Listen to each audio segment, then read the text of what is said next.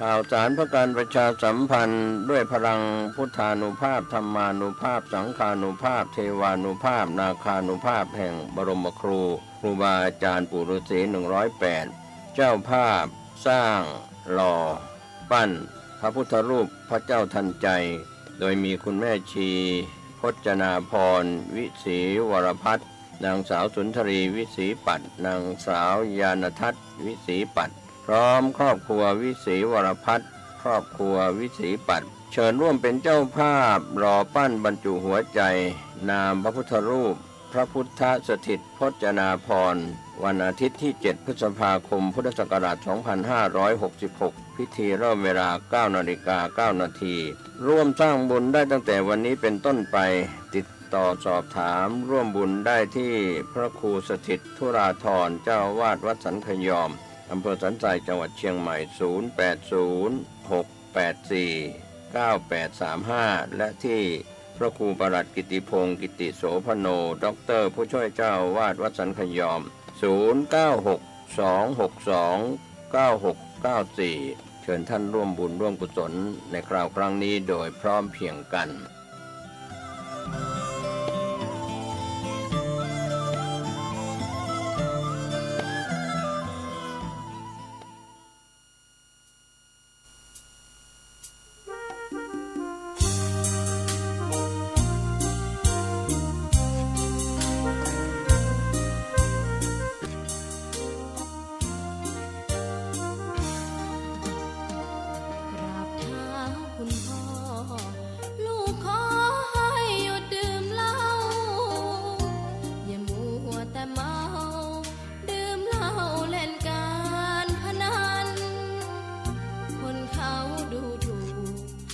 ว่าพ่อ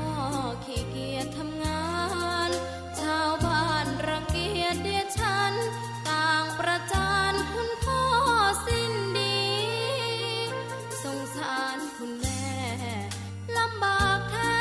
หาเงินมาให้ได้มาเท่าใดพ่อใช้จนหมดไม่มีขัดสนจนยากลำบากคนแค้นเต็มทีอนาคตของลูกริบหรี่ความหวังที่มีมืดมนพ่อดื่มสุราเหมือนกินน้ำตาของแม่พ่อจ๋าฐานะเราแย่หากไม่แก้ความจนแม่เตือนพ่อด่าตบตีแม่เสียจนช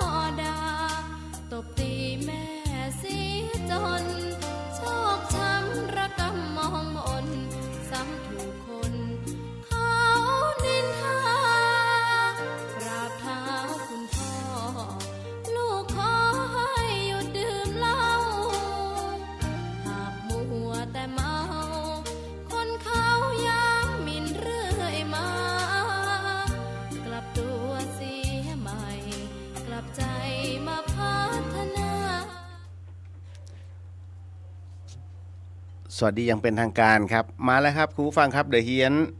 นะฮะนี่คือสถานีวิทยุเพื่อการศึกษาพระพุทธศาสนาและวัฒนธรรมนะฮะออกอากาศเป็นประจำนะครับ FM 104.50เมกะเฮิรตซ์จังหวัดเชียงใหม่ฮะนะครับสดนะครับวันนี้ยังสดอยู่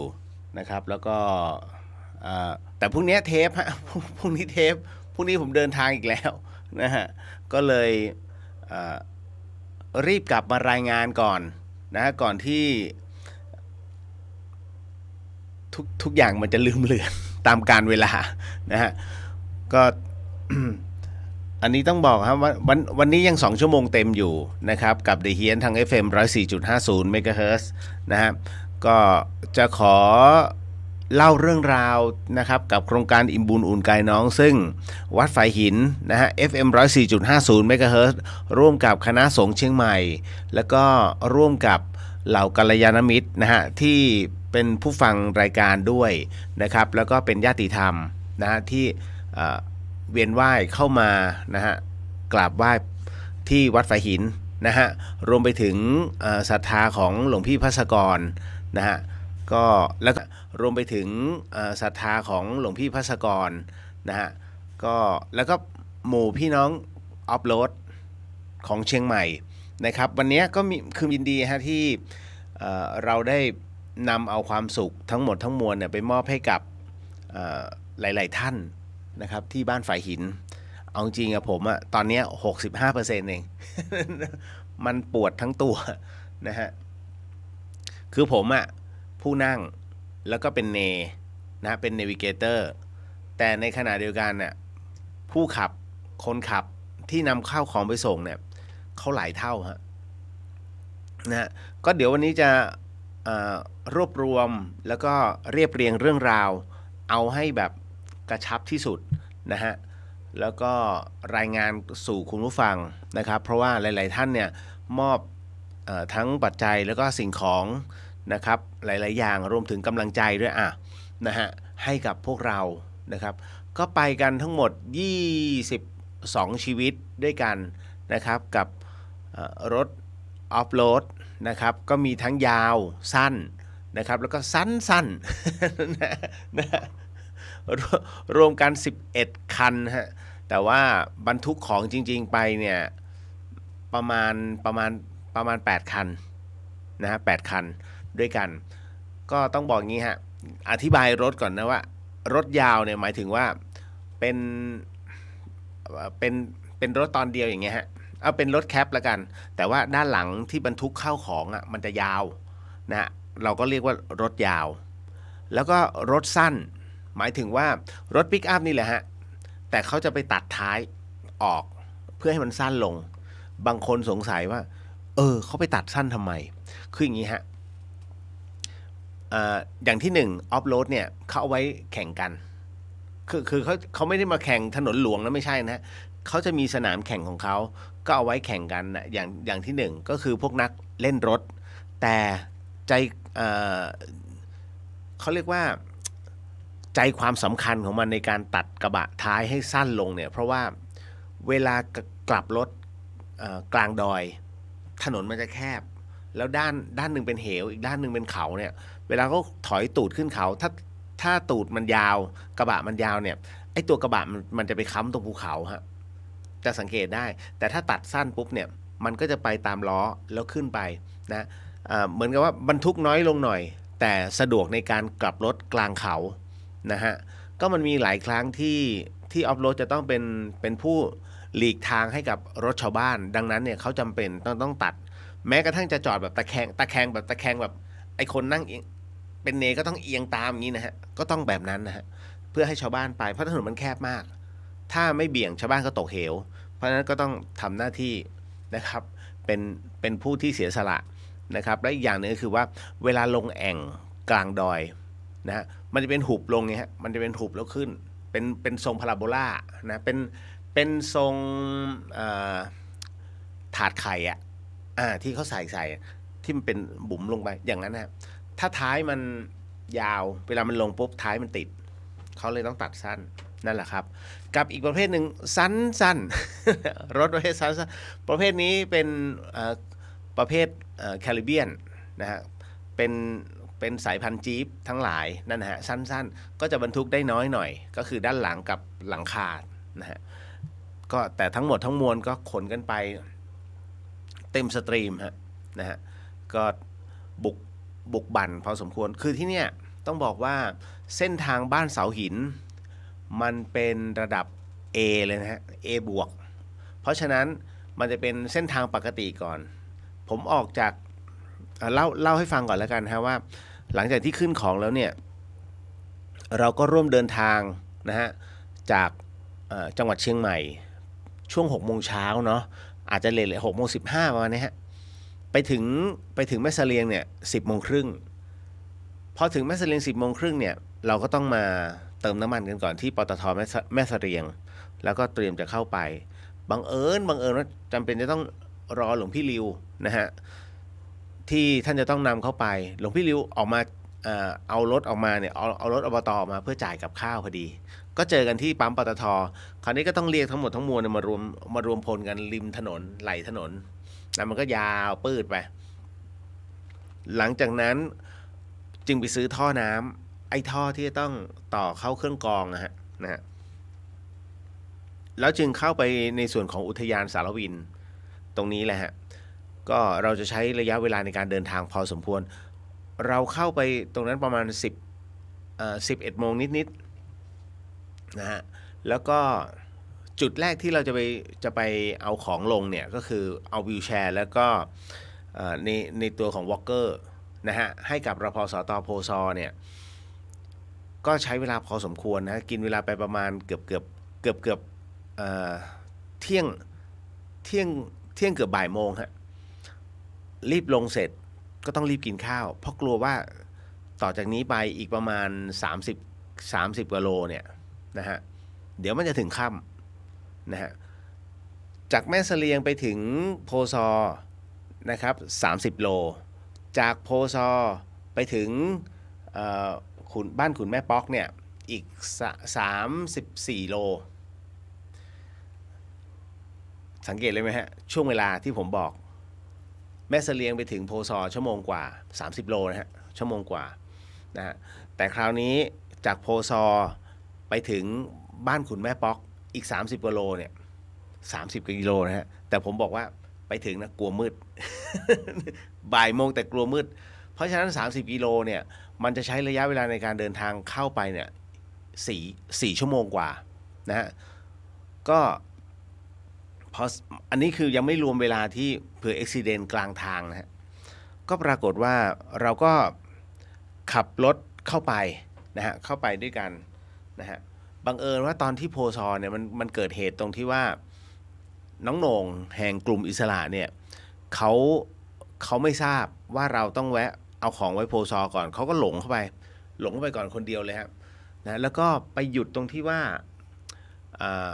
ตรงฝายน้ำเพราะว่าเขาบรรทุกแท้งอันใหญ่เลยนะฮะแล้วในแท้งของที่จะต้องเป็นถุงยางชีพทั้งหมดมันเต็มสตรีมเลยนะฮะแต่จริงๆมันเต็มทุกคันนะฮะเพราะมันตกเกือบ400 ชุดนะมันเต็มสตรีมทุกคันแล้วมันหนักมันก็เลยทำให้ไอตัวถังนะฮะมันยุบลงนิดหนึ่งพอยุบลงเสร็จปุ๊บเนี่ยเขาต้องรีบจอดตรงฝายเพื่อที่ต้องจัดใหม่ตรงนั้นแหละฮะที่เราตามกันทันก็เลยบอกว่าโอ้โหทุกคนเขารอกันที่ตรงนั้น ส่วนไอ้เจ้าโหน่งนะฮะกับคนที่อยู่ในรถเฮ้ยทำไมเขาทิ้งเรา จริงๆไม่ได้ทิ้งมันคลาดกันแล้วก็วอร์มไม่ถึงนะฮะหลังจากนั้นเสร็จปุ๊บเนี่ยก็ได้หยุดพักนะฮะได้หยุดพักกันในจุดนั้นพอสมควรนะครับเพจพุทธิสิทธิ์หยุดแล้วครับเดี๋ยวนะฮะเดี๋ยวสักครู่นะฮะพอดีพระอาจารย์กำลังแก้ไขอยู่นะฮะ นิดหนึ่งเพจพุทธิสิทธิ์นะครับสักครู่หนึ่งนะฮะใช้นะฮะเดี๋ยวใจเย็นๆ นะเล่าต่อนะฮะในส่วนของการขนย้ายเข้าไปนะฮะหลังจากนั้นเนี่ยพอเอารถเข้าไปนะครับเราเข้าไปได้ประมาณสักตรงจุดที่เป็นฝายกับโพซอเนี่ย มันแค่ประมาณ 3-4 กิโลนะฮะแต่มันนานมากแล้วปรากฏมีรถตำรวจเข้าไป1 คันรถตำรวจอย่างดีเลยฮะปิกอัพนะฮะก็เขียนว่าสพ.เสาหินอ่ะมันเริ่มแปลกๆเพราะปกติตำรวจจะไม่มามันมีอะไรบางอย่างแปลกๆนะฮะตำรวจเขาก็นำไม่ใช่นำเขาไปของเขาแหละแล้วพอพวกผมเรียงขบวนกันเสร็จปุ๊บคราวนี้ก็เริ่มเดินทางกันต่อฮะไอตอนที่เดินทางกันไปเนี่ยมันก็จะมีบางช่วงที่อุบิเหตุเพราะว่าคันที่หนักที่สุดคือคันของน้องโหน่งซึ่งบรรทุกแท้งน้ำนะฮะเข้าไป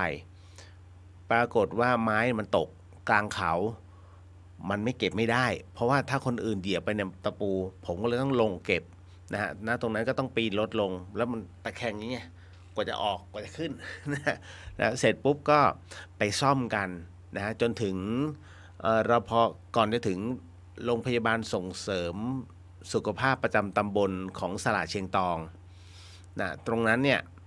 ประมาณบ่าย 3เกือบบ่าย 4แล้วถึงตรงนั้นนะฮะมันต้องลงน้ำไปเรื่อยๆฮะมันต้องลงน้ำแล้วก็ไต่หน้าผาข้ามภูเขาที่ผมบอก50 ลูกนะฮะหลายๆท่านก็สงสัยเฮ้ยประเทศไทยมีเหรอไอ้ภูเขาที่ต้องข้ามไป50 ลูกมันไม่ได้ข้ามเหมือนหัวเงาะหรือว่านะเหมือนกับลูกไข่เหมือนลูกกอล์ฟไม่ใช่ดึงไม่ใช่มันไต่เลาะแนวเขาเข้าช่องเขาไปตามลำธารอย่างเงี้ย50 ลูกส่วนลำธารที่ผมบอกว่า30กับลำธารแก้ข่าวนิดนึงนะขออภัยจริงมันประมาณสักเกือบ60ลำธารนะฮะไม่ใช่30นะฮะคือที่ผมบอกลำธารเพราะมันเป็นหน้าหนาวแต่ถ้าเป็นหน้าฝนเนี่ยอันนี้คือลำน้ำดีๆนี่เองที่น่ากลัวมากที่เขาบอกออกมาไม่ได้นี่แหละตรงนี้นี่แหละนะฮะเพราะฉะนั้น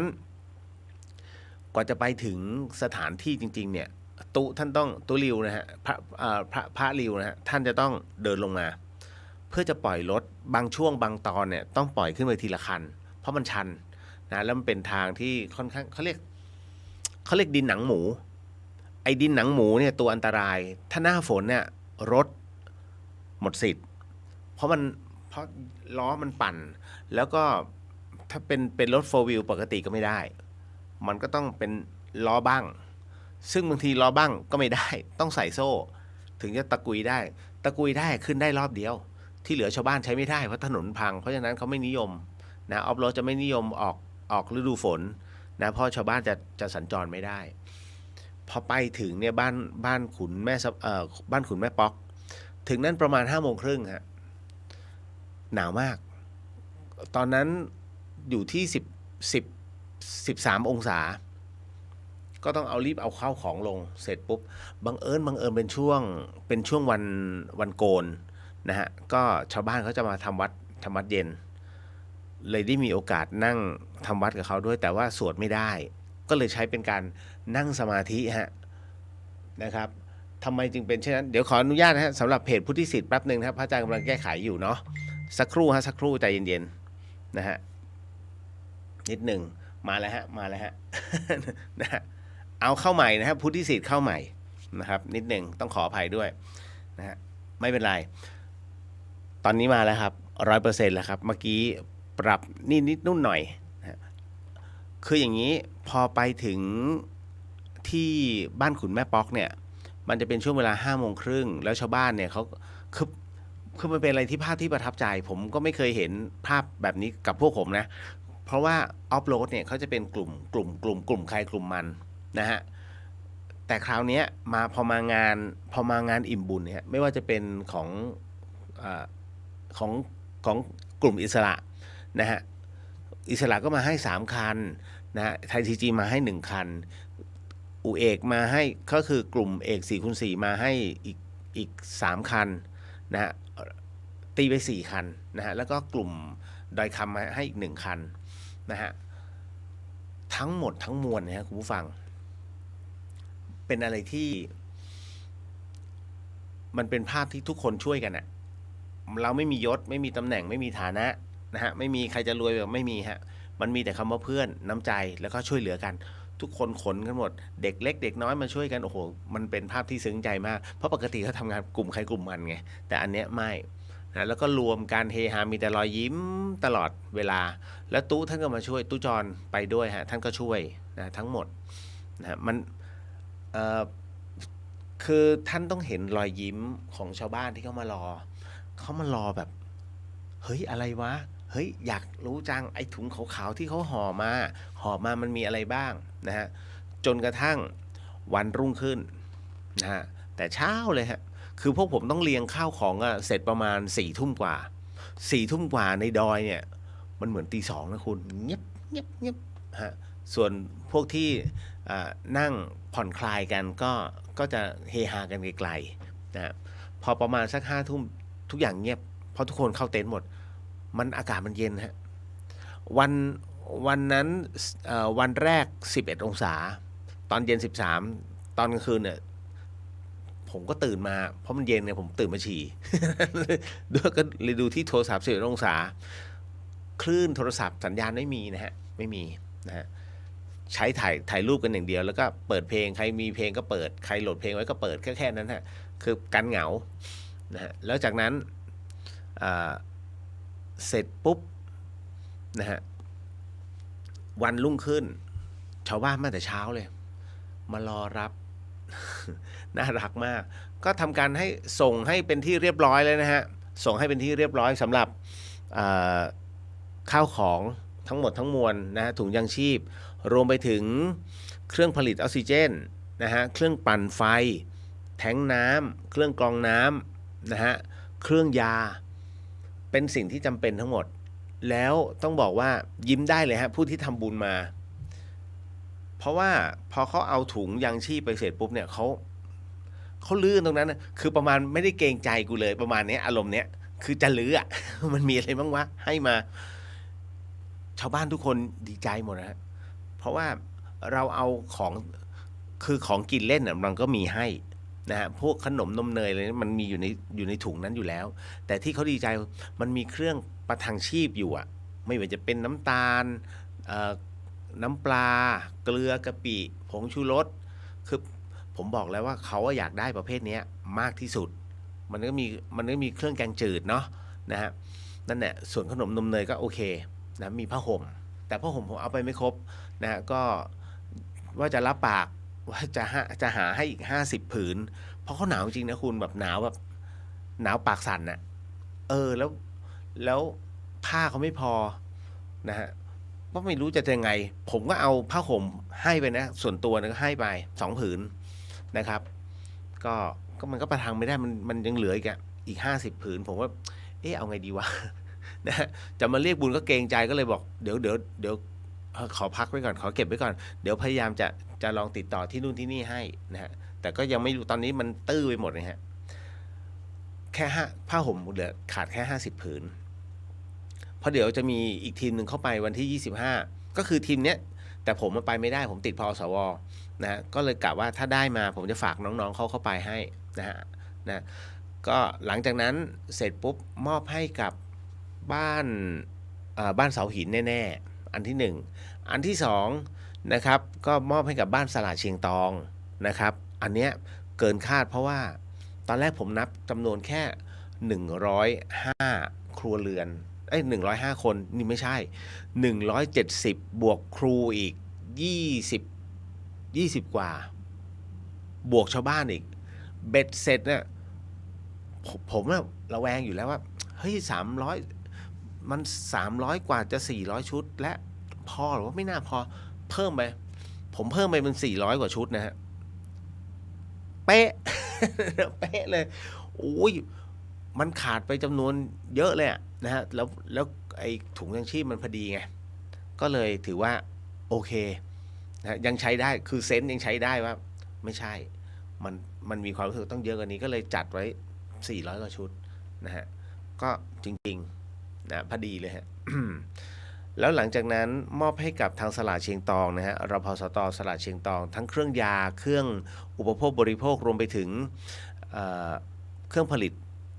ออกซิเจนแล้วก็เครื่องปั่นไฟทางรพสตนั้นฝากกราบขอบพระคุณกัลยาณมิตรทุกท่านมาณที่นี้นะฮะรวมไปถึงคุณผู้ฟังทุกๆคนที่ร่วมบุญมา นะฮะทั้งหมดทั้งมวลถึงมือทุกคนเป็นที่เรียบร้อยถึงมือทุกหมู่บ้านเป็นที่เรียบร้อยนะฮะแล้วก็เป็นอะไรที่ทุกคนดีใจมากนะฮะทางคุณหมอรพสตเนี่ยท่านก็อธิบายให้ชาวปากกยอนั้นได้ฟังว่าตอนนี้เรามีตรงนี้ครบแล้วนะเพราะฉะนั้นไม่ต้องกลัวเบื้องต้นเราสามารถช่วยชีวิตคนที่ไม่สบายได้หรือว่าผู้ป่วยหนักนะฮะที่ต้องการออกซิเจนเนี่ยอย่างน้อยใช้ได้แน่ๆ4 คนหมายถึงว่าสามารถช่วยได้ในคราเดียวกัน4 คนได้แน่ๆไม่ต้องห่วงทุกคนก็ดีใจนะฮะณตรงนี้ก็เลยแจ้งให้ทราบก่อนนะว่าเนี่ยนี่คือบุญใหญ่นะครับการช่วยเหลือเพื่อนมนุษย์ชีวิตต่อชีวิตเป็นกุศลอันยิ่งใหญ่นะครับแล้วก็ทุกสิ่งอันที่เอาไปมันผ่านกระบวนการกลั่นกรองมาหมดแล้วฮะว่าชาวบ้านเขาต้องการแบบนี้จริงๆนะครับก็ขอโมทนาบุญฮะโมทนาบุญจริงๆนะกับทุกคนแล้วก็ขอขอบพระคุณพี่ๆน้องๆชาวออฟโรดทุกคนจริงๆฮะรวมไปถึงกัลยาณมิตรน้องๆทั้งหลายที่ร่วมทริปไปเรียกว่าร่วมทริปไปเป็นสักขีพยานว่าเฮ้ยไอ้ทริปอิ่มบุญเนี่ยเขาเอาไปถึงที่จริงๆมันลำบากจริงๆแล้วก็มันโหดจริงๆมันโหดจริงฮะผมไปนี่เอาจริงนะผมไม่เคยนอนกรนไม่เคยนอนกรนดังลั่นป่าน้องบอกพี่เลียวนอนกรนมากเพราะมันเหนื่อยนะนั่นนะฮะแต่ว่ามันก็ไม่ใช่ผมคนเดียวไงมันก็หลายๆคนแหละลองเหนื่อยนะมันโคเคนะเอาง่ายๆพี่ที่เขานอนกันในรถยังเสียงกรนทะลุมันนอกรถนะฮะก็ขอบพระคุณนะฮะขอบพระคุณจากใจจริงก็ผมยังไม่รู้ว่าโครงการนี้นะฮะมันจะมีอีกต่อไปได้นานแค่ไหนเพราะว่าโดยส่วนตัวแล้วเนี่ยผมทำเพราะว่า ครู ตายแล้วขออภัยฮะมาอีกแล้ว ที่ผมทำเนี่ยเพราะว่าเป็นตัวแทนคณะสงฆ์เชียงใหม่นะฮะพระอาจารย์วิศวะท่านมอบหมายให้รวมไปถึงเป็นตัวแทนเหล่าผู้จัดรายการเป็นตัวแทนของพี่น้องชาวเชียงใหม่แล้วก็เหล่ากัลยาณมิตรทุกคนหลายท่านสงสัยว่าพี่เลียวทำไมพี่เลียวไม่ช่วยที่เชียงใหม่บางที่เชียงใหม่ก็ลำบากนะฮะช่วยครับผมสลับสับเปลี่ยนนะฮะทั้งเชียงใหม่แล้วก็แม่ฮ่องสอนนะครั้งที่แล้วก็เชียงใหม่นะฮะ เพราะฉะนั้นอย่างกัลยาณมิตรวัฒนาเนี่ยปีที่แล้วเนาะนะฮะแล้วก็ดอย30,000แต่ว่ามันไปที่ห้วยปูเลยก่อนนิดนึงแม่ฮ่องสอนอันนั้นนะครับแล้วย้อนกลับมาดอย30,000คือมันสลับสับเปลี่ยนกันนะครับอย่างอมก๋อยเนี่ยคุณเชื่อไหมบางหมู่บ้านของอมก๋อยนะฮะเขาจะรู้กันเป็นธรรมเนียมเลยว่าเดี๋ยวช่วงเวลาเนี้ยจะมีของมาแจกนะฮะแต่บางหมู่บ้านเขาก็กระตือรือร้นในเรื่องของการทำงานมากกว่าที่จะมารอของแจกเพราะฉะนั้นถึงได้บอกว่าบางอย่างเนี่ยต้องศึกษาบางพื้นที่ให้เหมาะสมนะฮะมันจะมีค่ากันนะฮะประเภทนี้นะอย่างที่ยากจนที่สุดก็คือขอบชายแดนนั่นนะครับอันเนี้ยที่น่าสงสารนะครับนะแล้วก็การบริจาคทั้งหลายทั้งปวงเนี่ยไม่ใช่อยากทำก็ทำนะคุณบางคนบอกอุ้ยเดี๋ยวฉันจะทำบ้างนี่นู่นนั่นที่บอกว่ามันไม่ใช่ว่าง่ายๆเพราะว่ามันมีการตรวจสอบด้วยไม่ใช่ตรวจสอบเราฮะไอ้ตรวจสอบเราไม่เท่าไหร่โรงเรียนทั้งหลายเนี่ยเขาจะโดนตรวจสอบนะฮะแม้กระทั่งรพสตคือบางสิ่งบางอย่างเนี่ยหน่วยงานเขาจะมีให้แต่ถ้ามันมีเพิ่มต้องมีเหตุผลว่าเพิ่มจากอะไรขัดสนเหรอขัดสนยังไงก็ฉันให้งบไปแล้วโดนนะฮะเพราะฉะนั้นไม่ใช่อยู่แล้วจะคุณต้องขึ้นไปที่พื้นที่ก่อนแล้วสอบถามก่อนสอบถามคณาจารย์ก่อนไม่ใช่อยากเอาไปก็ไปสุขใจเราแต่ทุกข์ใจเขาเพราะว่ามันเสียไม่ได้ในการถูกสอบจากส่วนกลางหรือว่าในส่วนของกระบวนการของเขาผู้ที่เป็นครูจะรู้ดีหรือว่าผู้ที่อยู่ที่สาธารณสุขจังหวัดจะรู้ดีขั้นตอนต่างๆเนี่ยมันมีนะฮะเพราะฉะนั้นเขาเรียกหวังดีแต่อย่าเพิ่งประสงค์ร้ายคุยกันให้เรียบร้อยก่อนอย่างผมเนี่ยต้องพูดคุยหลายๆรอบบอก คุณหมอ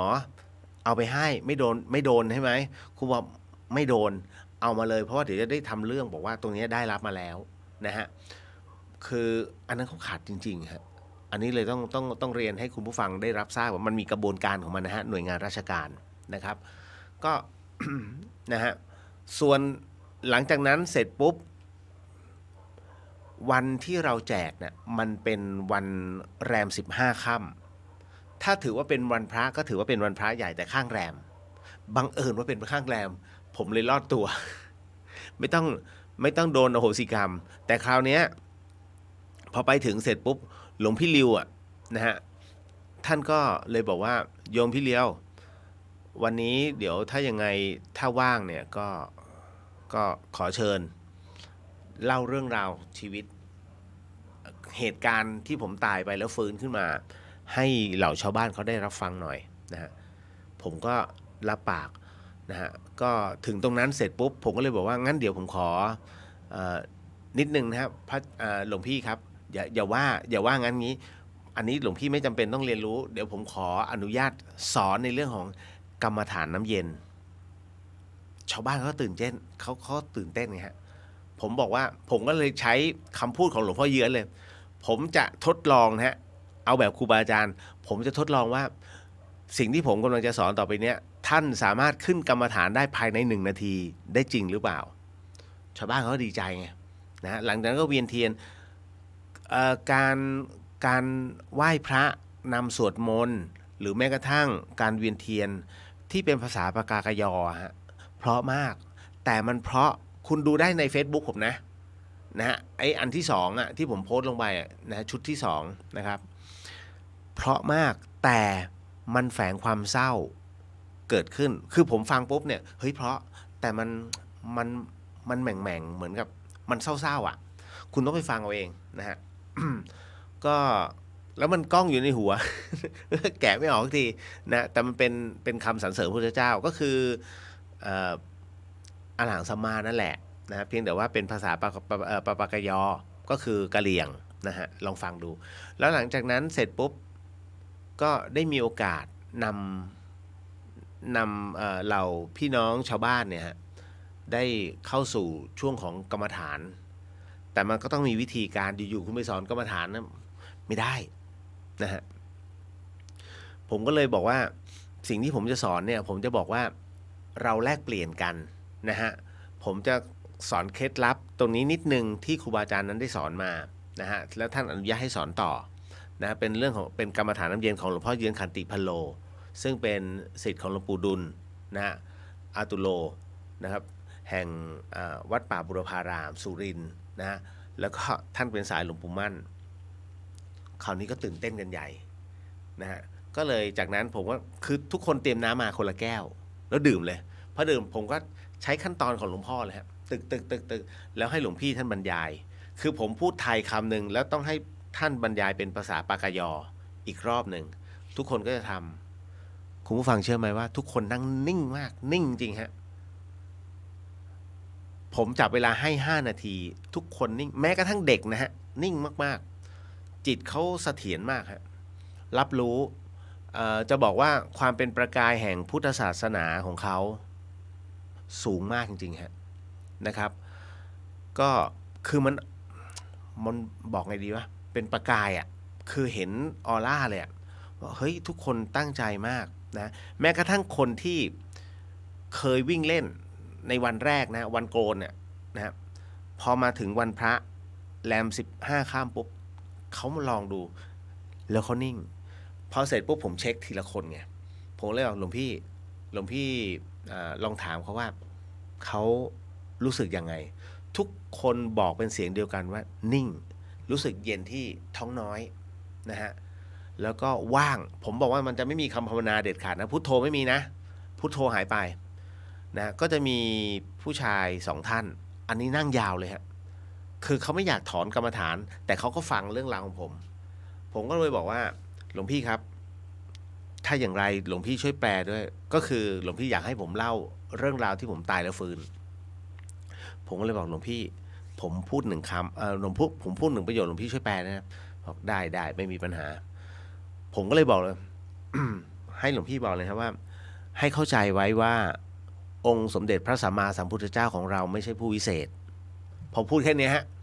หลวงพี่ริวตาตลดพูดเถอะครับหลวงพี่ท่านก็พูดไปชาวบ้านก็ตกใจทำไมผมพูดอย่างนั้นนะฮะเพราะว่า4ประการนะฮะเพราะว่ามี4ประการนะฮะใน ในสมัยพุทธกาลที่มีภิกษุสงฆ์รูปหนึ่งถามว่าสิ่งที่พระพุทธองค์นั้นไม่สามารถทำได้น่ะมีบ้างไหมพระพุทธองค์จึงบอกว่ามีด้วยกัน4อย่างที่ท่านไม่สามารถทำให้ได้ ผมก็เลยบอกเลยว่าในเรื่องที่1เป็นเรื่องของกรรมพระพุทธองค์นั้นไม่สามารถนะทำให้แต่ละคนนั้นลดวิบากกรรมหมายถึงว่าไม่ต้องรับวิบากกรรมที่ตัวเองทำมานั้นได้ไม่สามารถหลวงพี่ริวเริ่มใจชื้นโอเคเข้าใจแล้วท่านก็แปลเป็นภาษาปากยอเรื่องที่2เป็นเรื่องของปัญญาครับท่านไม่สามารถจะทำให้ทุกคนนั้นมีปัญญาให้เท่าเทียมกันได้นอกจากแต่ละคนนั้นผ่านการฝึกฝนท่านก็แปลอันที่3ก็เป็นเรื่องของความเป็นมาเป็นไปแห่งจักรวาลนะครับเรื่องราวเหล่านี้นะฮะมันพูดยากนะฮะท่านไม่สามารถอธิบายได้หรือว่าหยุดมันได้นะฮะ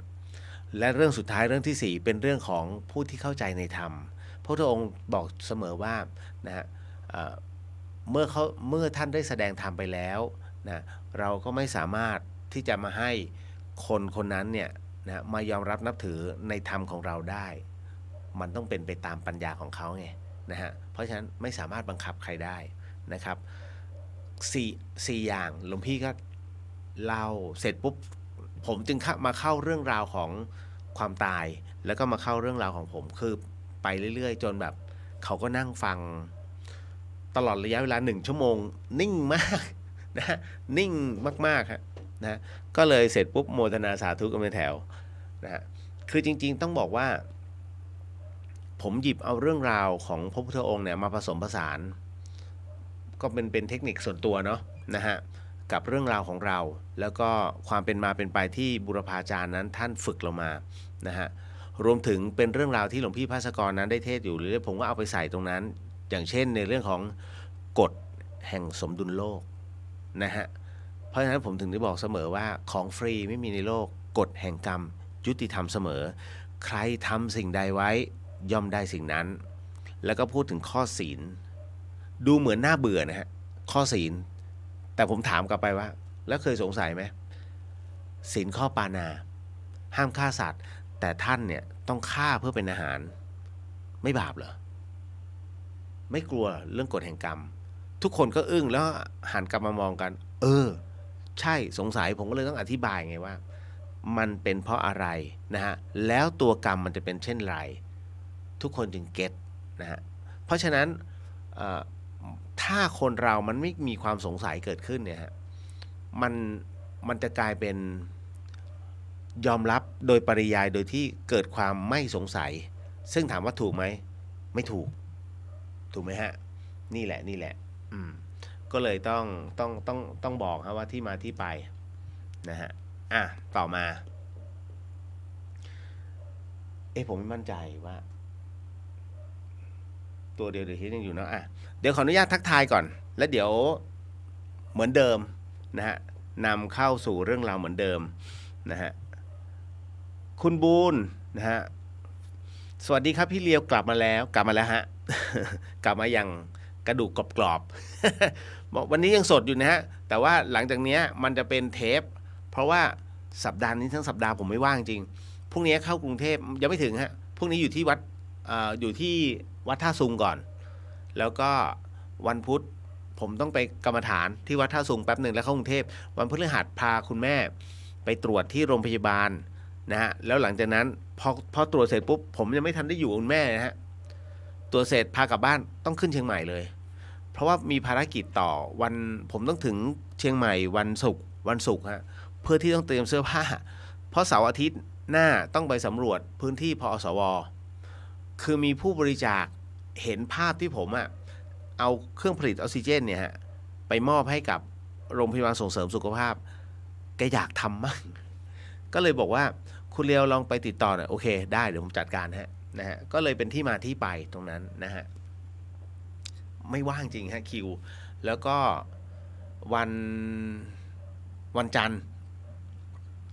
มาเป็นวิทยากรที่อาชีวะเชียงใหม่นะฮะมันยาวเลยนะฮะอันนี้บอกไว้ก่อนเนาะต่อมาลิลลี่สวัสดีครับพี่เลียวสวัสดีครับนะฮะคุณนัทคุณแนทเนาะสวัสดีค่ะคุณเรียวสวัสดีครับผมพี่สุสวัสดีค่ะน้องเรียวแล้วก็ทุกท่านโมทนาสาธุค่ะสาธุครับพี่วรันทรสวัสดีค่ะคุณเรียวสวัสดีครับพี่คุณจันยาสวัสดีค่ะคุณเรียวสวัสดีครับพี่สุวรรณยาสวัสดีค่ะโมทนาบุญด้วยขอบพระคุณครับสวัสดีครับพี่สุวรรณยาฮะป้าแก้วสวัสดีค่ะคุณเรียวสวัสดีครับป้าแก้วขอโมทนาสาธุสุดจิตสุดใจเลยนะคะขอบพระคุณฮะเห็นภาพแล้วเนาะป้าแก้วเนาะ มันโหดมากนะฮะน้องสาวินีสวัสดีค่ะสวัสดีครับนะฮะกุ๊บกิ๊บสวัสดีค่ะพี่เลียวคุณพ่อคุณแม่ฝากสวัสดีแล้วก็อนุโมทนาบุญกับพี่เลียวด้วยนะคะฝากสวัสดีคุณพ่อคุณแม่ด้วยนะน้องกุ๊บกิ๊บมีคำถามค่ะคำถามแรกถ้าเราเห็นดอกไม้ในวัดสวยเกิดเด็ดกลับบ้านจะบาปไหมคะคำถามที่2ทำไมถึงไม่ควรดมดอกไม้ก่อนให้ทานคะสาธุอย่างแรกดอกไม้นะฮะที่อยู่ในวัดเด็ดกลับบ้านไปนะฮะบาปไหมถ้าบอกพระก็ไม่เป็นไรแต่ถ้าไม่บอกก็ถือว่าขโมย นะทำไมเราไม่ควรดมดอกไม้ก่อนให้ทานก็คือใส่บาตรใช่ไหมถือว่าเป็นเดนฮะดอกไม้ที่เราดมแล้วเนี่ยถือว่าให้คนอย่างกรณีให้พระนะฮะให้พระเนี่ยไม่ควรเลยพอทำอะไรเสร็จปุ๊บเนี่ยก็มอบให้ธรรมดาปกตินะถ้าดมหรือผ่านการใช้งานเขาเรียกว่าเดนนะฮะคือถือว่าเป็นของไม่ดีแต่พระท่านไม่รู้ไงบางทีพระท่านรับเสร็จปุ๊บเนี่ยท่านก็ไม่ได้ทำอะไรพระท่านมาชื่นชมดอกไม้ไม่ท่านก็เอาไปบูชาพระพุทธรูปต่อนะก็เรียกว่าถวายองค์พระศาสดาต่อไปแค่นั้นแหละนะฮะนะจ๊ะคุณจินชาเพจพุทธิสิทธิ์ไลฟ์หยุดไปค่ะคุณเรียตอนนี้มาแล้วนะฮะขอบพระคุณมากครับผมนะฮะกุ๊บกิ๊บเดี๋ยวนะเห็นหน้าพี่ป๋องและชื่นยังไงป๋องอยู่หลังพี่เลียวใช่ไหมไม่ใช่หน้าพี่เลียวเป็นพี่ป๋องนะ พี่เลียวเคืองนะ นะอันนี้จอยบอกว่าไลฟ์ Facebook พุทธิสิทธิ์หลุดไปค่ะเรียบร้อยแล้วฮะมาแล้วนะฮะคุณบิวสวัสดีค่ะขอโมทนาสาธุสุจิตสุใจเลยค่ะขอบพระคุณนะครับคุณจัญญาน้อมจิตโมทนาสาธุค่ะกับทุกท่านที่ร่วมแรงร่วมใจนำส่งข้าวของถุงยังชีพแล้วก็สิ่งของต่างๆผู้ที่รอคอยแค่เห็นแค่หลายๆท่านเห็นผมก็ชื่นใจนะฮะเพราะว่าไปถึงจุดนั้นนะฮะแล้วจริงๆมันมีอะไรมากมายอย่างเช่นน้องเขาบรรทุกจนลูกปืนรถแตกนะฮะแต่บังเอิญว่าที่ไปด้วยเป็นช่างใหญ่ช่างออฟโรดภาคเหนือเขาเรียกช่างในตำนานผู้มีชื่อเสียงนะก็เลยทำทั้งหมดทั้งมวลนะฮะได้รวดเร็วนะครับก็เดินทางกันต่อได้ที่ไปเนี่ยมีเดี๋ยวนะมีเกียร์ติด1คันแคริเบียนไททันโหน่งลูกปืนแตกนะฮะแล้วก็สตาร์ด้าของน้องเจอันนี้ปีกนกติดนะฮะคือรถมันมีปีกจะบอกไงดีเอาเป็นว่าไอ้ตรงปีกล้อมันติดนะแต่ก็ไปได้แล้วนะฮะอ๋อแล้วของป๋าภัยลุงภัยอะไรวะลุงภัยเผาหลุด ขับลงน้ำเรื่อยๆชุ่มแล้วก็หินมันก็ตีไอหินในลำธารมันตีเผาปุ้งน็อตหลุด เกือบแล้วก็เลยจอดซ่อมกัน4 คันนะด้วยกันนะอันนี้ดีๆฮะอันนี้คุณปุ๋ยนะฮะอนุโมทนาบุญกับคณะเดินทางที่ได้มอบถุงยังชีพให้กับชาวบ้านทุกคนครับผมโมทนาสาธุฮะคุณนัทบอกโมทนาสาธุฟังแล้วตื้นตันใจดีใจที่เป็นส่วนหนึ่งเล็กๆนะฮะในกิจกรรมนี้ครับขอบพระคุณมากๆครับคือบอกแล้วว่า มันจะเดี๋ยวเราจะลอยเอาเป็นว่า เวลาทำบุญดูดีๆแล้วกันนะ เพราะว่าหลายๆท่านมาฟ้องพี่หนูบริจาคให้กับอะไรนะถ่ายชีวิตโคกระบือไปดูดีๆไปดูดีๆเรื่องการถ่ายชีวิตโคกระบือตอนนี้ระบาดไปทั่วเพราะว่ามันของปลอมมันก็เยอะนะฮะคือไปถึงโรงฆ่าสัตว์แล้วยังไงต่อไปโรงฆ่าสัตว์เอารถไปด้วยหรือเปล่าไปขนวัวขนควายเขาออกมาตรงนั้นหรือเปล่าคือบางทีมันตอบไม่ได้ไงพอตอบไม่ได้รู้แล้วโกหกไปถ่ายชีวิตเนี่ยมันต้องเอาเขาเรียกว่าเหมือนกับต้องเอารถไปรอไหมหรือว่าจะต้องเหมาก็ต้องบอกเขาไปนั่นแหละฮะอันนี้ให้ระมัดระวังผมต้องเช็คตลอดนะผมสังเกตไหมผมไม่เคยบอกบุญเรื่องถ่ายชีวิตโคกระบือเพราะกลัวฮะมีอยู่ครั้งเดียวเองที่ผมต้องไปถึงที่เลยนะฮะที่สันปะตองแล้วก็เจ้าของบอกว่าเดี๋ยวถ่ายเดี๋ยวเขาจะส่งให้นำบัวส่งผมก็ต้องกลัวส่งไม่จริงไงแล้วก็ต้องขับรถตามไปดูโอเคส่งจริง เรารู้สึกว่าเหนื่อยไงมันทำงานซ้ำซ้อนก็ไม่นะฮะแต่ของจริงเขาก็มีฮะคุณจินชากับนมัสการพระอาจารย์เจ้าค่ะภาพคนเบลอหลังชัดอยู่เจ้าค่ะอันไหนอ๋อตอนนี้เสร็จแล้วนะฮะเขาเรียกถ้าไม่ทำอย่างนี้เราจะดูไม่สนุกไงมันต้องมีจุดสังเกตให้เฮ้ยภาพเบลอนี่หว่า นะนิดนึงไม่ใช่คือเลนส์กล้องก็ของวัดนะเนาะนะบอกแล้วว่าวัดฝายหินไม่เคยตั้งเขาเรียกว่าเรียกการบริจาคหรือว่าให้มาหยอดตุ๊กไม่มีนะฮะบนวัดฝายหินนะฮะก็เลยเป็นอะไรที่พระอาจารย์ก็บอกว่าช่วยมีโอกาสก็บอกหน่อยว่าท่านใดมีกล้องมือสองที่เอาว่าใช้ได้นะไม่ใช่แบบเหมือนจะหาที่ทิ้งหรือว่าพอใช้ได้เงี้ยไม่เอาแบบใช้ได้แล้วอยากจะเปลี่ยนเงี้ยแล้วไม่รู้จะไปตรงไหนไม่อยากขายงั้นมาทำบุญที่วัดท่านยินดีรับฮะ อาจารย์นั้นบอกไว้ก็อันนี้บอกไว้ก่อนฮะไม่งั้นมันก็จะ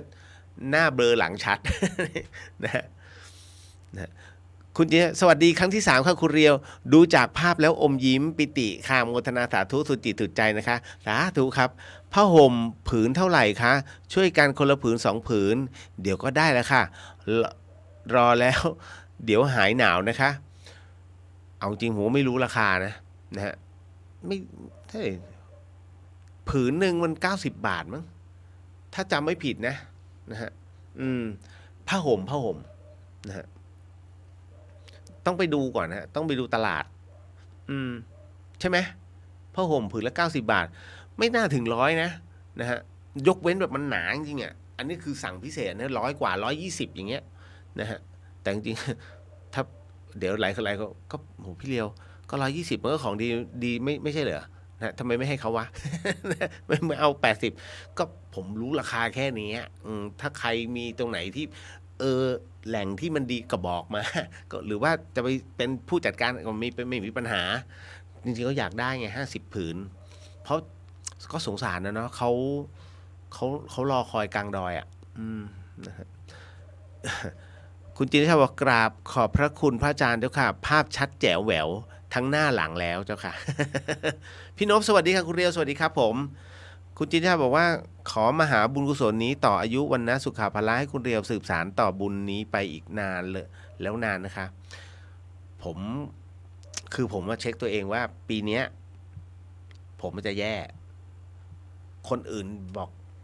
เฮ้ยมันยังหรอกไม่ผมคือคนทุกคนเนี่ยจะมารอหวังให้คนอื่นเที่ยวมาบอกว่าชีวิตแกจะดีนะหรือว่าชีวิตแกจะย่ำแย่นะฮะไม่ต้องรอคนทุกคนย่อมรู้ตัวตนของเราดีที่สุดแล้วนะฮะไม่ต้องมารอหมอเพราะหมอเองมีดบาดมือเลยแต่ไม่เคยดูตัวเองนะฮะคราวนี้นะฮะผมเช็คตัวก่อนที่ผมจะบอกใครเราต้องดูตัวเราก่อนนะไม่ใช่ไปอวดเก่งไปบอกชาวบ้านโดยที่เห็นไหมตัวมึงเอาไม่รอดไม่ได้ฮะต้องดูตัวเราก่อนคือผมหนีเรื่องราวแบบนี้นะฮะมา1 ปีตั้งแต่หลวงพี่ภาสกรมรณภาพลงเนี่ยผมไม่เคยบวชเลยนะสังเกตไหมผมไม่ได้บวชนะฮะแต่ทำทุกอย่างให้ท่านก่อนเคลียร์ทุกอย่างให้ท่านก่อนแล้วมันก็มีหลายๆเหตุที่มันเกิดขึ้นนะฮะกับชีวิตเรามันมีผลกระทบพอสมควรนะฮะก็ ตัวเราเองก็เขาเรียกอย่าไปพูดอะไรมากมายกับเหตุการณ์ที่ผ่านมาดีกว่าเนาะเอาเป็นว่าแม้กระทั่งการสูญเสียพี่ชายตัวเองนะฮะมันก็มีเหตุกระทบทั้งหมดทั้งมวลเช่นกันดังนั้นสิ่งที่ผมทำได้ตอนนี้ก็คือว่าคงจะหนีไม่ได้แล้วนะฮะพอเช็คของตัวเองเสร็จปุ๊บตึกเข้าใจอย่างล่าสุดเนี่ยต้องดูก่อนผมมีความรู้สึกบางอย่างเกิดขึ้นนะฮะแล้วมันตรงเป๊ะเลยแต่บอกไม่ได้นะตรงเป๊ะในสิ่งที่ผมสังหรณ์ตึ้งขึ้นมานั่นแหละมันมีบางอย่างที่เรารับรู้ล่วงหน้าผมก็เลยรับรู้ตัวเองว่าถ้าหนีผมตายแน่ๆไม่น่ารอดดูแล้วก็เลยมองว่าภายในพฤษภามันต้องเป็นไปแล้วนะฮะต้องเปลี่ยนเครื่องแบบได้แล้วนะฮะก็เลยจึงเป็นที่มาที่ไปว่าผมถึงบอกทุกท่านว่าประมาณพฤษภานะฮะแน่ๆนะฮะอันนี้ก็เลยแจ้งไว้ก่อนเนาะถามอะไรได้ในเรื่องวิญญาณก่อนจะบวชได้แต่ถ้าหลังไปแล้วเนี่ยตอบได้แบบกำกวม ทำไมต้องเป็นเช่นนั้นการเป็นสมณะเนี่ยมันต้องดูตามนะฮะสมณะสารูปในการตอบคำถามพระพุทธเจ้าท่านไม่ให้ฟันธงถ้ากล้าที่จะฟันธงเนี่ยมันต้องมีอะไรดีในตนนะฮะผมไม่ได้มีดีอะไรในตนไม่ฟันธงฮะไม่ว่าจะเป็นเรื่องบุพกรรมไม่ว่าจะเป็นเรื่องของจิตวิญญาณเพราะว่าพระพุทธองค์ห้ามพูดเรื่องราวเหล่านี้ทำไมเช่นนั้นก็เพราะว่าเรื่องวิญญาณเนี่ยมันเป็นเรื่องอจินไตยถกจนบ้าก็หาข้อสรุปไปได้เฮ้ยมีเหรอไม่มีหรอกกูว่าไม่มีเฮ้ยกูว่ามีจริงเฮ้ยไม่มีจริงรับรองนะฮะเหมือนการเมืองถกกันถ้าตายยิงกันเลยเพราะอะไรเฮ้ยพรรคนี้สิดีเอ้ยไม่ว่าดีกว่านี่มันมีข้อเสียตรงนั้นทุกคนเอาข้อเสียข้อดีมาห้ำหั่นกันตรงไหนล่ะจุดดีของมันไม่มีเลยนะเพราะการเมืองไทยเป็นเรื่องโกหก ผมอายุจนขนาดนี้แล้วผมยังไม่เคยเห็นการเมืองไทยเสถียรเลยนะมีแต่ปรับแก้รัฐธรรมนูญแก้กฎหมายทำนู่นทำนี่เห็นทุจริตกันมาตั้งแต่นานต่อนานแล้วนะฮะไม่ใช่ทุกคนเดี๋ยวลืมบอกไปไม่ใช่ทุกคนที่ทุจริตเพียงแต่ว่าเราเห็นไงแล้วเขาก็จับกันได้คือทุกอย่างเนี่ยนะคือ ถ้ามันไม่มีมูลเนี่ยมันจะไม่มีเรื่องราวที่แพร่ออกมาแล้วส่วนใหญ่มูลที่ได้เนี่ยมูลที่เขาได้กลิ่นกันน่ะมันเป็นเรื่องจริงทั้งหมด เอาจริงถามฮะน้องๆรุ่นยุคใหม่ใช่ไหมลองถามคนยุคเก่าๆผมจำได้ว่ามีผู้ชายคนหนึ่งยศพันโทอยู่แถวธัญบุรีโหนานแล้วนะเรื่องนี้ยิงตัวตายเขาก็ไปหาสาเหตุทำไมยิงตัวตายไม่ใช่เรื่องอะไรเลยเครียดเรื่องการเมืองเห็นไหมคือดูแล้วแหลกเหลวมากอยู่ไม่ได้แล้วชีวิตนี้ปังเรียบร้อยหลายคนก็นะฮะเหมือนกับสงสารหลายคนก็เหมือนกับสมน้ำหน้าอะไรอย่างเงี้ยฮะคือประเทศไทยจะหาข้อแบบเนี้ยมันก็เลยเป็นอะไรที่ไม่สร้างสรรค์เราอย่าไปคิดมันกลางๆเอาตัวเราให้รอดก่อนนะฮะเอาเรื่องใจของเราก่อนดีที่สุดฮะต่อมามิตรชัยบอกว่าสวัสดีครับพี่เลียวสวัสดีครับนะฮะแล้วก็ตามมาด้วยเอิร์ธว่าไงสวัสดีครับพี่เลียวผมเห็นด้วยอย่างยิ่งเลยครับเรื่องการเข้าพื้นที่ความต้องการและบริบทต่างๆแตกต่างกันมากๆจริงๆครับบางพื้นที่พี่น้องกะเหรี่ยงในไทยยังไม่ได้รับโอกาสเท่ากับพี่น้องชาวกะเหรี่ยงพม่าที่อพยพมาอยู่ในศูนย์อพยพในไทยเลยจริงๆขอโมทนาบุญกับพี่เลียวครับโมทนาสาธุครับคุณจินตชาบอกว่าคุณเรียวขึ้นอินโทรได้ดีค่ะเป็นการปลูกสัมมาทิฏฐิการตั้งศรัทธาที่ถูกต้องแล้วก็การพึ่งตนรู้เห็นแท้จริงของกรรมแล้วก็วิบากให้กับพี่น้องชาวปากยอนะฮะรายงานตัวค่ะคุณเรียวแล้วก็ชาวเดอะเฮียนสาธุค่ะสุดหัวใจสาธุครับคุณปาล์ม นะฮะก็ทำได้เท่าที่ทำได้เนาะนะครับก็มาถึงอันนี้เดี๋ยวนะฮะ นิดนึงฮะสักครู่ตึกหนึ่งพระอาจารย์เดี๋ยวแป๊บนึงฮะขออนุญาตนิดนึงตามมาด้วยคุณปริญญาสวัสดีครับพี่เลี้ยวสวัสดีฮะกุ๊บกิ๊บบอกว่าสาธุนะคะสำหรับคำตอบทางที่ดีเราไม่ควรเอาของในวัดกลับไปงั้นแสดงว่าถ้าเราดมดอกคือไม่บริสุทธิ์ใช่ไหมคะอีกคำถามนะคะเรามีวิธีดูไหมคะว่าโพสต์นี้เฟกหรือจริงคะโอตอบยากฮะผมยังโดนหลอกเลย นะฮะคืออย่างนี้ไปดูที่มาที่ไปของโพสต์นะฮะอย่างที่น้องส่งมาพอดีกุ๊บกิ๊บเขาส่งเรื่องราวเดี๋ยวผมขออนุญาตนิดนึงฮะ ขออนุญาตนะกุ๊บกิ๊บนะนิดนึงฮะเรื่องที่น้องส่งมานะครับคืออย่างนี้เป็นเรื่องเดี๋ยวมันทำงานช้าเหลือเกินนะฮะตึ๊ดนิดนึง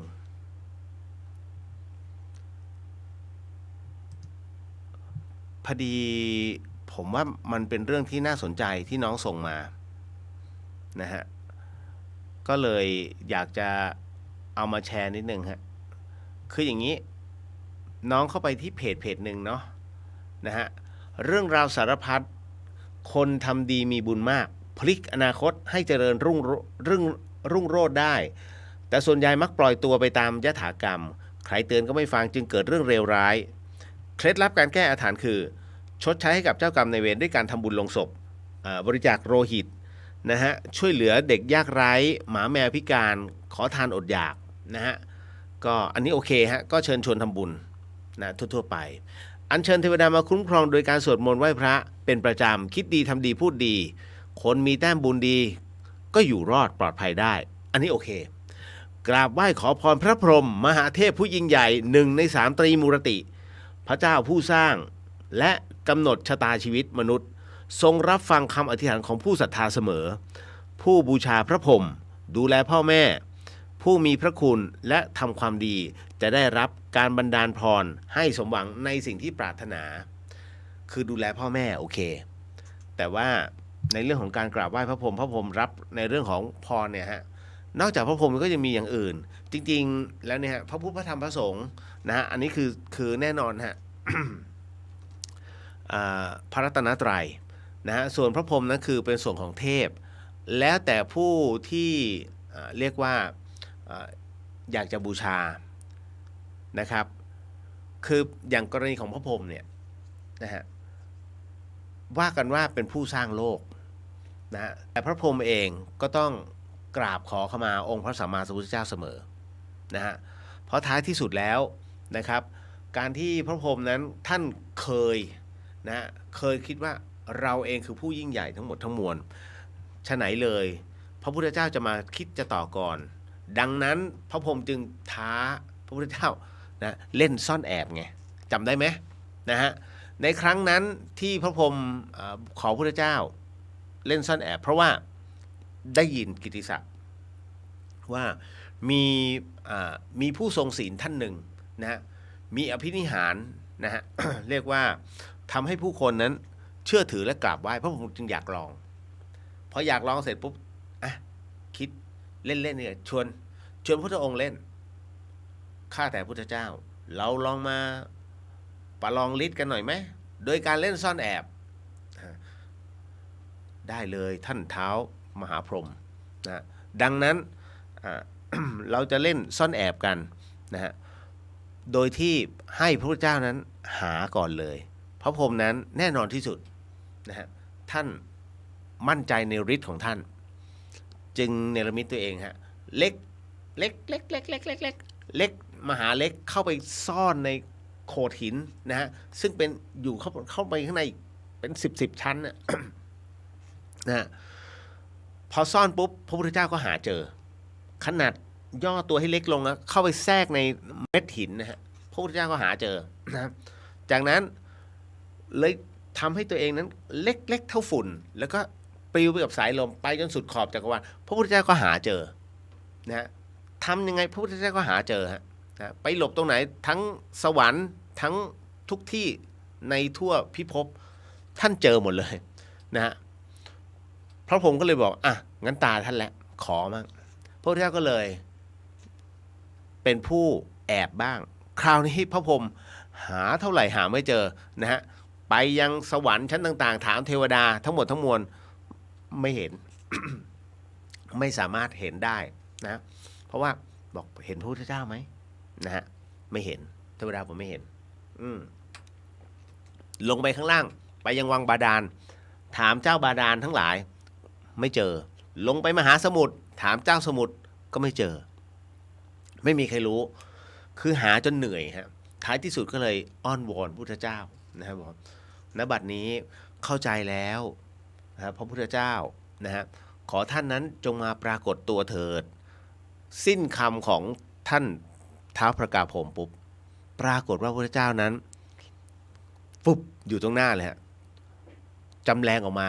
เท่ารูปปัจจุบันนะ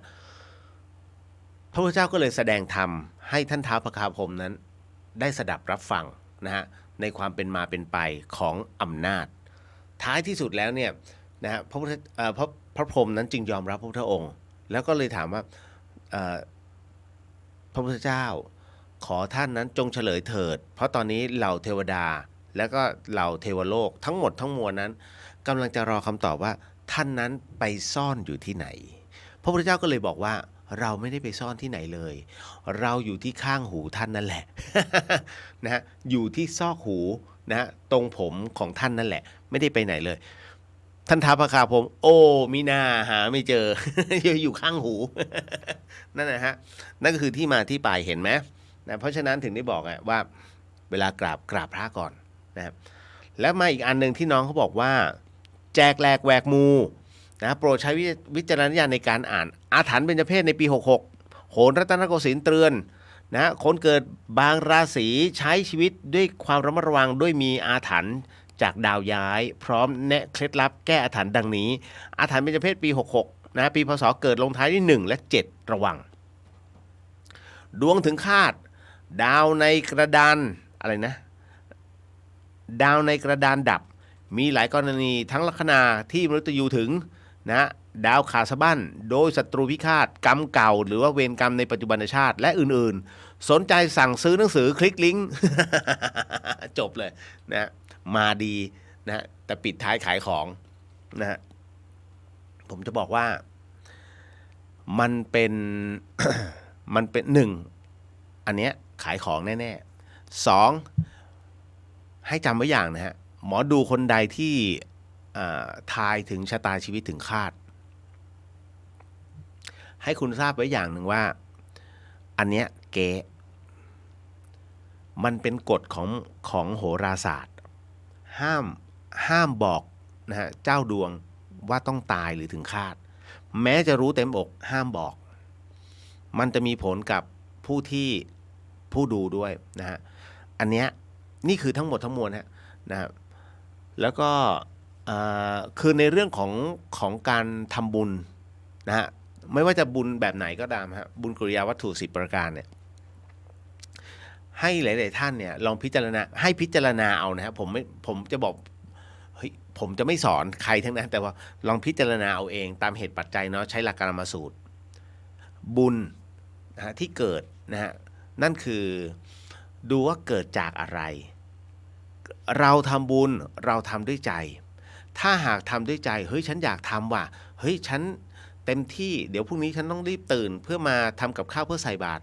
บุญนะตรงนี้ทานนะตรงนี้คุณได้ 100% จริงๆฮะนะฮะอันนี้ไม่เอาเรื่องของกำลังวันเข้ามานะอันนี้ได้เพราะอะไรเพราะเกิดจากใจที่เราตั้งใจมีความตั้งใจในเรื่องของการทำทานทำบุญแต่ถ้าเฮ้ยตอนนี้ไม่ดีเลยนะเนี่ยดวงชะตาคุณไปปล่อยปลานะไปใส่บาตรนี่นู่นนั่นก็ทำจริงๆแต่ถามว่าบุญตรงนี้ถามว่าได้100ไหมไม่ได้ฮะไม่ถึง100ทำไมอ่ะมันไม่ได้เกิดจากใจมันเกิดจากคนแนะนำค่าบุญต่างกันนะฮะ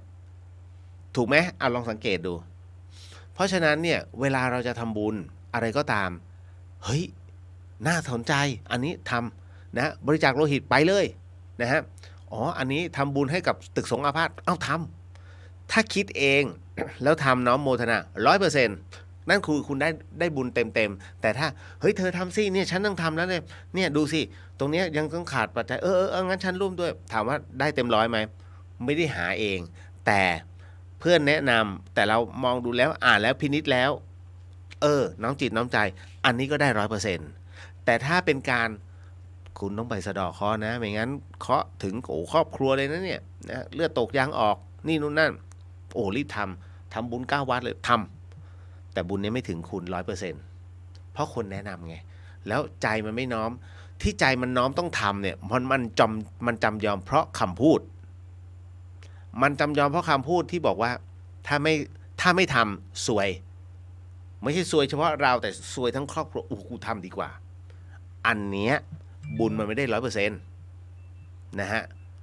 ลองพิจารณาเอาเนาะนะฮะต่อมาถามว่าพี่เลียวครับขออนุญาตถามว่าทำไมสุสานถึงเรียกว่าป่าช้านะฮะคำว่าป่าช้ามีที่มาที่ไปอย่างไรครับขอบพระคุณมากครับคำว่าป่าช้าเนี่ยให้คนพิจารณานะฮะว่าเหมือนกับความตายที่มาถึงให้มันช้าที่สุด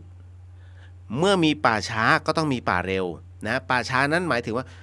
ในกรณีตรงนี้เมื่อฝังแล้วเนี่ยทำพิธีทั้งหมดทั้งมวลเนี่ย ให้มีการพิจารณาเกิดขึ้นทั้งหมดอย่างช้าเขาจึงเรียกว่าป่าช้าแต่ถ้าป่าเร็วหมายถึงว่ามาพักปุ๊บเผาเลยอันนี้เขาเรียกป่าเร็วซึ่งมีแต่คุณไม่รู้กันนะมันมีป่าช้าและป่าเร็วนะคุณจิตรชาบอกว่าท่านท้าวพระกาพรหมใช่ครับนะท้าวพระกาพรหมหรือพระพรหมมันเหมือนกันนะฮะ ต่อมา ที่หลวงพี่จะบอกว่าเขาแต่งเพลงสรรเสริญพระกาพรหมถูกไหมก่อนเป็นโหมโลงนี่แหละ ต่อมานะฮะ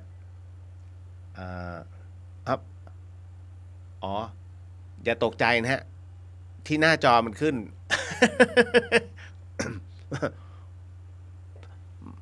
พระอาจารย์มันไปขึ้นหน้าจอนะ ไอ้ตัวที่พระอาจารย์ปรับอยู่ ต่อมา อันนี้ถึงได้บอกว่ากุ๊บกิ๊บถามว่าอันนี้มันดูน่ากลัวจังมันจริงไหมไม่จริงนะฮะขายของนะจ๊ะบอกเลยนะผมก็ขายแต่ผมขายบุญ แค่นั้นเลยฮะนะ เอาละต่อมานะฮะคือในส่วนตรงนี้ก็คือดีใจเนาะอุ๊ยตายแล้วยังไม่ได้สมทานศีลกันเนาะขออภัยฮะขออนุญาตแล้วกันขอนำในเรื่องของสมทานศีลก่อนผมก็พูดเพลินนะฮะ เดี๋ยวขออนุญาตสมทานศีลกันแล้วก็มานั่งสมาธิกันแป๊บนึงเนาะนะฮะ ขออนุญาตเป็นตัวแทนของทุกท่านนะฮะนำในเรื่องของการสมทานศีลนะครับรวมไปถึง ท่านใดที่ว่าได้ก็น้อมว่าตามท่านใดที่อยากน้อมจิตได้ก็น้อมจิตตามนะฮะขออภัยด้วย เพราะว่าตลอดอยู่แล้วไป3 วันผมใช้เสียงตลอดเลย มันก็เลยค่อนข้างจะแสบคอไม่ได้เป็นโควิดนะฮะไม่ได้เป็นนะ เพราะไม่ได้ใกล้อะไรเลย ใส่แมสตลอด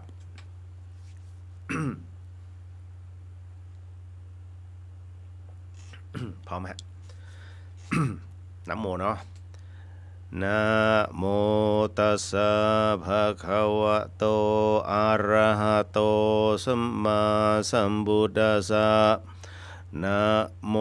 ตัสสะภะคะวะโตอะระหะโตสัมมาสัมพุทธัสสะนะโมตัสสะภะคะวะโตอะระหะโตสัมมาสัมพุทธัสสะพุทโธธัมโมสังโฆศีลข้อ 1ไม่ฆ่าสัตว์ศีลข้อ 2ไม่ลักทรัพย์ศีลข้อ 3ไม่ประพฤติผิดในกามศีลข้อ 4ไม่พูดเท็จศีลข้อ 5ไม่ดื่มสุราและของมึนเมาบัดนี้ข้าพเจ้าตั้งใจรักษาศีลแล้วบัดนี้ข้าพเจ้า คือผู้มีศีลข้าพเจ้าผู้มีศีลละอายต่อการทำความชั่วกลัวต่อผลของบาปกรรมข้าพเจ้าผู้มีศีลมีหิริโอตปะมีกายเป็นมนุษย์มีใจเป็นเทวดาเป็นมนุษย์เทโวเข้าถึงความเป็นสหายกับเหล่าเทวดาทั้งหลายณบัดนี้ข้าพเจ้าทั้งหลายขออดโทษลดกรรมที่ข้าพเจ้าประมาทพลาดพลั้งในช่วงวันนี้ลงในฉับพลันและขอให้กรรมดีที่ข้าพเจ้าหรือเหล่ากัลยาณมิตรได้ทำไว้นั้นขอจงมาแทรกส่งผลบุญนี้ให้ข้าพเจ้าได้มีความสุขและประสบผลสำเร็จตลอดไปเถิดสาธุสาธุสาธุอนุโมทามินะฮะ เอาละครับก็ด้วยความรวดเร็วนิดนึงเดี๋ยวเรามานั่งสมาธิกันหน่อยเนาะนะฮะสัก3 นาทีนะครับคนที่รับฟังอยู่นะฮะทั้งมีชีวิตและไม่มีชีวิตก็ร่วมกันนะฮะในการสมาทานศีลเนาะ นะแล้วก็นั่งสมาธิเนาะ ไม่ต้องมากวนกัน เดี๋ยวจะนำสมาธินะฮะ3 นาทีนะครับแล้วก็ท่านใดถนัดแบบไหนพุทโธลมหายใจเข้าลมหายใจออกนะฮะก็ทำไปบางท่านอาจจะกำหนดก็ได้หรือบางท่านถนัดกรรมฐานน้ำเย็นก็ได้เนาะตามนี้เป็นเนาะมาเดี๋ยวผมขออนุญาตนะเนื่องจากว่าเป็นรายการวิทยุนะฮะก็ผมจะขออนุญาตนำสมาธินะครับแล้วท่านก็นั่งนะนั่งได้นะนั่งได้เนาะนะเอาละขออนุญาตนะครับตอนนี้เป็นเวลาเที่ยงคืน10 นาทีเราจะไปออกสมาธิกันตอนเที่ยงคืน13 นาทีเนาะนะฮะตามนี้ถ้าพร้อมแล้วค่อยๆหลับตาลงนะฮะระบบการหายใจของคนที่หายใจได้ก็หายใจตามปกตินะของคนที่อีก1 โลกนั้นไม่จำเป็นนะท่านแค่รวบรวมตัวจิตให้ว่างที่สุดเท่าที่จะว่างได้ขออนุญาตนะครับเป็นบทนำของหลวงปู่ดุลขออภัยของพระอาจารย์ปราโมทโชนะฮะในเรื่องของการฝึกนะฮะในเรื่องของสติตั้งมั่นถ้าฝึกทีแรกก็เป็นกุศลบ้างอกุศลบ้างสตินานๆเกิดทีฝึกเรื่อยๆสติก็เกิดบ่อยจิตใจไม่เคยตั้งมั่นฝึกไปเรื่อยๆจิตก็ตั้งมั่นไม่เคยเห็นไตรลักษณ์ก็หัดรู้หัดดูหัดสังเกตไปในที่สุดมันก็สามารถเห็นไตรลักษณ์โดยอัตโนมัตินี่ปัญญามันอัตโนมัติพอสติสมาธิปัญญามันอัตโนมัติไม่ต้องห่วงเรื่องมรรคผลเลยมันจะเกิดเองเมื่อถึงเวลาถ้าหิวอยากได้มรรคได้ผลนั่นคืออยากหล่นแป๊กเลยฉะนั้นสะสมทำเหตุที่ดีไปเรื่อยๆพอยกระดับจิตใจของเราจากกามวาจรกามวาขออภัยนะฮะกามวจรภูมินะฮะจากกามาวจรภูมิไปสู่สุคติของพรหมที่มีรูปเรียกรูปปาวจรไปสู่พรหมที่ไม่มีรูปอยู่กับความเมตตากรุณามุทิตาอุเบกขาเห็นไหมเมตตากรุณามุทิตาอุเบกขามันเป็นอารมณ์ฌานไม่มีรูปไม่มีรูปร่างมันเข้าไปสู่อรูปญาณอรูปฌานได้ง่ายจิตมันก็ทรงอยู่ในอรูปปาวจรอรูปภูมิและภาวนาเห็นความจริง ทุกข์เกิดเหตุตัณหาเกิด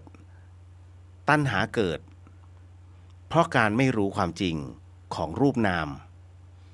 ขันธ์ห้าว่าเป็นไตรลักษณ์จิตจะพัฒนาขึ้นได้อีกขึ้นสู่โลกุตรภูมิจากกามาวจรภูมิยกขึ้นมาสู่รูปาวจรอรูปาวจรในที่สุดก็ไปถึงโลกุตรภูมิได้ยกตัวอย่างให้มันสูงขึ้นไปอีกวิธียกตัวเองให้สูงขึ้นขั้นแรกเลยคือรักษาศีลห้าไว้ความชั่วอะไรที่เคยมีรู้ทันตัวเองแล้วก็ลดละเสียความดีอะไรที่ยังไม่ได้ทำมีโอกาสก็ทำเสียความดีอะไรที่ทำแล้วรักษาเอาไว้ไม่ใช่ดีวันเดียว2 วันถัดจากนั้นชั่วเหมือนเดิมอะไรอย่างนี้อย่างบางคนเข้าพรรษาก็อดเหล้าเข้าพรรษาถามว่าดีไหมดีเป็นบุญแต่ออกพรรษาแล้วรักษาไว้ไม่ได้รักษาความดีไว้ไม่ได้นี่ไม่เก่งไม่ฉลาดจริงฉะนั้นการรักษาศีลห้าความชั่วอะไรยังไม่ละก็ละเสียแล้วก็ไม่ไปทำความชั่วขึ้นมาอีกกุศลอะไรยังไม่ได้ก็ทำให้ทำเสียเจริญเสียตัวกุศลมันก็คือศีลสมาธิปัญญานั่นแหละก็พัฒนามันไปเอาละฮะก็ค่อยๆถอนสมาธินะครับค่อยๆถอนสมาธินะฮะค่อยๆลืมตาค่อยๆลืมตานะฮะ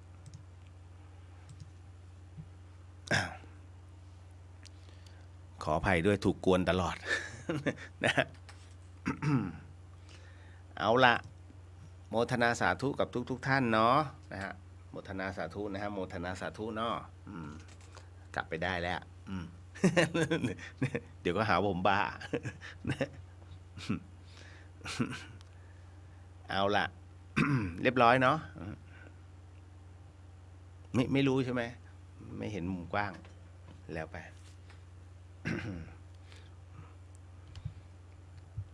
มาเข้าสู่เรื่องราวต่อฮะในเรื่องของคำถามนะครับถ้าระหว่างการเดินธุดงค์กับการนั่งภาวนาเราควรเลือกอะไรดีอันนี้พระฮะอันนี้พระถามสาธุครับ ผมไม่รู้นะการระหว่างการเดินธุดงค์กับการนั่งภาวนาเราควรจะเลือกอย่างไหนดีก็2 อย่างดีครับท่านนะครับคืออย่างนี้ยืนเดินนั่งนอนเนี่ยฮะมันได้หมดนะครับก็ส่วนคือมันเป็นคนละส่วนนะครับท่านคือภาวนาเนี่ยก็ส่วนหนึ่งส่วนในเรื่องของการเดินจาริกไปในแต่ละที่อันนั้นท่านฝึกในเรื่องของขันติบารมีคือฝึกการธุดงค์เนี่ยคือการฝึกบารมีธรรมนะฮะทั้งหมดทั้งมวลนั้นนะฮะมันเอามาประกอบกันได้หลังจากที่ท่านธุดงค์เสร็จปุ๊บ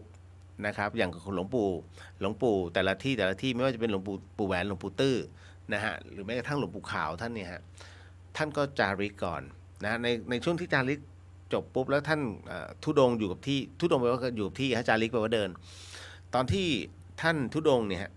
กางกรดอะไรเรียบร้อยนะเป็นที่เรียบร้อยเนี่ยท่านถึงมานั่งภาวนานะฮะภาวนาเสร็จปุ๊บก็เข้าสู่สมาธิอันนั้นก็คือการฝึกของแต่ละรูปนะฮะตามเหตุปัจจัยก็ต้องดูว่าท่านถนัดแบบไหนนะฮะอันนี้เดี๋ยวโยมไม่กล้าก้าวล่วงเนาะนะฮะแต่ว่าอันนี้เป็นความคิดเห็นส่วนตัวนะครับนะฮะแต่สำหรับโยมเองเนี่ยโยมมองว่ามันคนละส่วนแต่มันไปด้วยกันได้นะฮะไม่ต้องเลือกเลยฮะทั้งหมดทั้งมวลท่านต้องผ่านทั้งหมดอยู่แล้วเนาะสาธุครับ ต่อมานะครับถ้าต้องใส่บาตรให้สัตว์เลี้ยงเราเพื่อให้ถึงสัตว์เลี้ยงเหล่านั้นเราควรจะถวายอาหารพระหรืออาหารเม็ดสัตว์ดีครับ น่าตีจริงๆนะฮะเดี๋ยวนะน้องต้องแยกก่อนเป็นเรื่องราวที่ดีนะฮะคือการเอาอาหารเม็ดมาถวายพระเนี่ยเพื่อจะได้ให้ถึงสัตว์เลี้ยงที่เรารักไม่ผิด แต่ควรจะมีอาหารแต่ควรจะมีภัตตาหารของพระต่างหากนิดหนึ่งอาหารของสัตว์เลี้ยงเนี่ยคือทุกวัดเนี่ยนะฮะมันจะเป็นสถานที่ที่แปลกมากคนเราพอเลี้ยงหมาตัวเล็กอุ้ยน่ารักสังเกตไหมทุกคนเลยอุ้ยน่ารักมากลูกหมาตัวนี้แต่พอโตปุ๊บเอาละเริ่มน่าเกลียดหาที่ลงไม่ได้ลงที่วัดเอามาปล่อยวัดคุณจำไว้นะคนที่เอาหมามาปล่อยวัดชีวิตบั้นปลายเขาจะถูกปล่อยและละเลยละทิ้งนี่คือกฎแห่งกรรมที่ถูกฟิกมาทันทีอย่าได้ทำอย่างนั้นนะฮะถ้ารู้ว่าไม่ไหวจริงๆเนี่ยต้องปรึกษาและทำหมันไหมนะฮะอันนี้ผมไม่ได้แนะนะแค่ลองเสนอเนี่ยลอง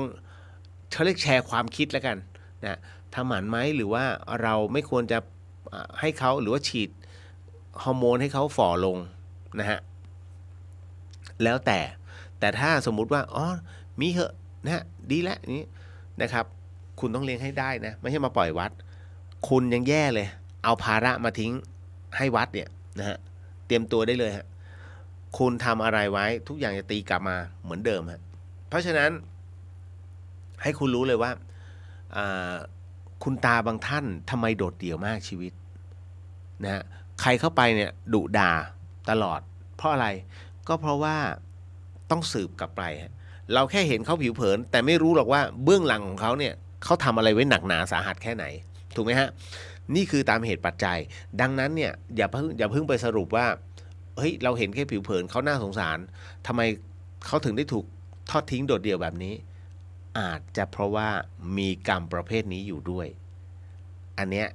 ต้องพิจารณาลึกๆเนาะนะฮะเอาละคุณจินตชาบอกว่าโมทนาสาธุกับคุณเรียวผู้นำภาวนากับทุกท่านที่ร่วมปฏิบัติภาวนาและขอแผ่บุญกุศลทั้งหลายทั้งปวงนั้นข้าพเจ้าและเหล่ากัลยาณมิตรทั้งหลายก่อนหน้าปัจจุบันและกำลังจะทำในอนาคตให้สรรพสิ่งผู้ต้องการในบุญกุศลนี้ขอท่านจงโล่งโปร่งสบายหลุดพ้นและเป็นอิสระจากทุกทั้งปวงนะคะสาธุค่ะสาธุครับไปแล้วก็อาจจะได้ยินเนาะ เมื่อกี้เขาอยู่ข้างๆนะว่าตกใจเลยนะฮะไม่มีอะไร เผยแล้วกูเอ้ยต่อมาฮะอะไรนะเดี๋ยวเอาไปไม่เป็นเลยเดี๋ยวนะฮะอ๋อในเรื่องของอาหารเม็ดนี่แหละคือต้องบอกเอาไว้นะฮะว่าทุกวัดเขาท่านก็ถูกอย่างเงี้ยดีแล้วฮะเอาไปนำถวายพระบ้างจะได้คือบางทีข้าวก้นบาทมันก็นิดนึงแต่หมามันหลายตัวนะอย่างบางรูปอธิษฐานรับแค่3 คนที่ใส่บาตรนะฮะจบกับวัดก็มีนะซึ่งหลวงพี่อู๊ดทำแต่จริงๆแล้วผมกับหลวงพี่ภัสกรทำ เมื่อก่อนนี้เวลาบิณฑบาตแต่หลวงพี่ท่านจะเมตตานะแต่ผมบอกเอาแค่พอดีบาทปุ๊บแล้วปิดเลยนะปิดจ็อบเดินกลับวัดเป็นอย่างนี้ฮะหลวงพี่ท่านก็แต่ท่านส่วนใหญ่ท่านก็จะเดินเช้าพระอาจารย์ภัสกรนะท่านบิณฑบาตนะอย่าคิดว่าเป็นพระดังแล้วไม่บิณฑบาตนะหลวงพี่นี่โอ้โหสุดยอดผมถึงได้บอกว่าจัดเป็นไอดอล นะก็พอไม่มีท่านผมก็ต้องทำนะตลอดแหละ อย่างเงี้ยเอาละฮะก็เลยบอกไว้ก่อนว่าเนี่ยบางทีข้าวในบาตรไม่พอก็เอามาถวายเถอะไม่เป็นไรไม่บาปฮะนะฮะต่อมาในป่ามีวิญญาณบ้างไหมครับพี่เลียวก็สมควรเล่าเนาะสิ่งที่คุณผู้ฟังจะได้ฟังจากผมต่อไปนี้นั้นอย่าเชื่อนะฮะฟังหูไว้หูแล้วก็ใช้วิจารณญาณทุกครั้งในการรับฟังเรื่องราวประเภทนี้ข้อสำคัญอยากให้คุณผู้ฟังได้ฟังเป็นนิยายแล้วก็ใช้หลักกรรมสูตรในเรื่องของการรับฟังเรื่องราวหลอนๆนะฮะคืออย่างนี้ฮะจากกรณีที่ผมไปเนี่ยนะฮะที่วัดที่ไปค้างเนี่ยที่สำนักสงฆ์บ้านห้วยเดือขอไปบ้านขุนแม่ป๊อกอันนั้นก็เป็นสำนักสงฆ์นะฮะคือบ้านห้วยเดือก็เป็นสาขาซึ่งมันก็ค่อนข้างจะโหด ระยะทางโหดพอสมควรนะห่างกัน ก็คืนแรกมันเป็นช่วงวันโกนนะฮะอันเนี้ยแล้วผมเนี่ยนอนใต้ต้นโพถ้าดูใน Facebook ของพี่เลียวนะฮะพุทธิสิทธิ์และนาสมบูรณ์เนี่ยไอชุดที่2อ่ะจะเห็นว่าผมกางเต็นท์สีส้มเล็กๆเลยสำหรับคนเดียวแล้วที่หัวนอนผมเป็นต้นโพนะฮะไอ้น้องๆก็โอ้โหพี่เลียวนี่ร่มโพของแท้ต้องถ่ายรูปไว้ก่อนนะฮะแล้วคราวนี้อากาศของวันที่2นะอากาศวันที่2ใน9องศานะเอ๊ะ9หรือ8วะหนาวหนาวมากหนาวคือโอ้โหทั้งเหนื่อยทั้งปวดฉี่อ่ะไอตอนที่เราออกไปฉี่อ่ะนะฮะก็มีบ้างนะฮะ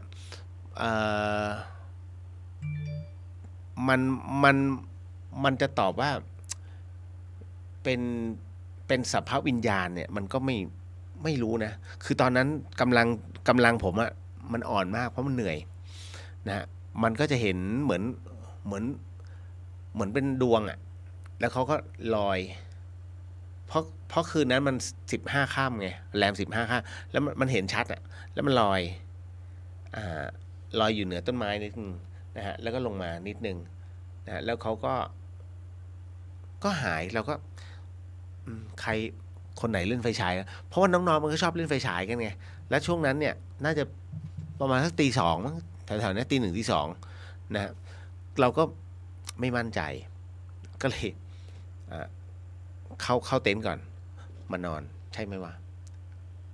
แล้วสักพักมีเสียงเดินบนหัวนอนคือผ่านต้นโพไปก็มีเสียงจับ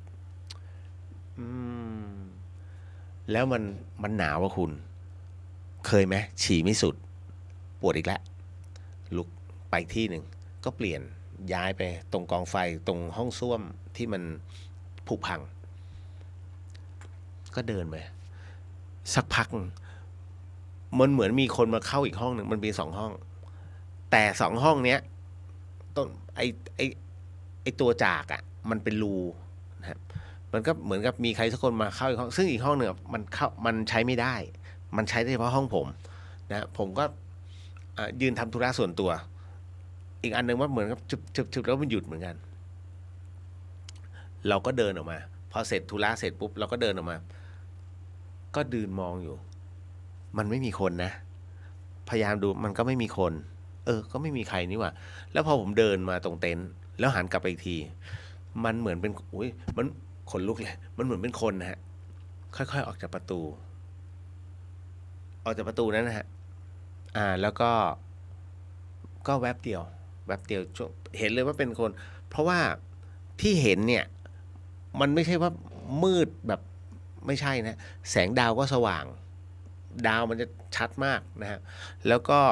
มีเทียนอยู่ตรงนั้นน่ะบนศาลานะมันก็จะมีเป็นเพราะฉะนั้นมันจะเห็นเป็นเงาก็น่าจะใช่มั้ง นั่นแหละก็เลยลงนอนนิดนึงแล้วก็ท่องพระคาถาหน่อยนึงแล้วก็หลับรุ่งเช้าตื่นขึ้นมาเสร็จปุ๊บนะก็มานั่งคุยกัน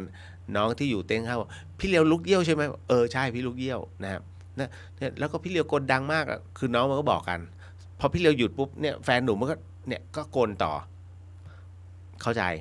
น้องเข้าใจอีกอย่างหนึ่งแต่เราเฮ้ยหรือว่าน้องมันรู้ว่ะไม่ใช่ถูกไม่ใช่นะก็แต่ไม่ได้เล่าให้ใครฟังนะฮะเพราะว่าดูแล้วมันครับไม่มีอะไรครับผมว่าแค่มาร่วมโมทนาแหละเพราะตรงนั้นเนี่ยเป็นพระธาตุซึ่งท่านเอาพระมหาสารีริกธาตุจากศรีลังกานะขอสิทธิ์หลวงปู่หมุนเนี่ยเอามานะฮะจาก1 ใน 2องค์ที่ท่านได้รับมาจากศรีลังกาเอามาตรงนั้นนั่นแหละครับคือที่มาที่ไปนี้บอกให้ก่อนแค่นั้นถามว่ามีวิญญาณมันมีทุกที่นะคุณคำว่าป่าเนี่ยผีป่าเจ้าป่ามีหมดเพราะก่อนหน้าที่ศาสนาพุทธจะเข้าถึงหลายๆท่านก็รู้อยู่แล้วว่าเขานับถือผีนะเขาจะบูชาเวลาบูชาเสร็จปุ๊บเขาต้องเชือดนู่นเชือดนี่มันต้องมีอยู่แล้วนะเพียงแต่ว่าเราจะเข้าไปเพื่อกลบทั้งหมดทั้งมวลได้อย่างไรมันก็เหมือนกับเมื่อก่อนเนี้ยก่อนที่ศาสนาพุทธจะเจริญรุ่งเรือง นะเพราะฉะนั้นผู้นำจิตวิญญาณในสมัยก่อนก็คือก่อนช่วงของสุโขทัยนะฮะจะเป็นพราหมณ์ซึ่งผู้นำจิตวิญญาณเป็นสตรีฮะหลังจากนั้นพอพุทธศาสนาเข้ามานะฮะเข้ามา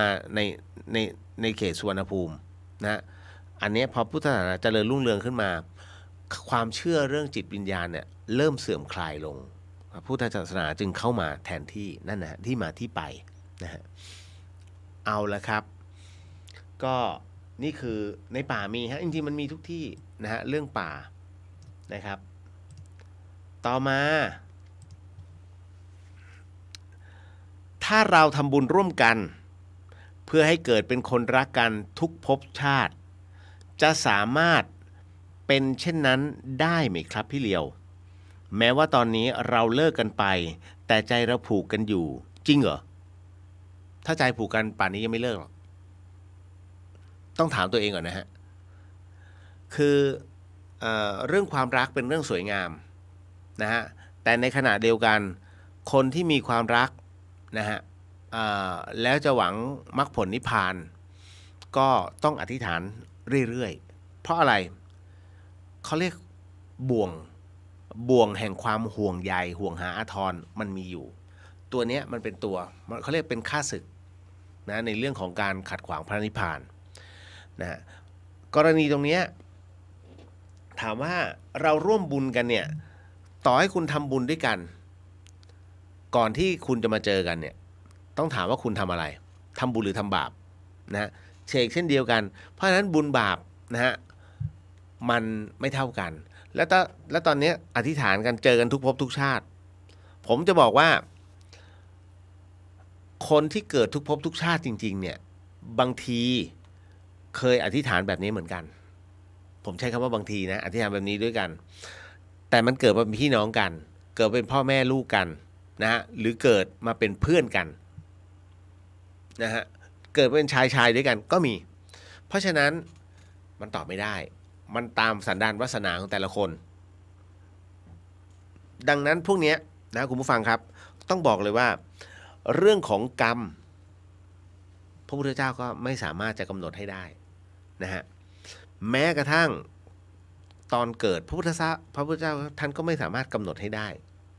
เป็นไปตามบุพกรรมของแต่ละคนกรณีตรงนี้ผมจะบอกว่าน้องคิดใหม่เนื้อคู่จริงเหรอถ้าเนื้อคู่จริงๆเนี่ยมันไม่ได้แยกกันนี้เขาเรียกว่าบุญน่ะมันหมดแล้วสมมุติว่าเราเจอใครคนหนึ่งใช้ชีวิตอยู่ด้วยกันมานะฮะแล้วปรากฏว่ามีเหตุอันต้องแยกไปอยู่ๆเขาไปแต่งงานส่วนเราเคว้งคว้างอ้าวแต่เรายังรักกันไงพี่เลียวถูกพี่เลียวไม่ได้ว่าแต่นั่นน่ะน้องกับเขาเป็นแค่เนื้อคู่แค่คู่เขาเรียกชั่วครั้งชั่วคราวมิใช่คู่ถาวรฮะนะฮะไม่ใช่คู่ถาวรดังนั้นนะตรงนี้ถึงได้บอกว่าทุกสิ่งอันมันบ่แน่นะอย่าได้คาดหวังอะไรไว้จงรักตัวเราให้มากนะฮะคือผมเข้าใจวัยรุ่นนะฮะสมัยนี้รักกันด้วยสื่อโซเชียลอารมณ์ว่าจะมาคบกันอะไรพวกนี้ฮะหน้าตาไม่ตรงปกนะหรือบางคนเอาแค่หลอกสนุกสนานไปคือบางทีเล่นกับความรู้สึกคนเนี่ยอันตรายนะฮะยากนะฮะตรงนี้ผมถึงได้บอกว่ามันจะเกิดด้วยกันมันเกิดด้วยกันแล้วคนเนี่ย นะ70 กว่าล้านคนเอาเป็นพันล้านคนบนโลกใบนี้ทำไมเราต้องมาเจอกันแล้วเจอกันแค่กลุ่มนี้เพราะมันมีความสัมพันธ์ซึ่งกันและกันมาก่อนเป็นกัลยาณมิตรซึ่งกันนะฮะเคย เรียกว่าเคยทำทานร่วมกันน่ะแย่แล้วเสียงผมไปแล้วเนี่ย โอ้โหพวกนี้รู้เลยเสียงหายตะโกนในป่าวอด้วยนี่เต็มไปหมดนะฮะอันเนี้ยต้องบอกว่าอย่างที่น้องถามนะฮะว่าจะเกิดเป็นเนื้อคู่กันได้หรือเปล่าพี่เลียวไม่ใช่คิวปิดนะฮะเพราะฉะนั้นพี่จะตอบให้ไม่ได้ฮะนะครับบางทีอาจจะใช่หรือบางทีอาจไม่ใช่นะฮะก็ แล้วแต่ตามเหตุปัจจัยเนาะต่อมาพี่เรียวคะถ้าหากพระท่านต้องหลั่งน้ำตาร้องไห้เพราะคนสำคัญในชีวิตตายลงจะเป็นบาปเป็นกรรมกับตัวท่านและคนตายไหมคะกรณีผมเข้าใจอันเนี้ยนะฮะพระท่านหลั่งน้ำตาเพราะบุพการีเสียชีวิตนะครับพูดไปเลยแล้วกันนะฮะร้องไห้ไหมมันมีคล้ายๆกับหลวงพ่อปานกราบยายฟูนะฮะหลวงพ่อปานยกมือกราบพระท่านไม่ไหว้คารวาสนะฮะแต่หลวงพ่อปานเนี่ยไปงานศพยายฟูนะแล้วปรากฏว่าหลวงพ่อฤาษีท่านก็อยู่ในนั้นด้วยในกลุ่มลูกศิษย์เห็นอาจารย์ไหว้ก็ต้องไหว้จนกระทั่งพระเนี่ยลูกศิษย์เนี่ยสงสัยเลยถามหลวงพ่อปานว่าหลวงพ่อครับทำไมหลวงพ่อถึงต้องกราบยายฟูหลวงพ่อก็เลยยิ้มนิดนึงบอกอย่าบอกนะว่าพวกเราทุกคนก็กราบอ้าวหลวงพ่อกราบพวกผมก็กราบหลวงพ่อเลยมาเฉลยท่านไม่ได้กราบยายฟูท่านกราบสัจธรรมของพระพุทธเจ้านี่คือสัจธรรมนะฮะการเกิดแก่เจ็บตายนี่คือสัจธรรมขององค์พระสัมมาสัมพุทธเจ้าท่านจึงกราบท่านไม่ได้กราบร่างยายฟูท่านไม่ได้กราบตัวยายฟูแต่ท่านกราบเนี่ยสัจธรรมของพระพุทธองค์อ้าว ทุกคนทุกรูปอ้าวหลวงพ่อ นั่นแหละฮะเช่นเดียวกันนะฮะพระท่านจะหลั่งน้ำตากับบุพการีได้ไหมถ้าเป็นเรื่องของหลั่งน้ำตาเพราะเสียใจในการสูญเสียท่านก็คือมนุษย์นะฮะการหลั่งน้ำตาให้กับบุพการีนะฮะเป็นเรื่องธรรมชาติไม่ได้บาปเลยฮะมันคือสิ่งที่ท่านแสดงออกนะฮะจากความห่วงหาอะไรแต่หลังจากนี้ไปคงจะไม่เห็นน้ำตาท่านเพราะว่าห่วงนั้นหมดแล้วแต่หลายรูปท่านก็ปรงได้เพราะนี่คือการเกิดแก่เจ็บตายนั่นคือหมายถึงว่าการเตรียมตัวเตรียมใจเอาไว้แต่บางคนบางรูปเนี่ยฮะท่านไม่ได้ทันตั้งตัวนะฮะเมื่อเช้ายังเจอกันอยู่เลยบ่ายพ่อเสียนะฮะเกิดจากอุบัติเหตุอะไรเงี้ยฮะท่านก็รับไม่ได้ท่านก็หลั่งน้ำตาก็มีผมก็เคยเจอนะถามว่าบาปไหมไม่บาปฮะไม่เกี่ยวกันแล้วศพได้แล้วศพล่ะแล้วคนตายเนี่ยจะได้รับกรรมไหมไม่เกี่ยวกันดวงจิตไปแล้วไม่เกี่ยวกันนะฮะนี่แหละอันนี้ก็ชี้แจงก่อนเนอะบางคนยังเข้าใจผิดนะฮะเรื่องราวตรงนี้นะฮะในเรื่องของน้ำตาเนี่ยอีกอันแล้วกันพี่เรียวคะหากเราไปร่วมงานศพของบุพการีไม่ทันคืออยู่ต่างประเทศอะค่ะเราจะมีวิธีใดที่จะน้อมเคารพดวงวิญญาณท่านได้คะขอบคุณมากค่ะกรณีที่ท่านอยู่ต่างประเทศแล้วบังเอิญว่าคุณพ่อคุณแม่อยู่ในประเทศไทยแล้วประสบเหตุอย่างเงี้ยแล้วเกิดเหตุเป็นงานขาวดำขึ้นมาก็มันบินมาไม่ได้อะนะฮะ เมื่อบินมาไม่ได้นะครับก็ใช้วิธีการมีรูปไหมล่ะนะมีรูปไหมถ้าไม่มีรูปเขียนชื่อนะคล้ายๆป้ายวิญญาณของคนจีนเนี่ยนะครับแต่ว่าเราเอามาน้อมอธิษฐานนะครับแล้วก็บอกท่านนะครับคือถึงกันนะคือจิตเนี่ยมันเข้ากันบอกแล้วว่าอะไรที่เร็วกว่าแสงนะเวลาจะยืดออกจิตนะฮะคิดปุ๊บมาปั๊บจิตน้อมถึงคุณพ่อ นะฮะคุณพ่อคุณแม่ค่าน้ำนมนะฮะก็บอกเลยว่าลูกมีภาระในส่วนตรงนี้ที่จะต้องทำให้สำเร็จไม่สามารถกลับไปทันได้ก็ขอให้คุณพ่อคุณแม่นะฮะไปสู่สุคติแล้วก็ช่วยปกปักรักษาลูกด้วยนะเดี๋ยวลูกจะนำความสำเร็จมาให้คุณพ่อคุณแม่นะฮะแล้วเดี๋ยวมีโอกาสลูกจะกลับไปทำบุญให้แต่ตอนนี้เดี๋ยวขอโอกาสลูกทำบุญที่วัดในต่างประเทศก่อนก็ได้ฮะนั่นคือสิ่งที่เราผู้เป็นลูกสามารถทำให้ได้นะครับคือความกตัญญูคุณอยู่ที่ไหนก็ตามนะฮะเราทำได้หมดนะครับคือมันด้วยเหตุในความจำเป็นนะครับอย่างผมพี่สาวผมบอกต้องมานะเพราะว่าพี่เขาเจ็บมือพี่สาวผมไม่สามารถจะประคองคุณแม่ไปโรงพยาบาลได้ผมก็บอกได้เดี๋ยวผมจะรีบขับรถไปนะครับแล้วก็ส่งเสร็จปุ๊บเนี่ยผมอยู่ให้ไม่ได้นะครับก็ส่งเสร็จปุ๊บพอรับคุณแม่กลับบ้านผมต้องตีขึ้นเชียงใหม่เลยเขาบอกว่าทำไมมันต้องไวขนาดนั้นผมจัดให้แล้วนะตรงนี้จริงๆเนี่ย กะว่าให้หลานสาวพาไปนะครับแต่บังเอิญว่าเขาลางานไม่ได้เพราะเขาลาเต็มสตรีมแล้วเพราะว่าพ่อเขาเพิ่งเสียนะก็คือพ่อเขาคือพี่ชายผมอะเพิ่งเสียไปนะฮะผมก็เลยไม่เป็นไรงั้นเดี๋ยวไปให้นะฮะช่างมัน นะฮะก็จะเหนื่อยก็ไม่เป็นไรแม่เราไงคุณต้องเข้าใจนะฮะไม่มีใครจะดูแลแม่เราพ่อเราได้ดีไปกว่าตัวเรานะครับบางคนทำไมต้องดูอ่ะทำไมต้องวันหนึ่งที่คุณแก่ตัวลงคุณจะรู้พ่อแม่ไม่ต้องการอะไรฮะแค่คุณคุยกับเขาดีๆนะฮะแค่1 ครั้งต่อวันเขาก็ชื่นใจแล้ว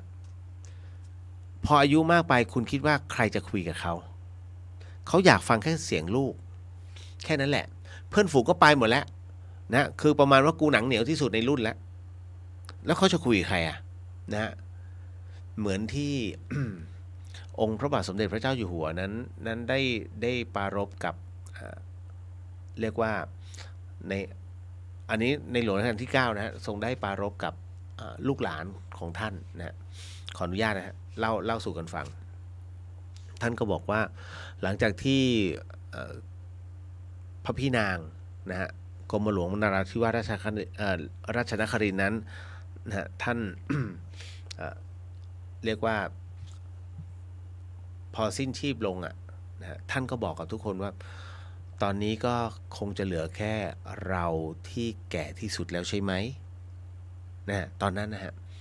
ก็รู้เลยฮะในพระราชาฤทัยของท่านนะพระองค์ท่านนะก็คือผู้ชราคนหนึ่งถ้าเปรียบเสมือนกับเราท่านนะครับก็คือพ่อแม่นั่นนะฮะเขาไม่รู้จะคุยใครจริงๆนะคุณนะถ้าลูกหลานไม่คุยเขาก็นั่งนิ่งๆนะคิดแต่ความหลังรอให้ความจำค่อยๆเสื่อมลงความจำจะเสื่อมลงเรื่อยๆนะคุณยิ่งอายุเยอะยิ่งเสื่อมลงนะฮะเหมือนกับคุณเริ่มขี้ลืมบ่อยๆนะฮะมันก็จะผมมันเริ่มเป็นนะฮะแล้วก็ในส่วนภาวะการเต้นของหัวใจภาวะการได้ยินการมองเห็นเริ่มเสื่อมลงนี่แหละฮะเห็นไหมลองคิดดูนี่คือคำว่าสังขารคุณหนีไม่รอดทุกคนนะฮะยกเว้นว่าด่วนเร็ว ด่วนไปก่อนอย่างรวดเร็วนั่นเองต่อมาอันนี้โอเคนะเก็ตแล้วเนาะนะฮะต่อมาฮะการที่เรากล่าวอโหสิกรรมทุกวันเราจะลดกรรมของเราลงได้จริงๆใช่ไหมครับนะฮะสิ่งที่องค์พระสัมมาสัมพุทธเจ้าท่านได้บอกไว้จำได้ไหม4 ประการที่ท่านไม่สามารถทำให้เราได้ก็คือ1ในนั้นมีเรื่องของกฎแห่งกรรมนะฮะบอกว่าขออโหสิกรรมทุกวันเนี่ยลดได้จริงไหมผมก็จะบอกว่าช่วยได้ครับการน้อมขออโหสินะฮะให้เหล่าสรรพสัตว์พระวิญญาณนั้นเขาเรียกว่าเป็นการน้อมระลึกนะแล้วก็เตือน เตือนตัวเราเตือนจิตของเรานะแล้วเขาเรียกว่าเรามีฮิริโอตปะ เลยทำให้การให้ขออโหสิของเราจึงเป็นผลนะฮะเพราะฉะนั้นการให้ขออโหสิกรรมการขออโหสิกรรมนั้นแน่นอนมันคือความเมตตาและแน่นอนที่สุดอีกอย่างหนึ่งก็คือว่า เราสรรพเจ้ากรรมในเวรหรือว่าสรรพสัตว์สรรพวิญญาณทั้งหมดเมื่อรับรู้ได้ยินนะฮะเราทำทุกวันเขาก็ให้อภัยแต่เขาให้อภัยในส่วนที่อภัยให้ได้เอาเรื่องส่วนที่ฝังรากลึกอันนั้นต้องลงมือทำนะฮะมันลดได้แต่ลบไม่ได้แค่นั้นเลยฮะ ถ้ากรรมนะที่เรียนกันมาเนี่ย บอกว่าโอ้ยกรรมมันนะครับมันจะมาลบล้างได้ยังไง ขออภัยฮะกรรมมันลบไม่ได้ก็บอกเลยแต่มันลดลงได้มันทอนเขาเรียกทอนหนักให้เป็นเบาลงได้ถ้ากรรมนะฮะถ้ากรรมมันลบไม่ได้คุณเลิกทำฮะทำไมอ่ะก็เพราะว่ามันไม่สามารถก็เขาบอกไงก็ในเมื่อทำความดีแล้วมันลดกรรมไม่ได้ทำไมเพราะฉะนั้นเลิกเรียนรู้เรื่องกฎแห่งกรรม จริงๆแล้วมันลดได้มันบั่นทอนเขาเรียกมันทอนลงได้ให้มันเบานะจากเป็นเหล็กให้เป็นสำลีทำได้นะฮะเพราะฉะนั้นเนี่ยทั้งหมดทั้งมวลถึงว่ามันมีที่มาที่ไปของมันไม่ได้จะต้องทรงเขาเรียกคงที่กฎแห่งกรรมมึงทำอะไรก็ได้ถูกไงทำอะไรได้อย่างนั้นเพราะมึงไม่ยอมทำกรรมดีเลยไงก็ได้อย่างนั้นจริงๆก็ถูกฮะ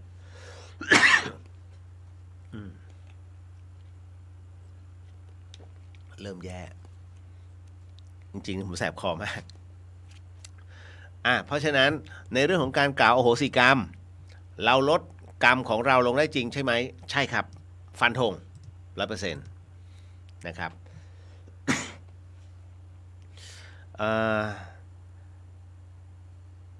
หากเราถูกบังคับ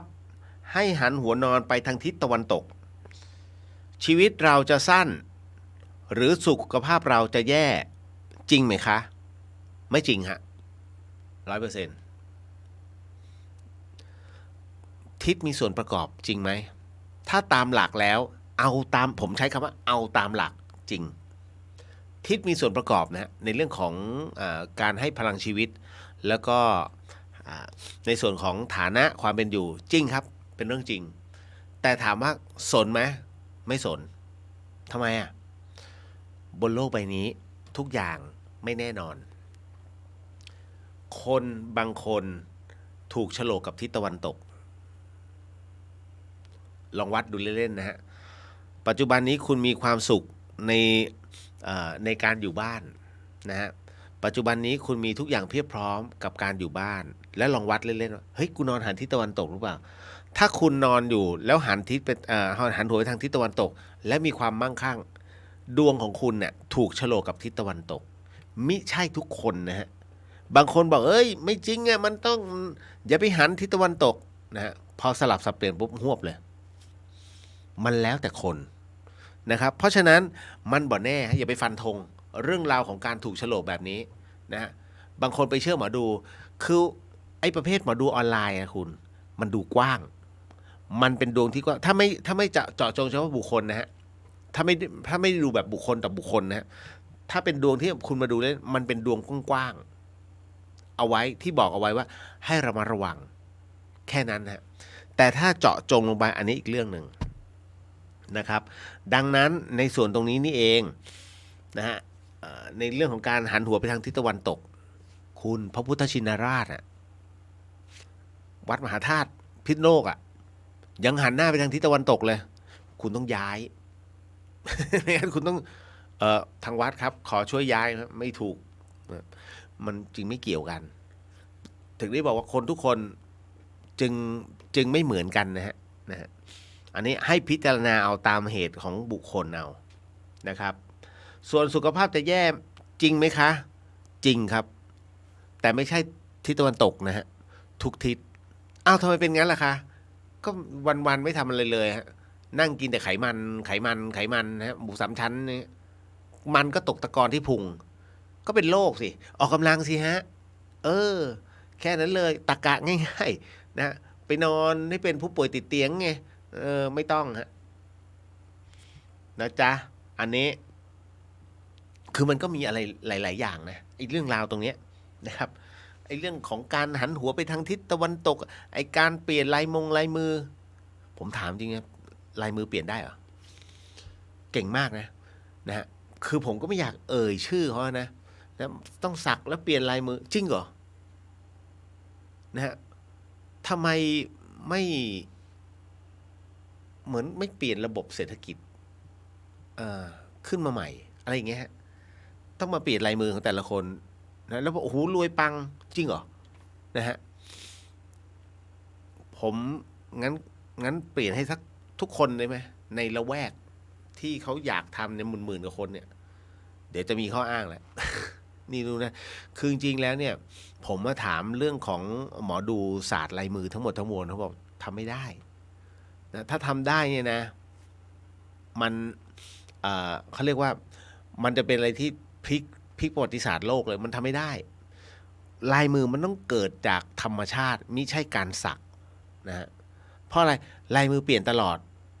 ตอนแรกผมไม่เชื่อนะเฮ้ยลายมือมันจะเปลี่ยนได้ไงวะ ผมก็เป็นคนลายมือขาดนะอีกอันหนึ่งก็เป็นหางหงส์มันเปลี่ยนได้เหรอเขาก็บอกว่าไม่เชื่ออีก3 เดือนคุณเอามาให้ผมดูปรากฏว่าลายมือเปลี่ยนจริงฮะเขาก็ชี้จุดที่มันเปลี่ยนคือมันไม่ได้เปลี่ยนแบบเฮ้ยพลิกทุกเส้นไม่ใช่นะมันเปลี่ยนเป็นบางจุดที่มันเปลี่ยนเพราะอะไรเราแบกเขาเรียกเราหิ้วของล้างจานถูพื้นล้างรถทำนู่นทำนี่คือใช้มืออ่ะแล้วด้วยการที่มือมันย่นอยู่ตลอดเวลาทำงานตลอดเวลานะถูกวัตถุมาลบบ้างเปลี่ยนเขาเรียกไปกดทับบ้างทำให้เส้นมันเปลี่ยนตรงนั้นผมว่าอย่างนี้นี่เองเขาเรียกว่าลายมือเปลี่ยนนั่นแหละเขาถึงได้บอกว่าทุก3 เดือนให้มาดูครั้งหนึ่งไม่ใช่ทุกเดือนนะฮะคือทุกเดือนเนี่ยเขาเรียกบ้าเขาเรียกดวงมันช้ำนะฮะเขาเรียกคนขาดความมั่นใจในตัวเองนะฮะเนี่ยเพราะฉะนั้นกรณีตรงนี้ถึงได้บอกว่ามันเปลี่ยนแบบนี้นี่เองผมก็เพิ่งเข้าใจเมื่อไม่ถึง10 ปีอะเรื่องลายมือเปลี่ยนนะพอมาอยู่ธรรมสถานสมัยก่อนเนี่ยเจอเรื่องราวแปลกๆเยอะนะฮะ ก็ นะมีเหตุเยอะฮะต่อมาเขาบอกการที่เราเอากระดูกคนตายไปโปรยในอากาศโดยมีความเชื่อว่าวิญญาณจะล่องลอยขึ้นสวรรค์ไปนั้นจริงไหมคะทำไมเขาจึงทำเช่นนั้นอันนี้มันเป็นหลักความเชื่อเนาะนะครับก็อย่างน้องผมอะคุณพ่ออันนี้เดี๋ยวนะเรื่องนี้ผมไม่ทราบว่าจริงแท้แค่ไหนนะมีคนบอกว่าอย่างกรณีของคุณจรัญมโนเพชรศิลปินล้านนานะฮะพอท่านเสียชีวิตลงเนี่ยเขาบอกว่ากระดูกบางส่วนคือคุณจรัญนะเรียกว่าอาจารันแล้วกันนะฮะเมื่อก่อนผมทำคอนเสิร์ตมั่นหมายยายหมอกไงให้อาจารันเสร็จปุ๊บเนี่ยพอเขาบอกกระดูกส่วนหนึ่งเนี่ยถูกเอาไปไว้หรือเอาไปโปรยเนี่ยที่ดอยหลวงเชียงดาวนะฮะแล้วคราวนี้คุณพ่อเพื่อนผมคุณพ่อรุ่นน้องที่ศิลปากรแกก็เป็นศิลปินนี่แหละพอแกสิ้นลงเนี่ยน้องผมมาจากโคราชเลย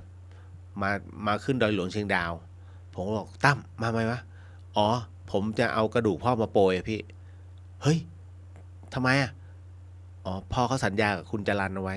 คุณอาจารันไว้ว่าเขาเหมือนกับเขารู้จักกันแล้วเขาเคยสัญญาว่าถ้าจะมาเมืองเหนือเนี่ยชอบดอยหลวงเหมือนกันชอบเชียงดาวเหมือนกันก็อยากจะอยู่ตรงนั้นแล้วตอนนี้เขาเอากระดูกของคุณจรัญไปโปรยน่าจะโปรยเนี่ยที่ดอยหลวงผมก็จะเอากระดูกพ่อมาโปรยบ้างแล้วก็ให้เหรอก็แอบสิพี่ แอบสิพี่เลียวโอเคเก็ตพอถึงตรงนั้นเสร็จปุ๊บเนี่ยน้องเขาหาที่โปรยนะครับถามว่าทำตรงเนี้ยถูกต้องไหมนะฮะคืออย่างนี้กรณีที่โปรยไปในอากาศเนี่ยเขามีความเชื่อว่าเท่าฐานนั้นจะล่องลอยไปสู่สวงสวรรค์จริงไหมมันคือความเชื่อแต่กระดูกคืออะไรฮะ กระดูกคือแคลเซียมคือธาตุหนักไงต่อให้เป็นฝุ่นก็เหมือนกับฝุ่นทรายอ่ะเมื่อปลิวไปแล้วก็ต้องตกลงสู่พื้นดินเพราะฉะนั้นก็จะกลายเป็นปุ๋ยแหละธรรมดาแต่ว่ามันเป็นความเชื่อเป็นหลักของเขานะฮะจริงแท้แค่ไหนอันนี้ไม่รู้นะฮะทำไมเขาถึงเป็นเช่นนั้นก็เขาเป็นความเชื่อทำแล้วสบายใจอะไรทำแล้วสบายใจทำฮะที่เป็นความสุขของเราแต่ไม่กระทบสังคมคุณทำเลยบางคนทำอะไรตามใจฉันแต่ไม่เคารพสังคมและไปกระทบส่วนรวมอันนี้ไม่ถูกต้องนะฮะก็เลยต้องบอกก่อนเหมือนกับอะไรนะที่เรามีความเชื่อว่าฟันหักแล้วเอาฟันโยนขึ้นหลังคาเฮ้ยทำไมทำเช่นนั้นนะเกิดทันไหมรู้ใช่ไหมน้องๆนะฮะคุณพ่อคุณแม่ทำให้กับน้องๆแบบนั้นป่ะ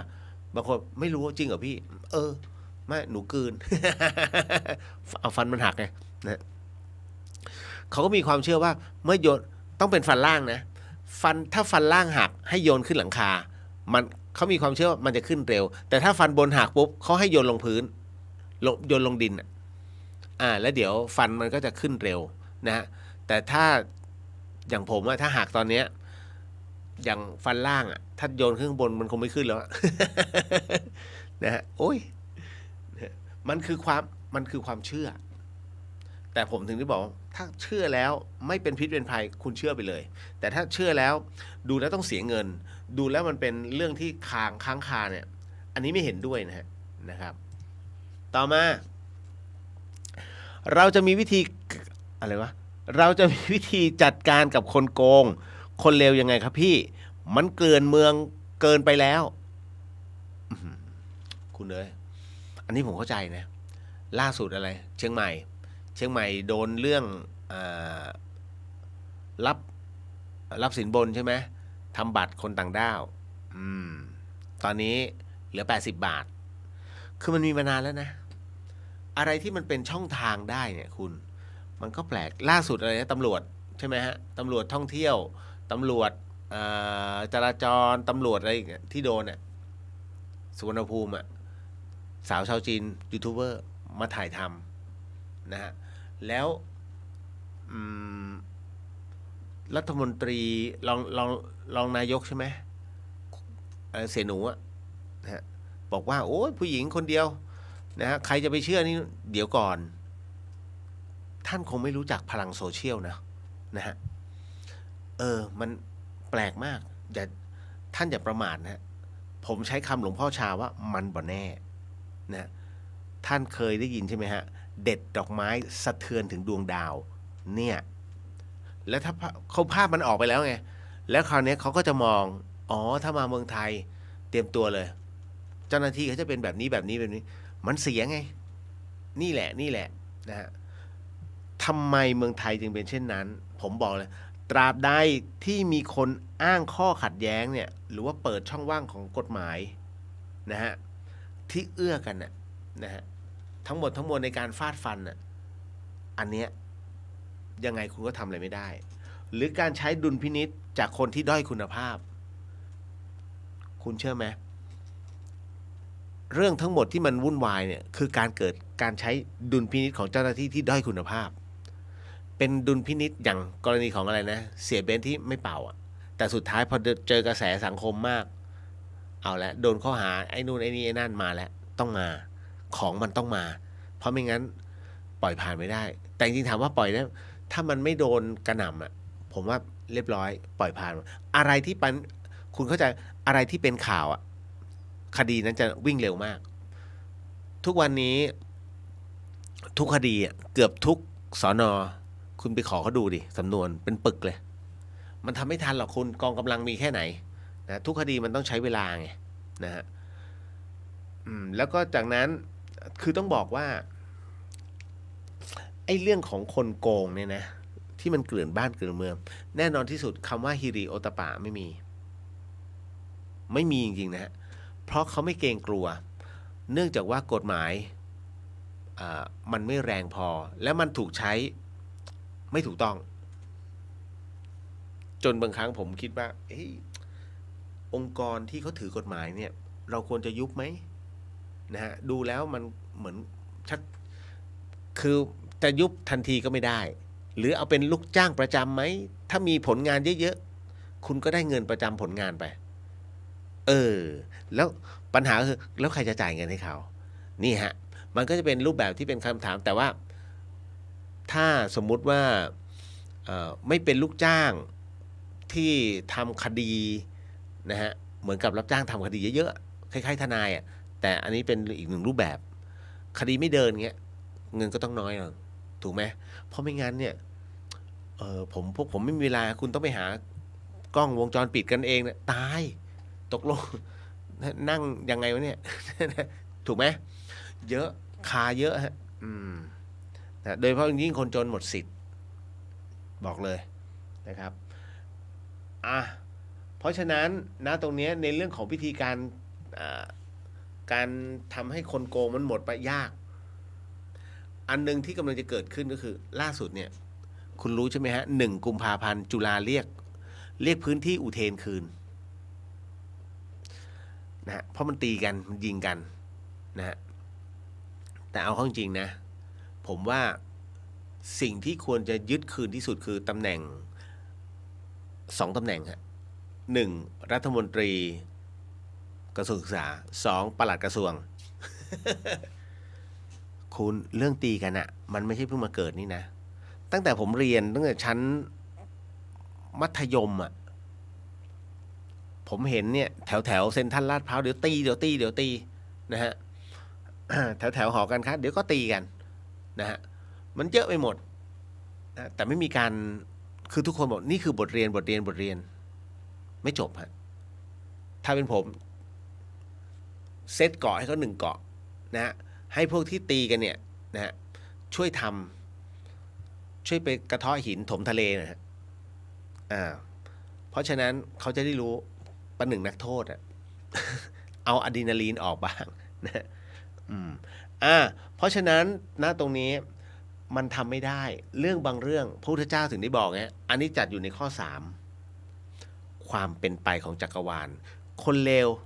จัดเป็นความเป็นไปนะฮะเพราะว่าเขาไม่รู้หรอกว่าสิ่งที่เขาทำอยู่มันเลวดังนั้นแม้แต่พระพุทธเจ้าก็ไม่สามารถจะห้ามคนพวกนี้ได้ผู้มีมิจฉาทิฐิเป็นที่ตั้งเพราะเขาได้เงินนะฮะเงินน่ะบันดาลทุกอย่างได้ระหว่างรถที่ขอยืมกับเงินที่ขอยืมคุณจะให้อะไรเอารถไปเถอะมึงอย่ามายืมเงินเลยถูกรถเนี่ยใช้วันเดียวเอามาคืนจบเดี๋ยวน้ำมันเติมเองก็ได้แต่เงินเนี่ยเอาไปปุ๊บไม่รู้เมื่อไหร่จะคืนโอ้โหเขาเรียกบุคคลผู้เอาปัญหามาให้คนอื่นนะฮะคือตัวเองรอดนะจุดนั้นแต่ปัญหากลับไปให้คนอื่นแล้วคุณไม่แฟร์คุณเป็นคนที่ไม่แฟร์นะครับควรจะเลิกคบ เริ่มแย่นะฮะเสียงผมไปแล้วขออนุญาตเช็คก่อนนะอันเนื่องมาจาก มันลมมันตีตลอดแล้วก็ถูกกวนวันนี้ถูกกวนเฉยเลยถูกกวนกับสิ่งที่มองไม่เห็นนะก็น่าจะเริ่มจากตอนที่อะไรล่ะเปิดรายการมาปุ๊บเนี่ยมันก็มีลมมาตีปุ๊บตรงนี้ฮะวันนี้ไม่สวดมนต์นั่งสมาธิหรือคะอุ้ยตายแล้วจบไปนานแล้วฮะ สวดมนต์ไปตอนเที่ยงคืนนิดๆนะครับไหนนาสวัสดีจาเลียวสวัสดีครับคุณพี่นัทธินีสวัสดีครับสวัสดีครับนะครับก็ขอบพระคุณเลยนะฮะวันนี้คือวันนี้จริงๆมันไม่เต็มร้อยนะฮะแล้วก็เดี๋ยวบอกแล้วกันไหนๆก็ไหนๆแหมรายการผีก่อนที่เดี๋ยวจะไม่ได้พูดคือตอนที่เข้ามาเสร็จปุ๊บก็ผมดูในโทรศัพท์ผมกำลังหาเรื่องของแพทย์หญิงที่ท่านไม่เชื่อเรื่องพระพุทธศาสนาจนกระทั่งท่านมารับรู้นะที่ท่านเป็นมะเร็งนะที่ซัพพอร์ตวิทยาศาสตร์มากเหลือเกินผมกำลังหาตรงนั้นเนี่ยเพราะมีน้องถามนะแล้วประกอบกับพระอาจารย์เพิ่งจะมาแต่ผมว่าถูกนั่งแบบคือมาอยู่ข้างๆนะเราก็รับรู้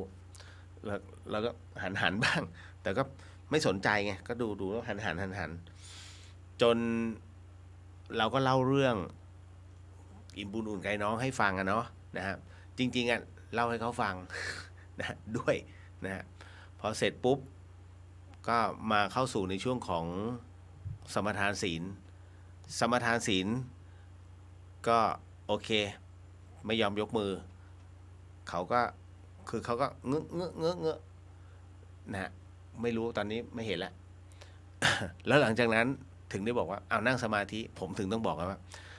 ที่มีชีวิตแล้วก็ไม่มีชีวิตที่หายใจอยู่กับไม่หายใจนั่งยังไงนี้นั่นนะฮะพุทโธบ้างนะครับหรือว่ากรรมฐานน้ำเย็นบ้างนะหรือว่าแค่กำหนดลมหายใจเขาออกคือเขาไม่มีลม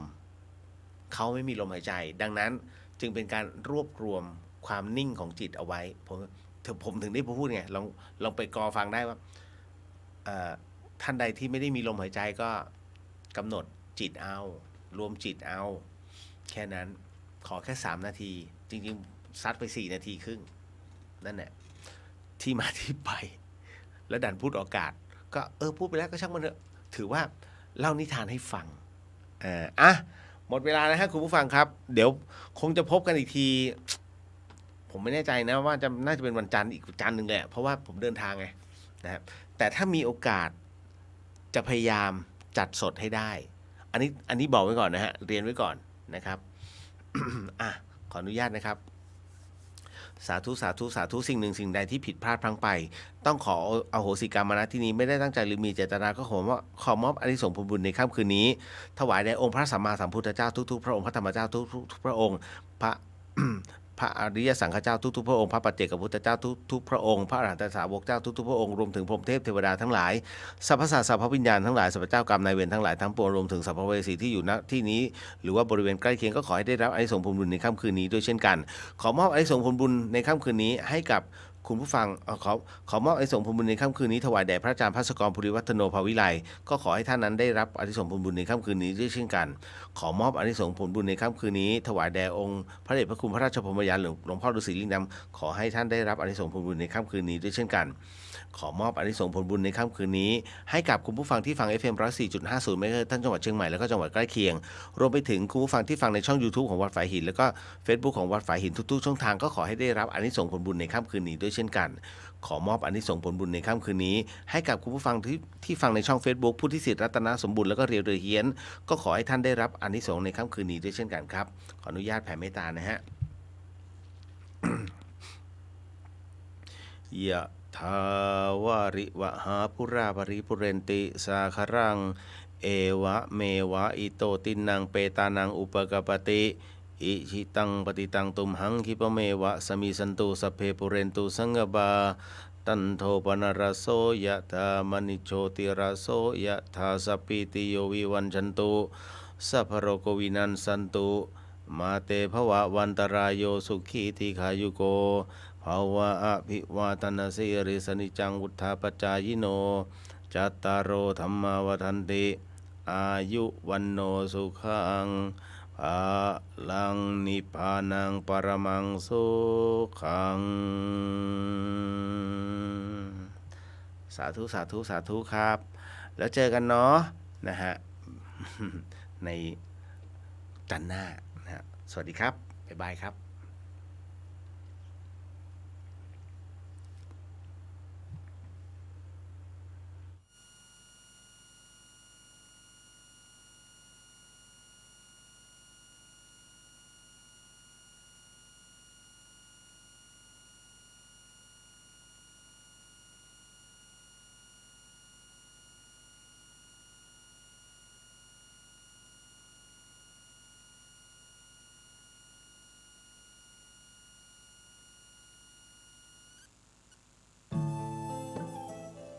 ท่านกำลังติดตามรับฟังสถานีวิทยุกระจายเสียงพระพุทธศาสนาแห่งชาติและสังคมคลื่นเพื่อการศึกษาพระพุทธศาสนาและวัฒนธรรมระบบ FM 104.5 เมกะเฮิรตซ์รายการต่อไปเป็นรายการคดีโลกคดีธรรมคณะสงฆ์จังหวัดเชียงรายและสมาพันธ์ส่งเสริมและพิทักษ์พระพุทธศาสนาจังหวัดเชียงรายขอเชิญร่วมงานครบรอบ3 ปีการก่อตั้งสมาพันธ์ยุวพุทธสัมพันธ์และเปิดกรุสมเด็จพุทธาจารย์โตพรหมรังสีวันอาทิตย์ที่19 กุมภาพันธ์ 2566 ณ พุทธมณฑลสมโภช750 ปีอำเภอแม่ลาวจังหวัดเชียงรายระหว่างเวลา 7:30 น. ถึง 16:00 น. กิจกรรมในงานประกอบด้วยการตั้งองค์พระป่าและจัดนิทรรศการของ 18 อำเภอการสาธิตการสวดมนต์สรรเสริญพระรัตนตรัยทำนองสรพัญญะและการบรรยายธรรมของนักเรียนที่ชนะเลิศการประกวดระดับจังหวัดการมอบประกาศเกียรติคุณแก่ผู้ทำคุณประโยชน์ต่อพระพุทธศาสนาการเสวนาทางวิชาการและการตั้งโรงทานอย่าลืมพบกันที่พุทธมณฑลวันอาทิตย์ที่ 19 กุมภาพันธ์ 2566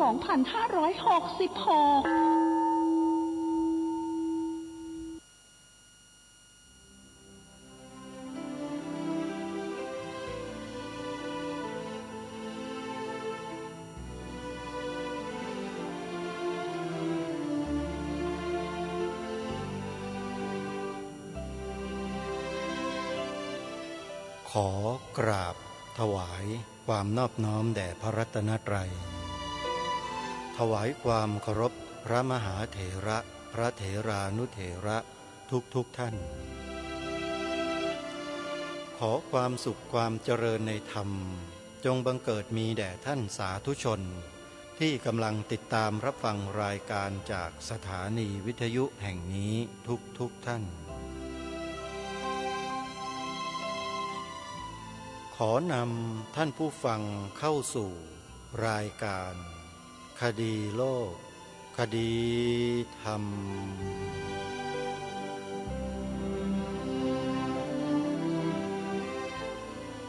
พบกันวันนี้วันขึ้น3 ค่ำเดือน 3วันนี้ตรงกับวันอังคารที่24 มกราคมพระพุทธศักราช 2566 รายการคดีโลกคดีธรรมมาพบกับท่านผู้ฟังเป็นประจำทุกวัน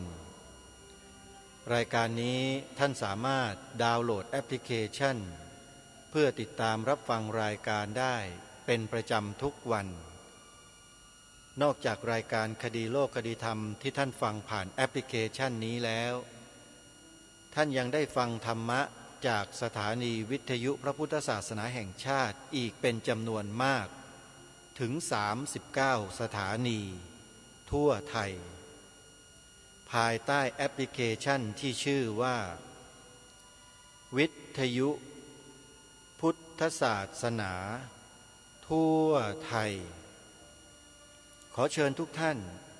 ใช้โทรศัพท์มือถือดาวน์โหลดแอปพลิเคชันนี้ไว้ให้ทั่วถึงกันเพื่ออนาคตที่ดีของพวกเราชาวพุทธ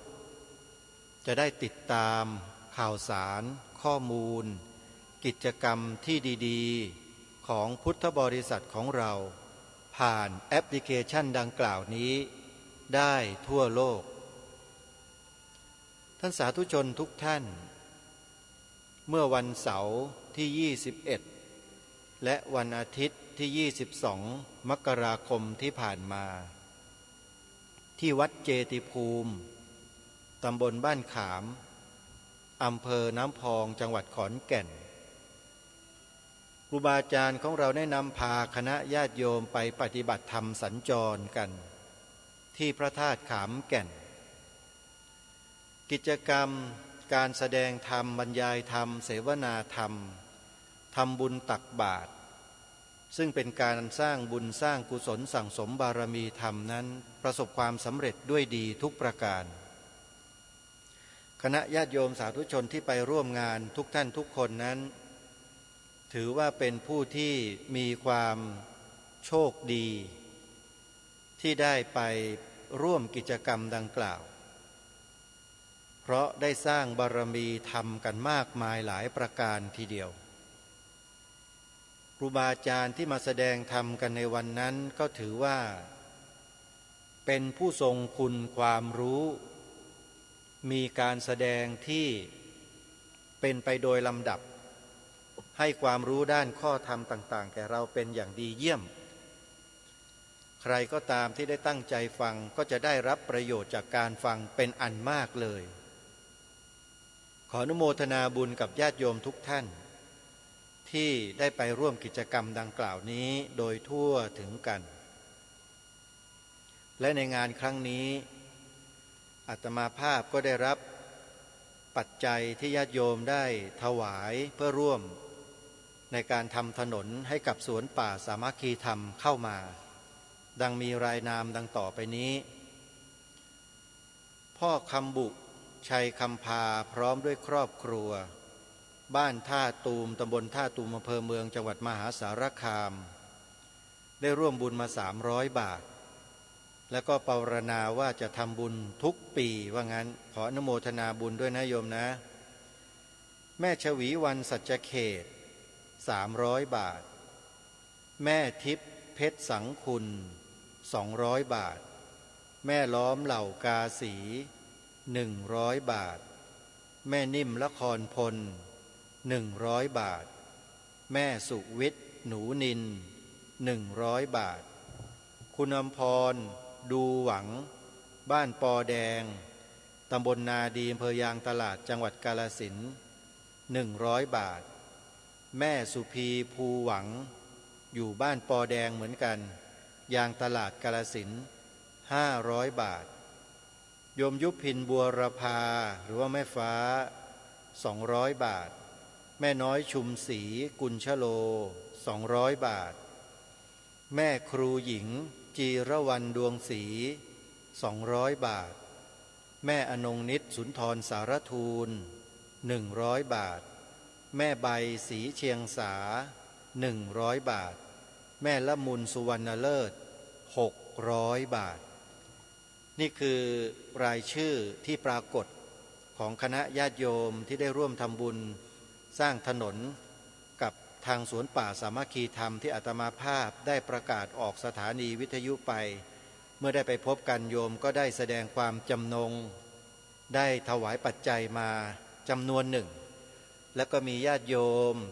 ถวายปัจจัยในช่วงทำบุญตักบาตรก็ใส่ย่ามอาตมาภาพมาได้มาจำนวนหนึ่งก็ปัจจัยทั้งหมดนี้ก็จะไปดำเนินการเกี่ยวกับการทำถนนในสวนป่าสามัคคีธรรมนะโยมนะก็ยังไม่เพียงพอหรอกนะสำหรับปัจจัยที่จะไปซื้อหินคลุกแล้วก็บดอัดทำถนนในครั้งนี้ยังขาดอีกเป็นจำนวนมากก็ขอปวารณาญาติโยมว่าใครที่จะร่วมบุญก็สามารถทำบุญได้เลยตามกำลังศรัทธาโอนเงินเข้ามาได้โยมที่ธนาคารไทยพาณิชย์สาขาบางลำพูเลขบัญชี114-214-9897ชื่อบัญชีพระประหลัดนรงฤทธิ์หมายเลขโทรศัพท์เพื่อจะโทรเข้ามาสอบถามรายละเอียดเพิ่มเติมหมายเลขโทรศัพท์094-662-6935ขออนุโมทนาสาธุกิจกรรมที่จะประชาสัมพันธ์ต่อไปก็คือโครงการมหกรรมสังฆทานทานน้ำทิพย์เพื่อสุขภาพพระสงฆ์งานนี้โครงการน้ำใสใจสว่างร่วมกับสถานีโทรทัศน์ดีทีวีและวัดใหญ่ร่มร่วมกันจัดกิจกรรมนี้ขึ้นในวันอาทิตย์ที่29 มกราคมนี้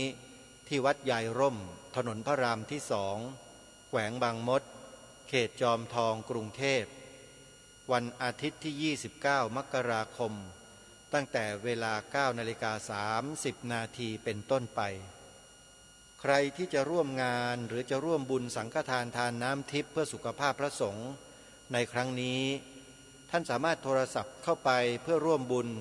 หรือสอบถามรายละเอียดได้ที่หมายเลข063-974-5655อนุโมทนาสาธุ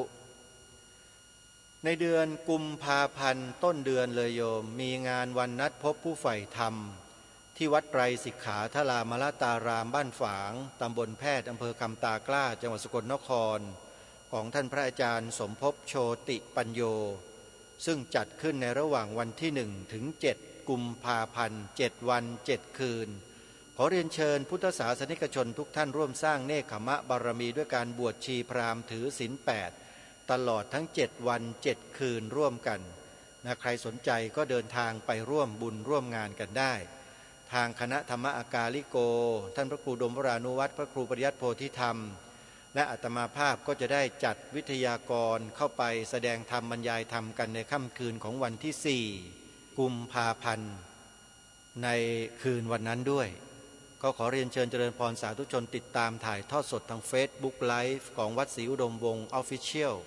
แฟนเพจและของวัดอารามมงคลโดยพร้อมเพรียงกัน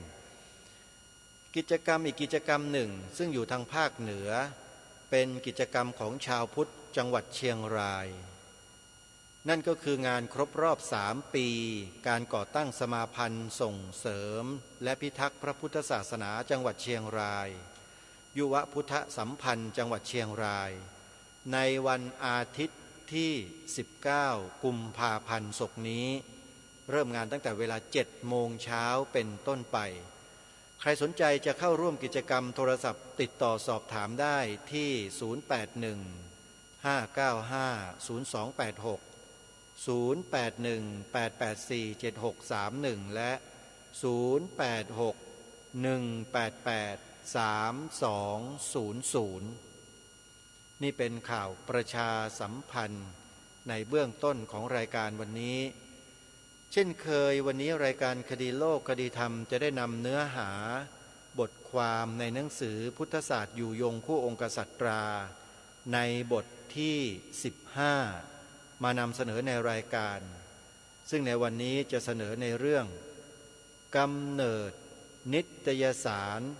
ธรรมจักสุนิตยสารธรรมจักสุมีความสำคัญเช่นไรมีบ่อเกิดกำเนิดมาจากแหล่งไหนใครเป็นผู้ให้กำเนิดคลิปนี้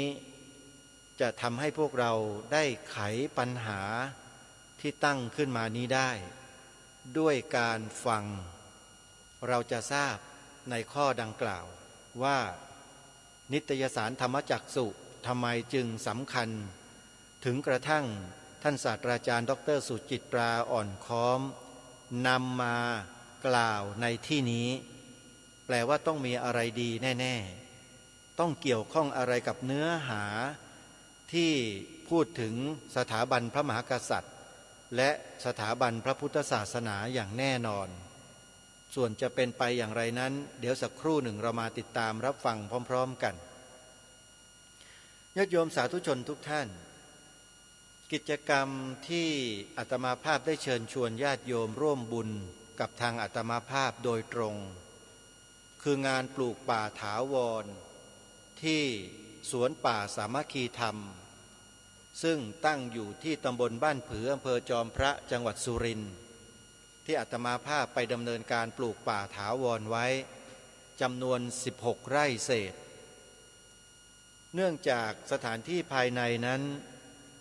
ยังปรับปรุงไม่แล้วเสร็จโดยเฉพาะในส่วนของถนนหนทางซึ่งมีความยาวตลอดตั้งแต่ปากทางเข้าไปสู่ด้านในของสวนป่าเนี่ยประมาณ400 เมตรประมาณ400 เมตรซึ่งจะต้องใช้หินคลุกไปบดอัดเทหน้าถนน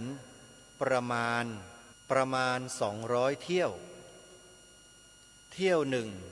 อาตมาภาพกำหนดไว้ที่ 3,000 บาทเพราะฉะนั้นใครที่เป็นเจ้าภาพ1 เที่ยว1 รถบรรทุก 3,000 บาทจะได้รับการจารึกชื่อไว้เป็นอนุสรณ์ในการทำถนนครั้งนี้ด้วยนะฮะใครที่บริจาค 3,000 บาท1 กองทุนก็จะทำการบันทึกชื่อให้ส่วนท่านใดที่บริจาคตามกำลังศรัทธานั้นก็จะเก็บรวบรวมรายชื่อของท่านไว้ในสาระบบของสวนป่าสามัคคีธรรมทั้งหมดอาตมาภาพจะดำเนินการเก็บรายชื่อเหล่านี้บันทึกไว้ในเอกสารของสวนป่าสามัคคีธรรมด้วยจะลงไปในเฟซด้วยในเพจด้วยจะลงไปใน YouTube ด้วยนะฮะซึ่งอาตมาภาพจะดำเนินการให้ตรงนี้สำหรับการมีส่วนร่วมทำบุญสร้างถนนทำถนนในครั้งนี้อาตมาภาพจะกำหนดให้เป็นไปในรูปแบบของการทอดผ้าป่าออนไลน์เป็นหลักทอดผ้าป่าออนไลน์เป็นหลักนั่นก็คือการโอนปัจจัยเข้ามาทำบุญจะได้รับความสะดวกส่วนกิจกรรมที่จะจัดทำเป็นรูปแบบในการทอดผ้าป่าสามัคคีณสถานที่ใดสถานที่หนึ่งนั้นจะต้องรอความพร้อมอะไรหลายๆอย่างจึงจะสามารถกำหนดได้นะโยมนะช่วงนี้ยังไม่ได้กำหนดว่าจะทอดกันที่ไหนอย่างไรอาจจะเป็นที่สวนป่าสามัคคีธรรมก็ได้นะฮะอันนี้ต้องคอยติดตามข่าวสารข้อมูลโดยพร้อมเพรียงกันแต่ในเบื้องต้นนี้ใครที่จะร่วมทำบุญในการทำถนนครั้งนี้ญาติโยมก็สามารถโอนปัจจัยเข้ามาร่วมบุญได้เลยที่ธนาคารไทยพาณิชย์สาขาบางลำพูเลขบัญชี114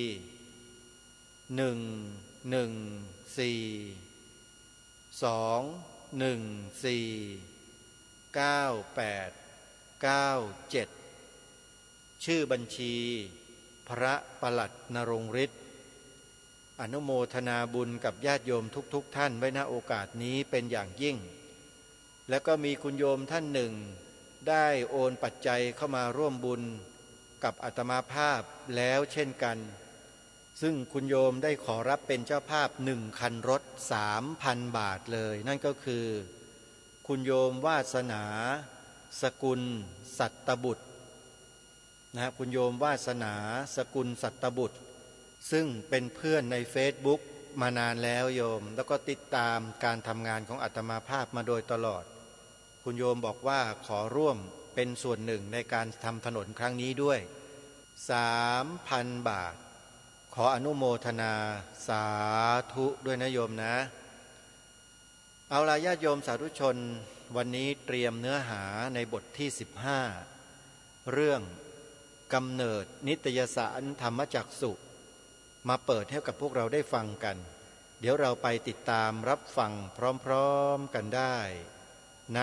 บัดนี้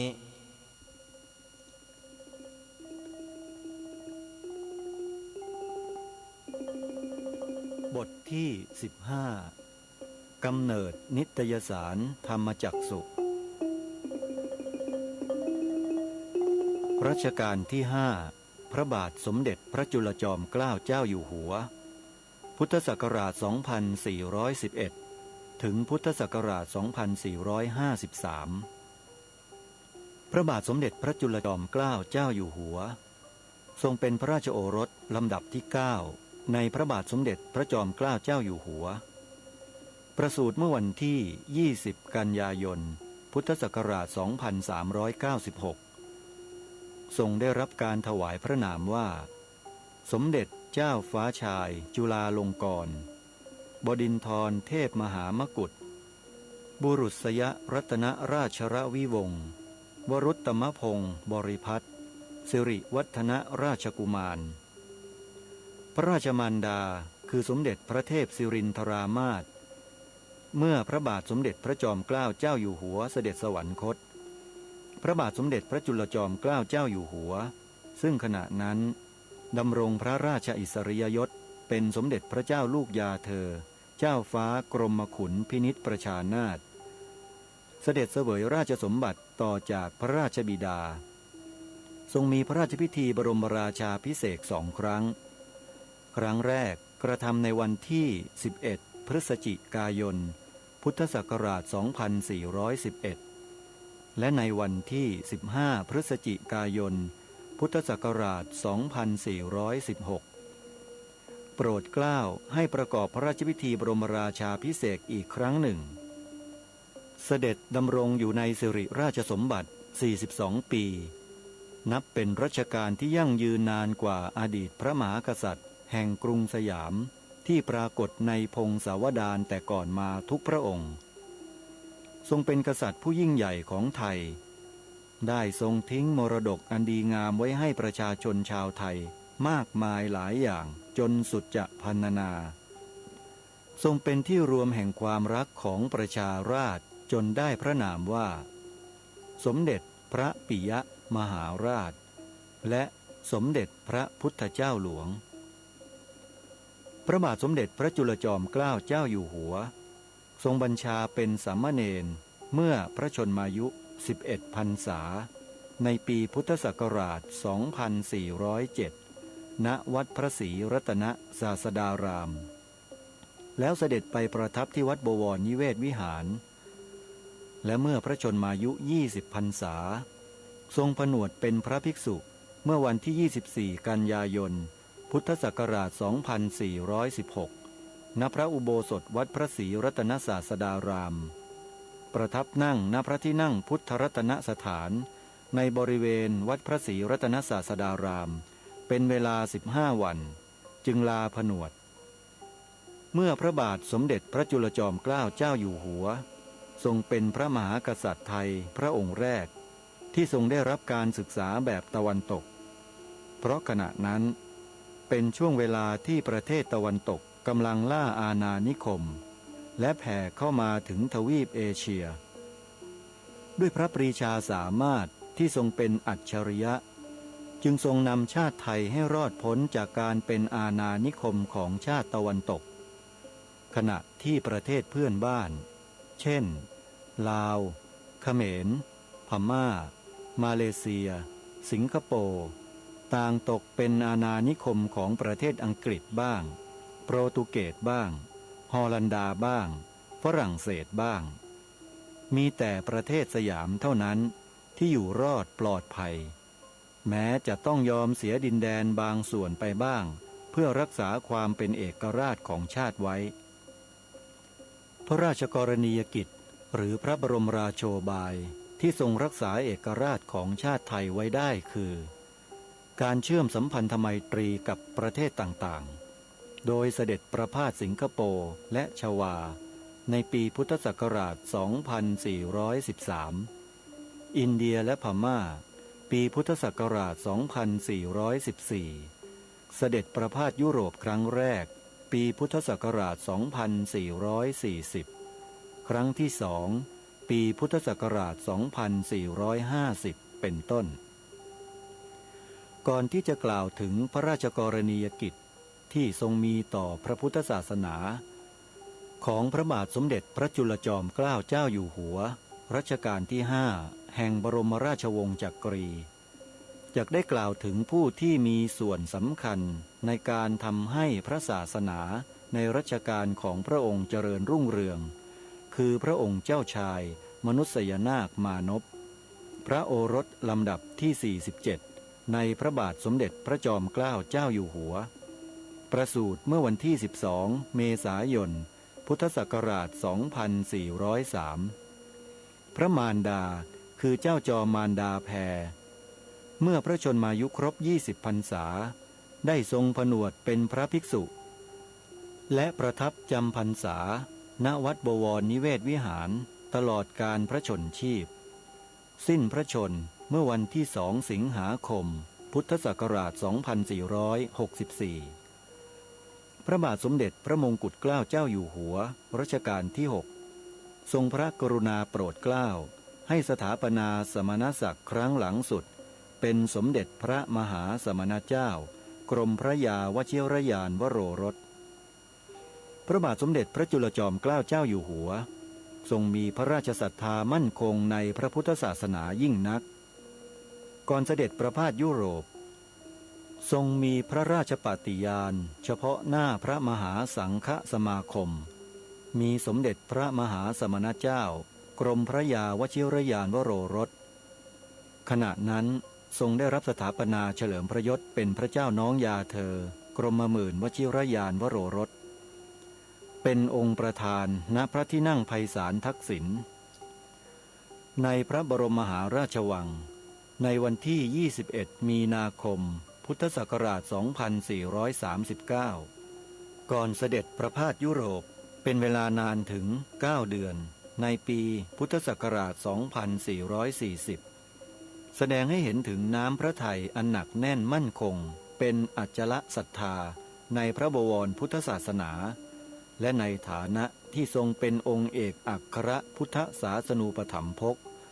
ดังจะได้อัญเชิญมาดังต่อไปนี้ข้าพเจ้าขอปฏิญาณตนเฉพาะหน้าพระสงฆ์เถรานุเถระทั้งหลายอันประชุมอยู่ณที่นี้ว่าการที่ข้าพเจ้าคิดจะไปประพาสยุโรปณครั้งนี้ด้วยข้าพเจ้ามุ่งต่อความดีแห่งพระราชอาณาจักรและด้วยความหวังว่าจะเป็นประโยชน์แก่ตัวข้าพเจ้าด้วยเพราะฉะนั้นข้าพเจ้าตั้งใจจะรักษาตนให้สมควรแก่ที่เป็นเจ้าของประชาชนชาวสยามทั้งปวง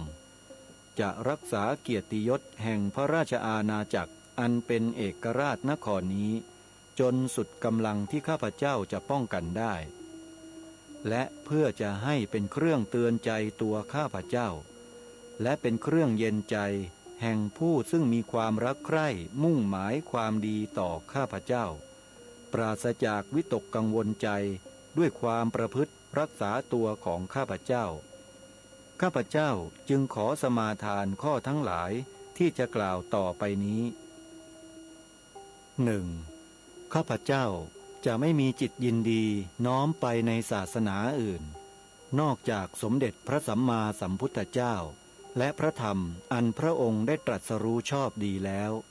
กับทั้งพระสงฆ์หมู่ใหญ่อันได้ประพฤติตามคำสั่งสอนของพระสัมมาสัมพุทธเจ้าพระองค์นั้นเลยเป็นอันขาดจนตราบกว่าสิ้นชีวิต 2. การที่ข้าพเจ้าไปครั้งนี้แม้ว่าจะช้านานเท่าใดก็ดีข้าพเจ้าจะไม่ร่วมประเวณีด้วยสตรีใดจนกลับเข้ามาถึงในพระราชอาณาเขต 3. ถึงแม้ว่าจะไปในประเทศซึ่งเขาถือกันว่าการให้สุราเมรัยไม่รับเป็นการเสียกิริยาอันดีหรือเพื่อป้องกันโรคอันเปลี่ยนอากาศเป็นต้นข้าพเจ้าจะไม่เสพสุราเมรัยให้มึนเมาเสียสติหรือแม้แต่มีกายวิกลเกินปกติเป็นอันขาดคำปฏิญาณสมาทานประการนี้ข้าพเจ้าได้ทำไว้เฉพาะหน้าพระสงฆ์เถรานุเถระอันได้มาประชุมในการพระราชพิธีศรีสัจจะปานการแห่งผู้สำเร็จราชการแผ่นดินต่างพระองค์และที่ปรึกษาของผู้สำเร็จราชการณพระที่นั่งไพศาลทักษิณในพระบรมมหาราชวังวันที่ 21 มีนาคมรัตนโกสินทร์ศก115พระพุทธศาสนายุคาร 2439 พรรษาเป็นวันที่ 1358 ในรัชกาลปัจจุบันลงพระประมาภิไธยเป็นอักษรขอมพระราชปฏิญาณที่ทรงสมาทานข้างต้นนี้พระราชาคณะสงฆ์รับสาธุ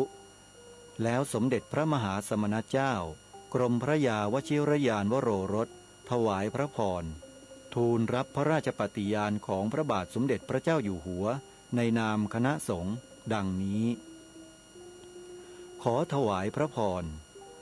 อาตมภาพพระภิกษุสงฆ์ได้ฟังกระแสพระราชดำรัสปรารภเหตุที่จะเสด็จประพาสยุโรปและพระราชปฏิญาณดังนี้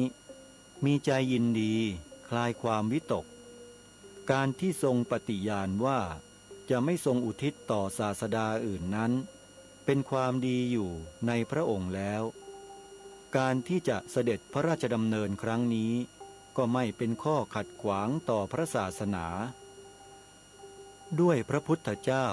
ไม่ได้ทรงหึงหวงผู้ที่เป็นบริษัทสาวกมิให้คบกับชนถือนอกศาสนาและการที่จะเสด็จประพาสยุโรปนี้ถึงว่าจะไม่เป็นประโยชน์แก่ศาสนาโดยตรงแต่ศาสนาจะตั้งอยู่ได้ก็ต้องอาศัยพระราชอาณาจักรและพระองค์ของสมเด็จพระบรมบพิตรพระราชสมภารเจ้าเมื่อจะเสด็จเพื่อเป็นคุณเป็นประโยชน์แก่พระราชอาณาจักรและทรงปฏิญาณพระองค์ฉะนี้เป็นการชอบแล้วอาตมภาพพระภิกษุสงฆ์รับพระราชปฏิญาณและขอจงเสด็จพระราชดำเนินสะดวกดีพระบรมราชประสงค์จงสำเร็จเป็นผลบริบูรณ์ทุกประการเทินขอถวายพระพรนอกจากพระราชปฏิญาณที่อัญเชิญมาข้างต้นแล้วพระราชหัตถเลขาที่ทรงมีถึงเซอร์เอ็ดวินอาร์โนก็แสดงให้เห็นถึงน้ำพระทัยอันแน่วแน่และพระราชศรัทธาที่มั่นคงในพระพุทธศาสนาของพระบาทสมเด็จพระจุลจอมเกล้าเจ้าอยู่หัวดังความตอนหนึ่งซึ่งจะได้อัญเชิญมาดังนี้พระราชบิดาของฉันได้ทรงสละเวลาเป็นส่วนใหญ่ในการศึกษาและคุ้มครองศาสนาของชาติส่วนฉันได้ขึ้นครองราชย์ในขณะอายุอย่างน้อยจึงไม่มีเวลาที่จะเป็นนักศึกษาอย่างพ่อฉันเองมีความสนใจในการศึกษาหนังสือหลักธรรมต่างๆสนใจที่จะคุ้มครองศาสนาของเราและต้องการให้มหาชนทั่วไปมีความเข้าใจถูกต้องดูเหมือนว่าถ้าชาวยุโรปเชื่อในคำสอนของคณะมิชชันนารีว่าศาสนาของเราโง่งมงายและชั่วทรามคนทั้งหลายก็จะต้องถือว่าพวกเราเป็นคนโง่งมงายและชั่วทรามไปด้วย ฉันจึงรู้สึกขอบคุณบรรดาบุคคลเช่นท่านเป็นตัวอย่างที่สอนชาวยุโรปให้ความคารวะแก่ศาสนาของเรารัชสมัยของสมเด็จพระปิยมหาราชกล่าวได้ว่าเป็นช่วงเวลาที่ชาติไทยเจริญรุ่งเรืองและรุ่งโรจน์ทั้งฝ่ายอาณาจักรและศาสนจักรซึ่งในที่นี้จะได้กล่าวถึงเฉพาะฝ่ายศาสนจักรเท่านั้นทั้งนี้เพราะทรงได้คู่พระบารมีคือพระเจ้าน้องยาเธอกรมหมื่นวชิรยานวโรรสช่วยในการบำรุงส่งเสริมพระศาสนาให้เจริญรุ่งเรืองทั้งในด้านปริยัติและด้านปฏิบัติดังที่ได้กล่าวแล้วพระราชกรณียกิจที่ทรงมีต่อพระศาสนา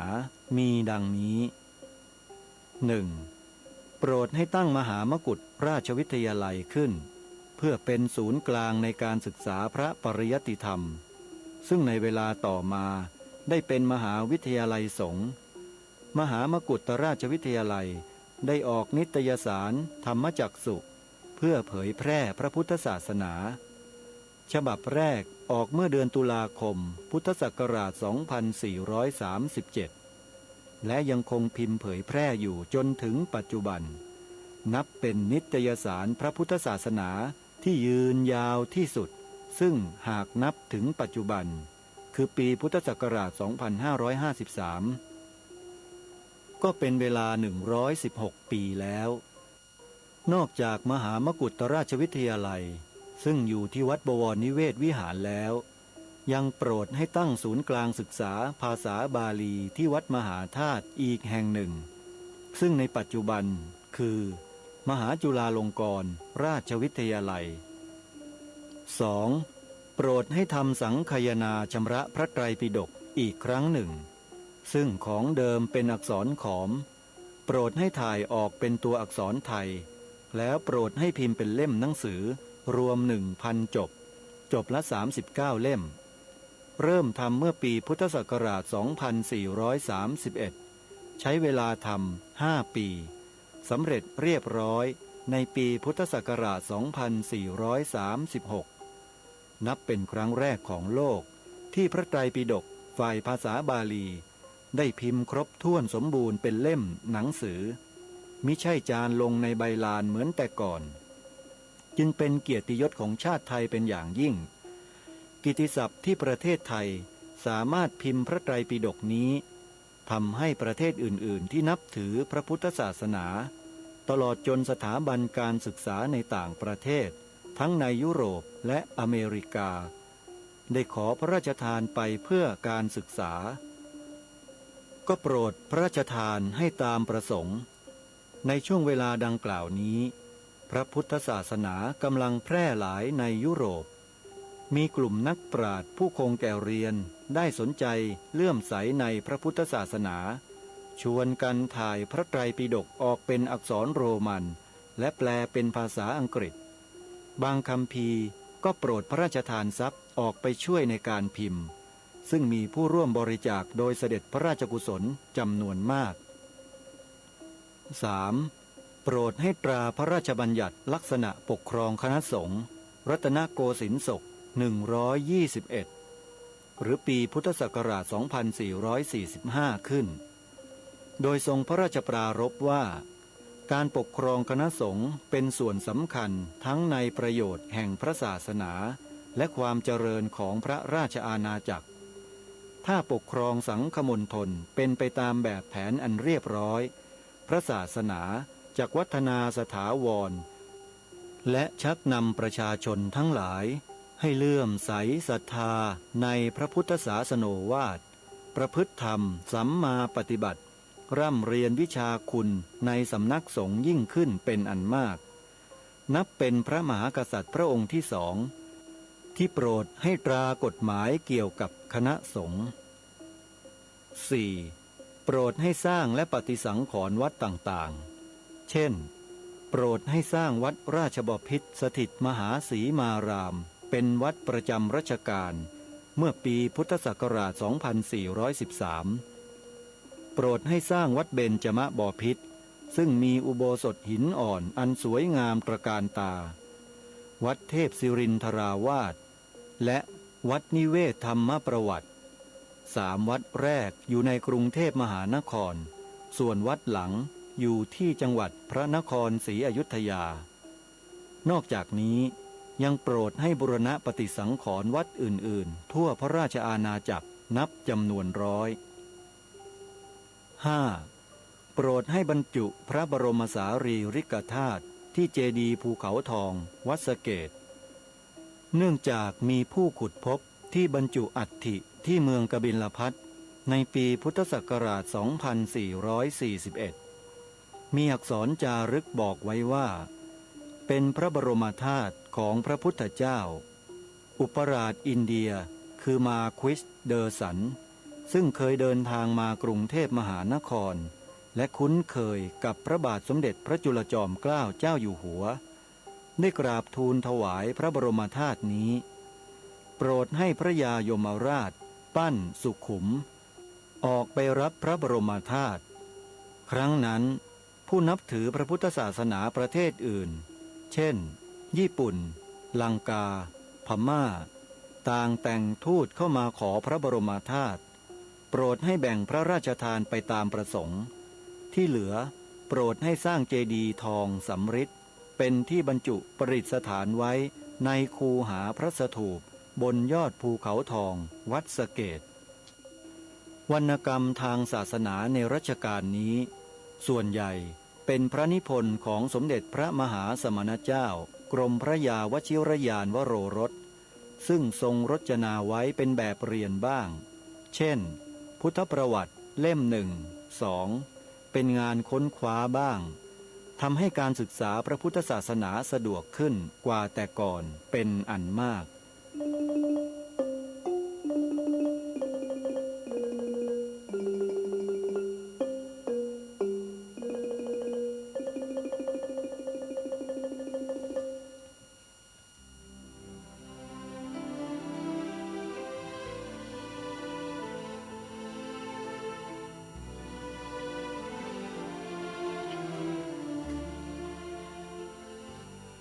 ท่านสาธุชนผู้ฟังทุกท่านที่จบไปนั้นเป็นบทความในหนังสือพุทธศาสตร์อยู่ยงคู่องค์กษัตราโดยท่านศาสตราจารย์ดร.สุจิตราอ่อนค้อมซึ่งได้ทำการบันทึกเสียงอ่านเอาไว้เมื่อประมาณปีพระพุทธศักราช 2556 โดยประมาณ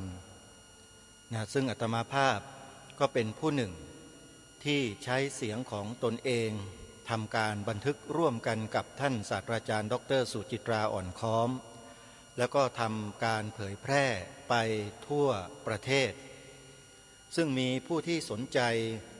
ได้นำบทบรรยายชุดนี้ไปเผยแพร่กันเป็นจำนวนมาก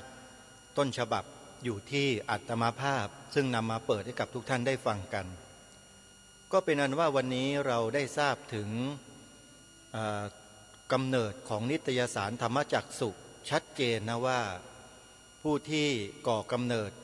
ทำให้เกิดนิตยสารฉบับนี้ขึ้นเป็นครั้งแรกก็คือองค์พระบาทสมเด็จพระจุลจอมเกล้าเจ้าอยู่หัวรัชกาลที่5สมเด็จพระปิยมหาราชของพวกเรานั่นเองเท่าที่อาตมาภาพทราบในปัจจุบันนิตยสารธรรมจักสุก็ยังคงเผยแพร่ให้ความรู้ทางพระพุทธศาสนาทางประวัติศาสตร์ความเป็นมาของพระพุทธศาสนาในโลกใบนี้อยู่เป็นปกติและหน่วยงานที่ทำการเผยแพร่นิตยสารฉบับนี้อยู่เป็นปกติก็คือศูนย์ส่งเสริมพระพุทธศาสนาแห่งประเทศไทยซึ่งมีสำนักงานตั้งอยู่ภายในวัดบวรนิเวศวิหารนั่นเองหรือจะสรุปง่ายๆก็คือว่าวัดบวรนิเวศวิหารเป็นแหล่งที่เผยแพร่ให้ความรู้ด้านพระพุทธศาสนาและประวัติศาสตร์ความเป็นมาของพระพุทธศาสนาในรูปของนิตยสารธรรมจักสุอยู่จนถึงปัจจุบันนั่นเองถ้าหากสาธุชนสนใจนิตยสารชุดนี้สามารถที่จะเป็นสมาชิกเพื่อรับนิตยสารฉบับนี้ได้ในทุกๆการ เผยแพร่ที่เขาออกอาจจะเป็นรายสัปดาห์รายเดือนหรือรายปีอาตมาก็ยังไม่ทราบนะโยมนะแต่ยังไงก็ตามนิตยสารฉบับนี้ขอบอกว่าใครที่ได้อ่านได้ศึกษาเรียนรู้ได้ติดตามแล้วจะเกิดความเข้าใจความรู้มากมายหลายประการเกี่ยวกับประวัติความเป็นมาของพระพุทธศาสนาในโลกใบนี้อย่างกว้างขวางมากๆทีเดียวนะฮะนี่ก็เป็นเนื้อหาของบทที่15ที่ทางรายการได้นำมาเปิดให้กับสาธุชนได้สดับรับฟังเพื่อศึกษาเรียนรู้ประวัติความเป็นมาของการทำรงรักษาไว้ซึ่งพระพุทธศาสนาและประเทศชาติบ้านเมืองไทยของเราโดยมีองค์พระมหากษัตริย์ซึ่งเป็นองค์เอกอัครพุทธศาสนูปถัมภกทรงเป็นองค์พระประมุขของแผ่นดินของชาติบ้านเมืองที่พระองค์ทรงพยายามทุกวิถีทางที่จะปกป้องรักษาที่จะนำพาให้พระพุทธศาสนาอยู่รอดปลอดภัยมาจนถึงพวกเราในทุกวันนี้ได้เพราะฉะนั้นน้ำพระราชฤทัยพระมหากรุณาธิคุณเป็นล้นพ้นเช่นนี้เราในฐานะที่เป็นลูกหลานเป็นคนไทยนั้นเราจะละเลยไม่รู้ไม่ได้แล้วเมื่อเรารู้แล้วสิ่งที่เราจะต้องสร้างให้เกิดมีขึ้นในใจของเราก็คือสำนึกในจิตใจของเรานั่นเองรายการคดีโลกคดีธรรมจึงตระหนักในข้อนี้เป็นอย่างยิ่งแล้วก็พยายามที่จะนำพาให้พวกเราชาวพุทธทั้งคนรุ่นเก่ารุ่นปานกลางหรือเจเนเรชันคนรุ่นใหม่เนี่ยให้เกิดความสำนึกในข้อนี้เป็นหลัก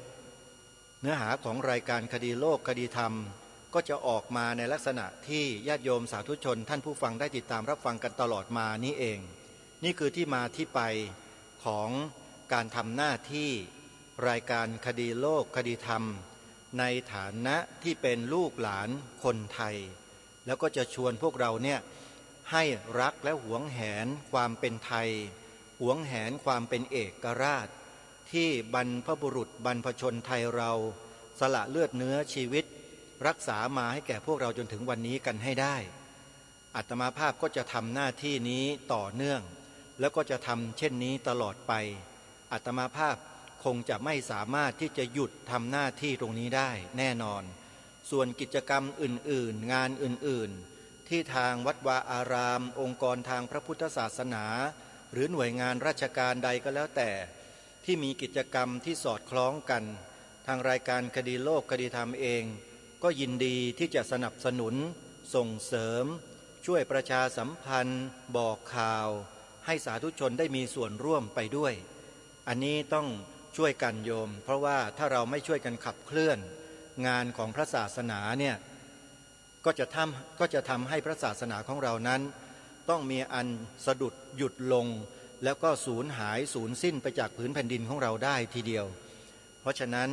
การร่วมด้วยช่วยกันทำรงรักษาไว้ด้วยการสืบต่อสืบสารรักษาต่อยอดนั่นเองเราต้องทำร่วมกันแล้วก็อย่าลืมกิจกรรมครั้งต่อไปที่จะถึงนี้ให้เราไปร่วมกันที่วัดไตรสิกขาทลามลตารามบ้านฝางตำบลแพทย์อำเภอคำตากล้าจังหวัดสกลนครต้นบุญของพวกเราท่านทั้งหลายอยู่ที่นั่นยังมีชีวิตอยู่เราจะได้มีโอกาสไปกราบครูบาอาจารย์ของเราที่เราได้ความรู้ทางพระพุทธศาสนามากมายก่ายกองก็เกิดจากท่านนี่แหละ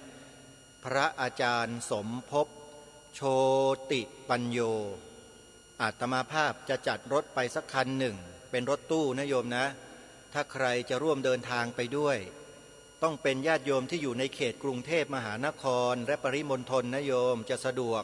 ถ้าอยู่ต่างจังหวัดนี่ไปเองเลยแต่ถ้าใครอยู่ในส่วนกลางกรุงเทพมหานครจะร่วมเดินทางไปด้วยติดต่อมาที่หมายเลขโทรศัพท์นี้ได้เลยนะโยมนะ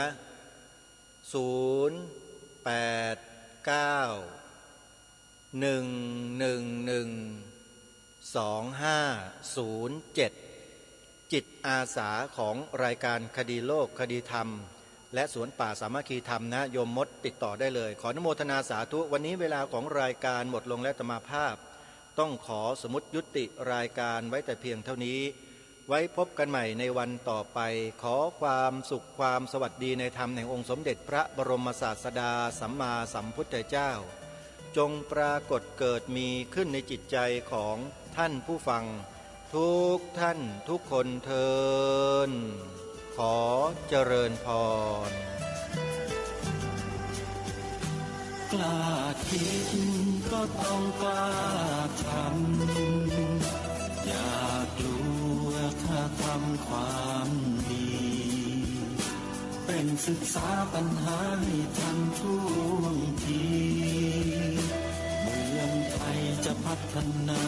กว่านี้รายการดีๆคดีโลกคดีธรรมขอรำพันบรรยายความคิดเครื่องหมายแห่งสีทั้งสามงามถนัดขาวคือบริสุทธิ์สีสวัสดิ์หมายพระไตรรัตน์และธรรมะคุ้มจิตไทยแดงคือโลหิตเราใสซึ่งยอมสละได้เพื่อรักษาชาติศาสนาน้ำเงินคือสีโสภาอันจอมประชาถ้าโปรดเป็นของส่วนองค์จับริ้วเข้าเป็นไตร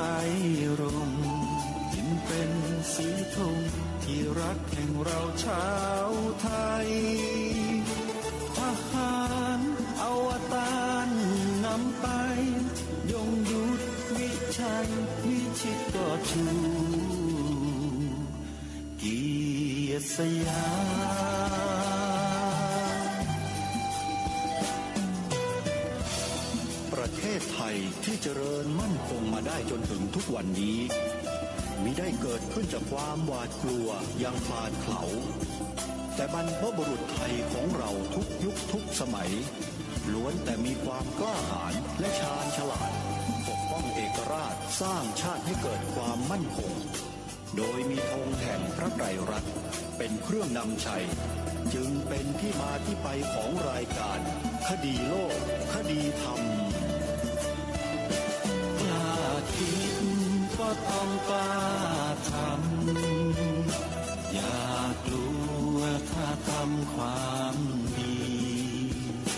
เป็นศึกษาปัญหาให้ทันท่วงทีเมืองไทยจะพัฒนากว่านี้รายการดีๆคดีโลกคดีธรรมรายการดีๆคดีโลกคดีธรรม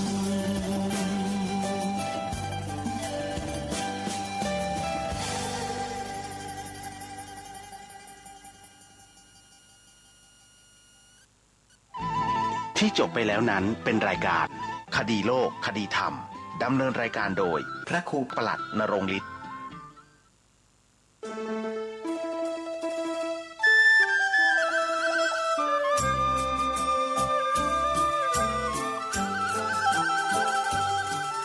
พิธีบำเพ็ญกุศลออกเมรุพระราชทานเพลิงศพพระครูสิริวิชยางกูลพระมหาจรูนสุจิตโตณเมรุชั่วคราววัดบ้านแพะตำบลบ้านเป้าอำเภอแม่แตงจังหวัดเชียงใหม่ขอเชิญญาติโยมและศิษยานุศิษย์ทุกท่านในวันที่ 25 ถึง 29 มกราคม พุทธศักราช 2566 ติดต่อร่วมทำบุญได้ที่พระมหาธิวากรคัตติยสิริเจ้าอาวาสวัดบ้านแพะเบอร์โทรศัพท์ 082-979-1635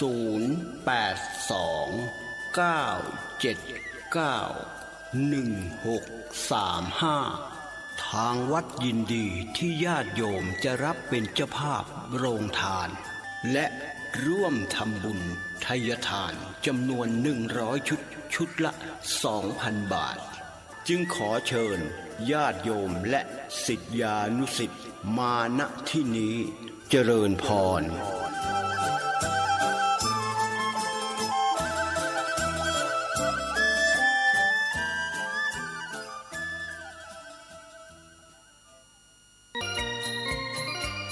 ข่าวสารเพื่อการประชาสัมพันธ์ขอเชิญชวนศรัทธานักศีลนักบุญทั้งหลาย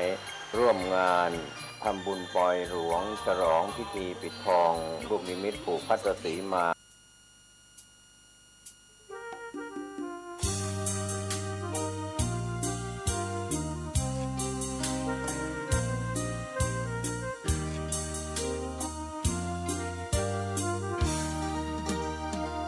ราบเท้าคุณพ่อ ลูกขอให้หยุดดื่มเหล้าอย่ามัวแต่เมาดื่มเหล้าเล่นการพนันคนเขาดูถูกว่าพ่อขี้เกียจทำงานชาวบ้านรังเกียจเดียดฉันต่างประจานคุณพ่อสิ้นดีสงสารคุณแม่ลำบากแท้หาเงินมาให้ได้มาเท่าใดก็ใช้จนหมดไม่มีขัดสนจนยากลำบากคนแค้นเต็มทีอนาคตของลูกริบหรีความหวังที่มีมืดม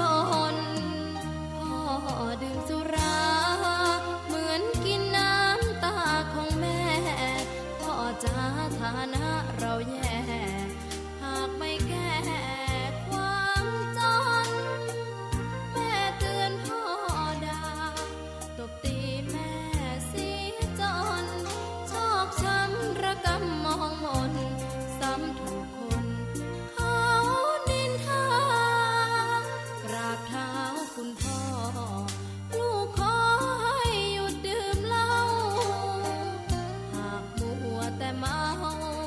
คนเขาย้ำหมิ่นเรื่อยมากลับตัวเสียใหม่กลับใจมาพัฒนาพ่อจะมีคุณค่าเลิกดื่มสุราเลิกการพนัน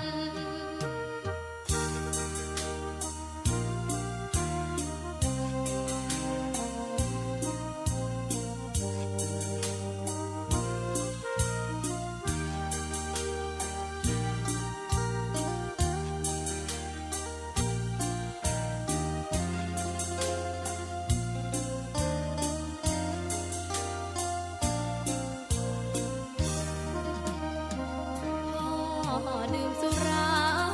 เหมือนกินน้ำตาของแม่พ่อจะฐานะเราแย่หากไม่แก้ความจนแม่เตือนพ่อด่าตบตีแม่เสียจนชอกช้ำระกำมองมนซ้ำถูกคนเขานินทากราบเท้าคุณพ่อ ลูกขอให้หยุดดื่มเหล้าหากมัวแต่เมาคนเขาย้ำหมิ่นเรื่อยมากลับตัวเสียใหม่กลับใจมาพัฒนาก็จะมีคุณค่าเลิกดื่มสุราเลิกการพนัน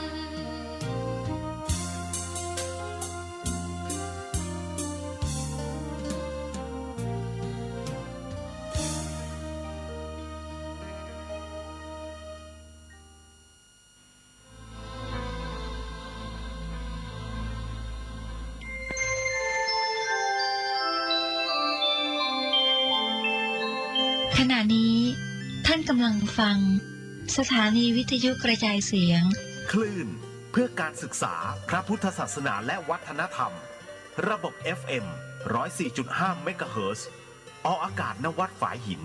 ตำบลสุเทพ อำเภอเมืองจังหวัดเชียงใหม่ โทรศัพท์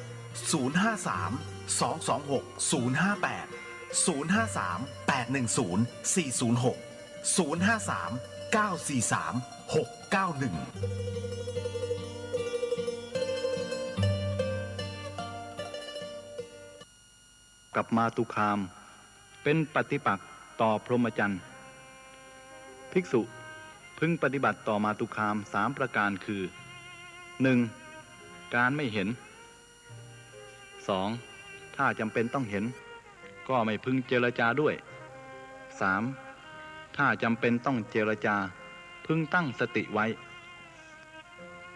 ธรรมดาว่าหญิงเป็นคนมักโกรธไม่รู้จักคุณชอบส่อเสียดชอบยุยงให้แตกกันดูก่อนภิกษุท่านจงประพฤติพรหมจรรย์เถิดท่านจะไม่เสื่อมจากความสุขธรรมดาว่าหญิงเหล่านี้เป็นผู้ยังบุรุษให้งงงวยมีมารยามากและยังพรหมจรรย์ให้กำเริบย่อมจะจมลงในอบายบัณฑิตรู้ชัดอย่างนี้แล้วพึงหลีกเว้นเสียให้ห่างไกลธรรมดาสตรีมีปกติหมุนเวียนมีมายามากมักทำพรหมจรรย์ให้กำเริบย่อมทำนักพรตให้จมลงท่านรู้แจ้งชนี้แล้วพึงเว้นเสียให้ห่างไกลสตรีทั้งหลายมีวาจาไพเราะมีสัมภาษณ์อ่อนหวานยากที่จะให้เต็มได้เสมอด้วยแม่น้ำสตรีทั้งหลายย่อมเข้าไปส่องเสพบุรุษใดด้วยความพอใจหรือด้วยทรัพย์ก็ตามย่อมพลันตามเผาผลาญบุรุษนั้นเหมือนไฟป่าเผาสถานที่ตนเองฉะนั้นมุนีเหล่าใดย่อมไม่พัวพันในหญิงทั้งหลายมุนีเหล่านั้นย่อมนอนหลับเป็นสุขสัจจะที่ได้ยากแสนยากในหญิงเหล่าใดหญิงเหล่านั้นอันบุคคลต้องรักษาทุกเมื่อแท้ราคะบัณฑิตกล่าวว่าเป็นทางผิดไวสิ้นไปตามคืนและวันหญิงเป็นมนทินของพรหมจรรย์หมู่สัตว์นี้ย่อมติดอยู่ในหญิงนี้ตบะและพรหมจรรย์นั้นมิใช่น้ำแต่เป็นเครื่องชำระล้างน้ำดองในโลกเขาเรียกชื่อว่าสุราสุราทำให้ใจฮึกเหิมมีกลิ่นหอมทำให้พูดมากมีรสหวานแหลมปานน้ำผึ้งพระอริยะทั้งหลายกล่าวสุรานั้นว่าเป็นพิษของพรหมจรรย์หญิงในโลกย่อมย่ำยีบุรุษผู้ประมาทแล้วหญิงเหล่านั้นย่อมจูงจิตของบุรุษไปเหมือนลมพัดปุยนุ่นที่หล่นจากต้นไปฉะนั้นนี่บัณฑิตกล่าวว่าเป็นเหวของพรหมจรรย์ลาภสรรเสริญสการะและการบูชาในตระกูลอื่นๆนี่บัณฑิตกล่าวว่าเป็นเปลือกตมของพรหมจรรย์เบญจกามคุณอันน่าลื่นลมใจเหล่านี้คือรูปรสกลิ่นเสียงและโผฏฐัพพะที่มีปรากฏอยู่ในเรือนร่างของผู้หญิงย่อมร่อลวงปุถุชนให้ลำบากเหมือนพรานเนื้อแอบตัดเนื้อด้วยเครื่องดักพรานเบ็ดจับปลาด้วยเบ็ดบุคคลจับวานอนด้วยเครื่องล่อฉะนั้นปุถุชนเหล่าใดมีจิตกำหนัดเข้าไปส่องเสพหญิงเหล่านั้นปุถุชนเหล่านั้นย่อมยังสงสารอันน่ากลัวให้เจริญย่อมก่อภพใหม่ขึ้นอีกส่วนผู้ใดงดเว้นหญิงเหล่านั้นเหมือนบุคคลสลัดหัวงูด้วยเท้าผู้นั้นเป็นผู้มีสติระงับตัณหาอันซ่านไปในโลกเสียได้เห็นโทษในกามเห็นการออกบรรพชาด้วยความเกษมสลัดตนจากกามทั้งปวงแล้วได้บรรลุความสิ้นอาสวะ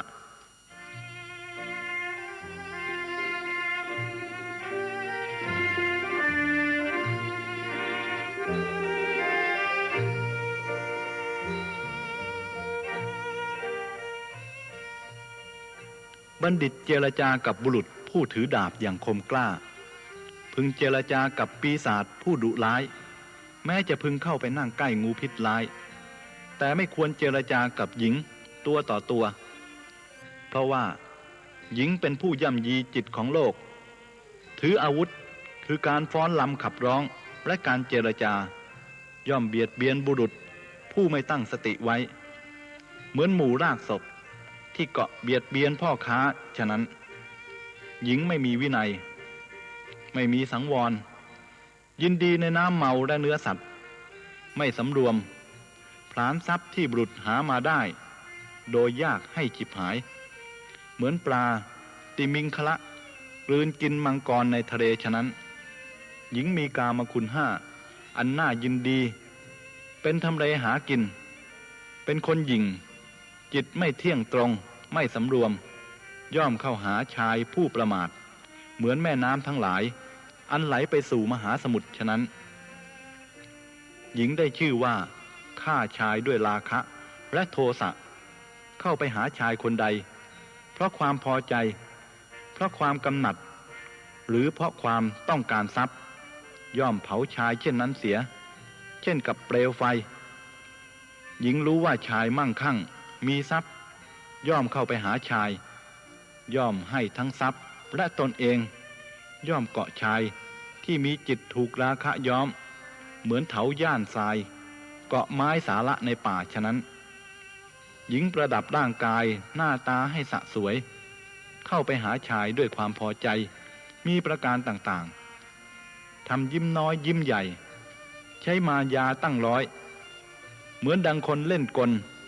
และอสุรินทราหูหญิงประดับประดาด้วยทองแก้วมณีและมุกดาถึงจะมีคนสักการะและรักษาไว้ในตระกูลของสามียังประพฤตินอกใจสามีดังหญิงที่อยู่ในทรวงอกประพฤตินอกใจมานพฉะนั้นจริงอยู่นรชนผู้มีปัญญาเครื่องพิจารณาแม้จะมีเดชมีมหาชนสักการะบูชาถ้าตกอยู่ในอำนาจของหญิงแล้วย่อมไม่รุ่งเรืองเหมือนพระจันทร์ถูกราหูจับฉะนั้นโจรผู้มีจิตโกรธคิดประทุษร้ายพึงกระทำแก่โจรอื่นซึ่งเป็นข้าศึกที่มาประจันหน้าส่วนผู้ตกอยู่ในอำนาจของหญิงไม่มีอุเบกขาย่อมเข้าถึงความพินาศยิ่งกว่านั้นอีกหญิงถึงจะถูกชายฉุดกระชากรากผมและหยิกข่วนด้วยเล็บคุกคามทุบตีด้วยเท้าด้วยมือและท่อนไม้ก็กลับวิ่งเข้าหาเหมือนหมู่แมลงวันที่ซากศพฉะนั้นบุรุษผู้มีจักษุคือปัญญาปรารถนาความสุขแก่ตนพึงเว้นหญิงเสียเหมือนกับบ่วงและข่ายที่ดักไว้ในสกุลในถนนสายหนึ่งในราชธานีหรือในนิคมบุรุษผู้ตกอยู่ในอำนาจของหญิงย่อมถูกติเตียนทั้งโลกนี้และโลกหน้ากรรมของตนกระทบแล้วเป็นคนโง่เขลาย่อมไปพลั้งพลาดโดยไม่แน่นอนเหมือนรถที่เทียมด้วยลาโกงย่อมผิดทางฉะนั้นผู้ตกอยู่ในอำนาจของหญิงย่อมเข้าถึงนรกเป็นที่เผาสัตว์ให้รุ่มร้อนและนรกอันมีป่าไม้งิ้วมีหนามแหลมดังหอกเหล็กแล้วมากำอันไม่มีความอาลัยแล้วพึงละกามเสียเป็นผู้ไม่มีกิเลสเป็นเครื่องกังวลปรารถนาความยินดีในวิเวกที่สัตว์ยินดีได้ยาก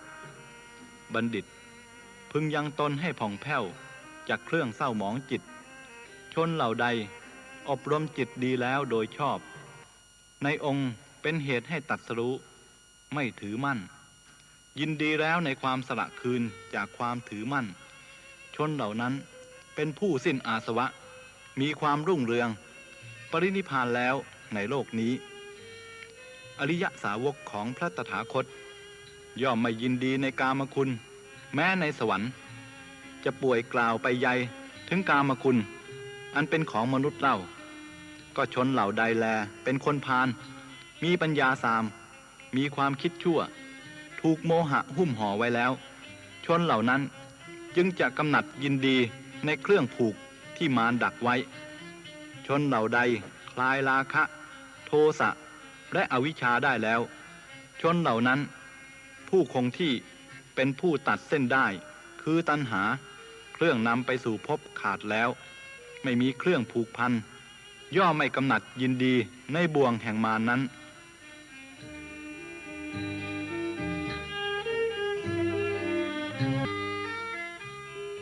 ดูก่อนภิกษุทั้งหลาย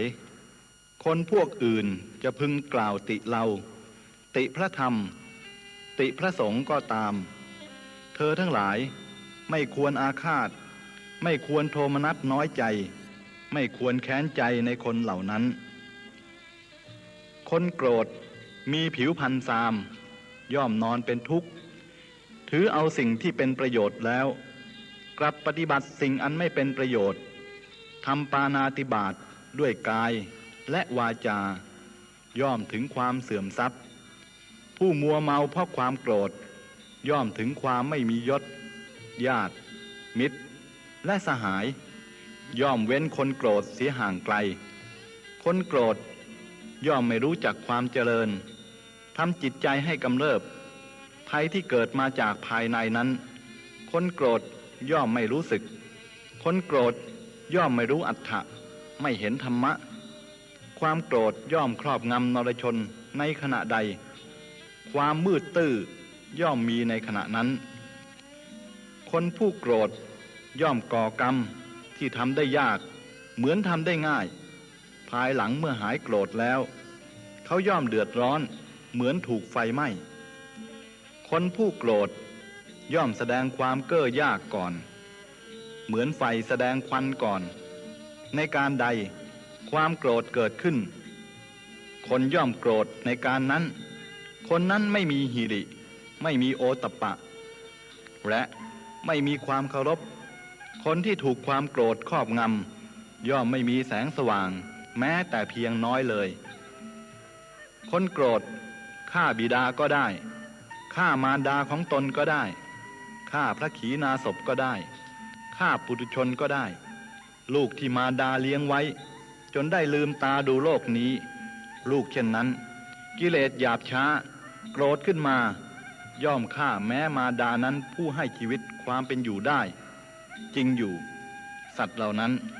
มีตนเป็นเครื่องเปรียบเทียบเพราะตนเป็นที่รักอย่างยิ่งคนโกรธหมกมุ่นในรูปต่างๆตอบนั้นบุคคลผู้ไม่โกรธตอบผู้โกรธ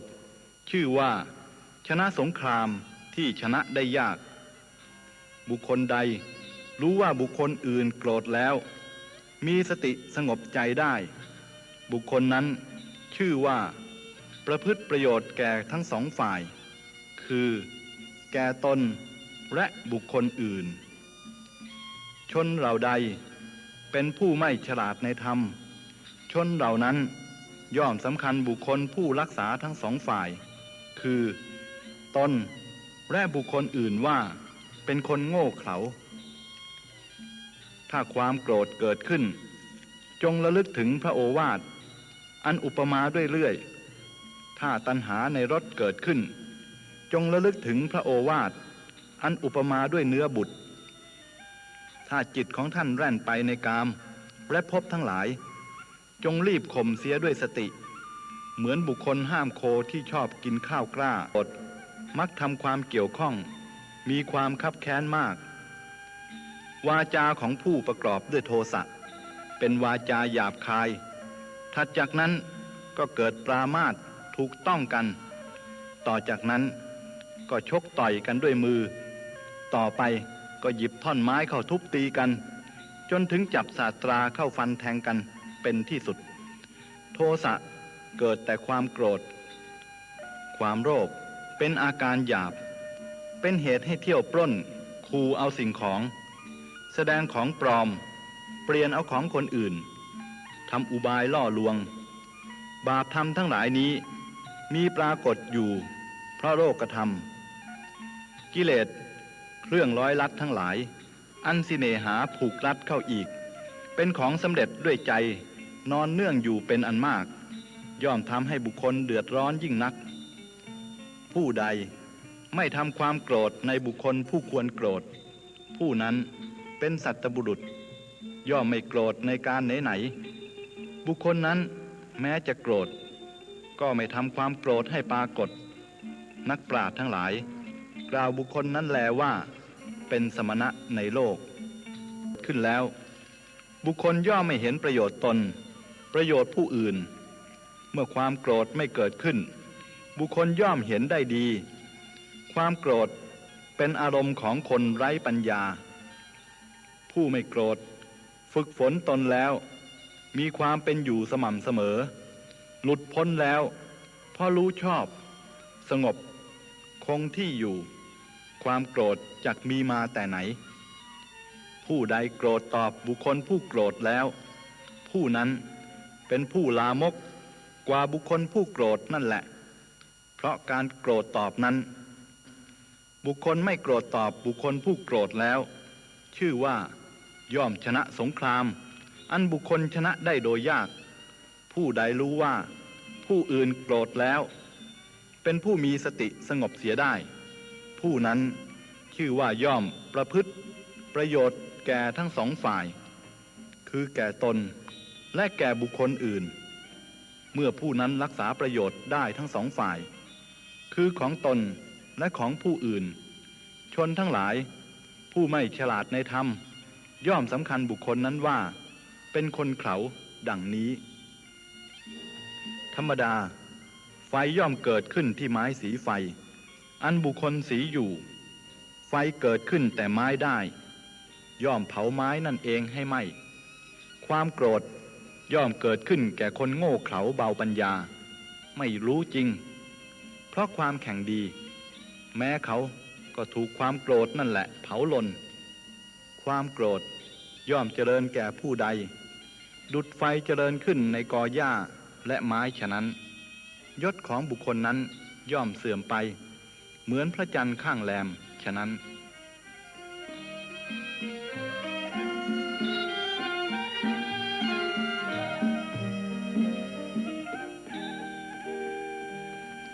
ความโกรธอย่าได้ครอบงำท่านทั้งหลายและท่านทั้งหลายอย่าได้โกรธต่อบุคคลผู้โกรธความไม่โกรธและความไม่เบียดเบียนย่อมมีในท่านผู้ประเสริฐทุกเมื่อก็ความโกรธเปรียบปานดังภูเขาย่อมย่ำยีคนลามก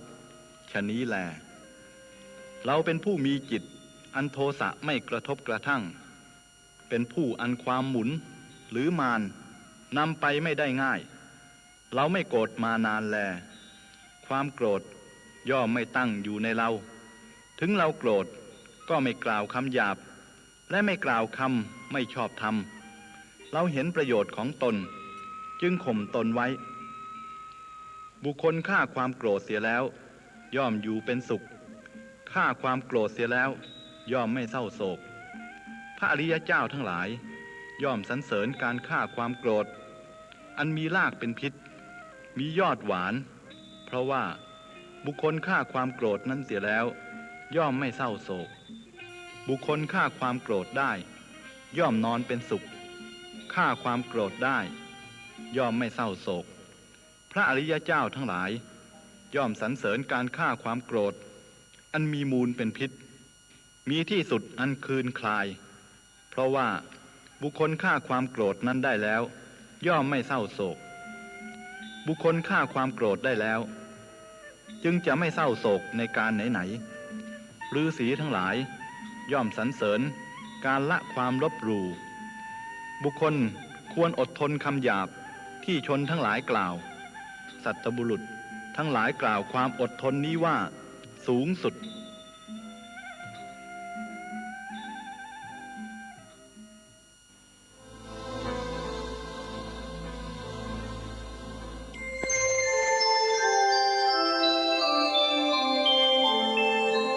ขณะนี้ท่านกำลังฟังสถานีวิทยุกระจายเสียงพระพุทธศาสนา FM 104.5 เมกะเฮิรตซ์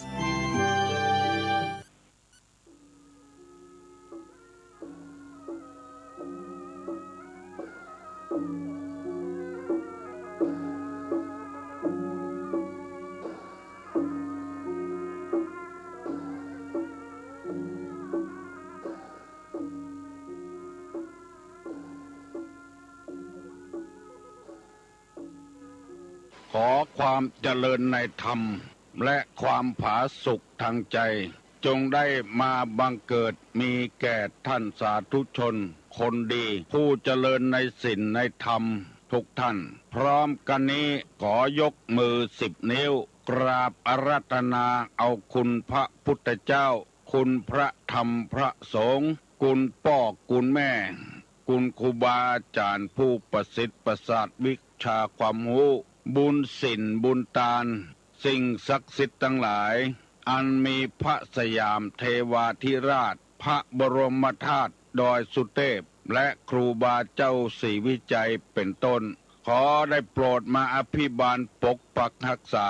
พระสงฆ์พระเจ้า พระเนนเถนน้อยและท่านผู้รับฟังรายการทุกคนทุกท่านคือปากันมีความสุขกายสุขใจเหมือนกันทุกตนทุกองค์ทุกผู้ทุกคนตลอดกาลนานมาแถมแล้วเนอเสียงก้องเสียงกองเสียงมองต่ำเข้าเสียงตุเจ้าเทศนาธรรมมาเยี่ยมมาใจท่านสาธุชนคนดีตั้งหลายถึงบ้านถึงจองเพื่อเอาธรรมะแบบรากหญ้าแบบธรรมดามาฮือพ่อแม่พี่น้องตั้งหลายฟังก่อนที่จะได้ฟังนี้ขอเชิญชวนมวลพุทธบริษัททั้งหลาย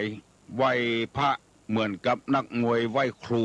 ระลึกถึงครูบาอาจารย์ก่อนผู้ที่ไปแสวงหาสัจธรรมสี่อสงไขยปลายแสนมหากัปและ10 ชาติปางสุดท้ายได้เกิดมาเป็นพญาเวสสันตละตาลเข้าของทรัพย์สมบัติสละบัลลังก์ไปบวชเป็นพระฤาษีตาลเมียตาลลูกบำเพ็ญขนาดหนักจนได้ตรัสรู้เฮาไหว้ครูบาอาจารย์เนี่ยก่อนเนออาลังหังสัมมาสัมพุทโธภควาพุทธังภควันตังอภิวาเทมิกราบสวากขาโตภควตาธัมโมธัมมังนัมสสามิกราบสุปฏิปันโนภควโตสาวกสังโฆสังฆังนะมามิกราบหันทัพมยังพุทธัสสะภควโตบุพาภะคณะมะกะลังกะโลมาเสนะโมตัสสะภควโต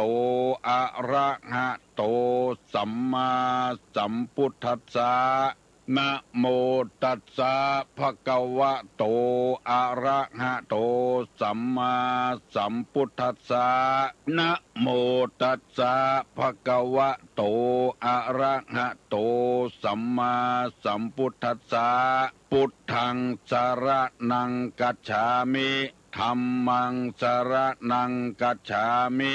สังฆังสรณังกัจฉามิตุติยัมปิพุทธังสรณังกัจฉามิตุติยัมปิธัมมังสรณังกัจฉามิ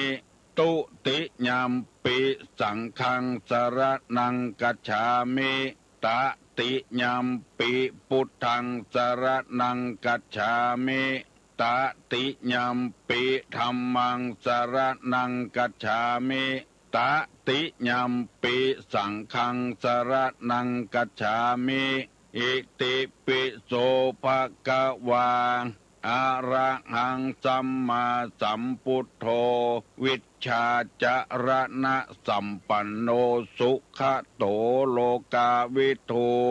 อนุตตโลปุริสาธรรมสารถิสัทธาเตวะมนุสสานังพุทโธภควาติสวากขาโตภควตาธัมโม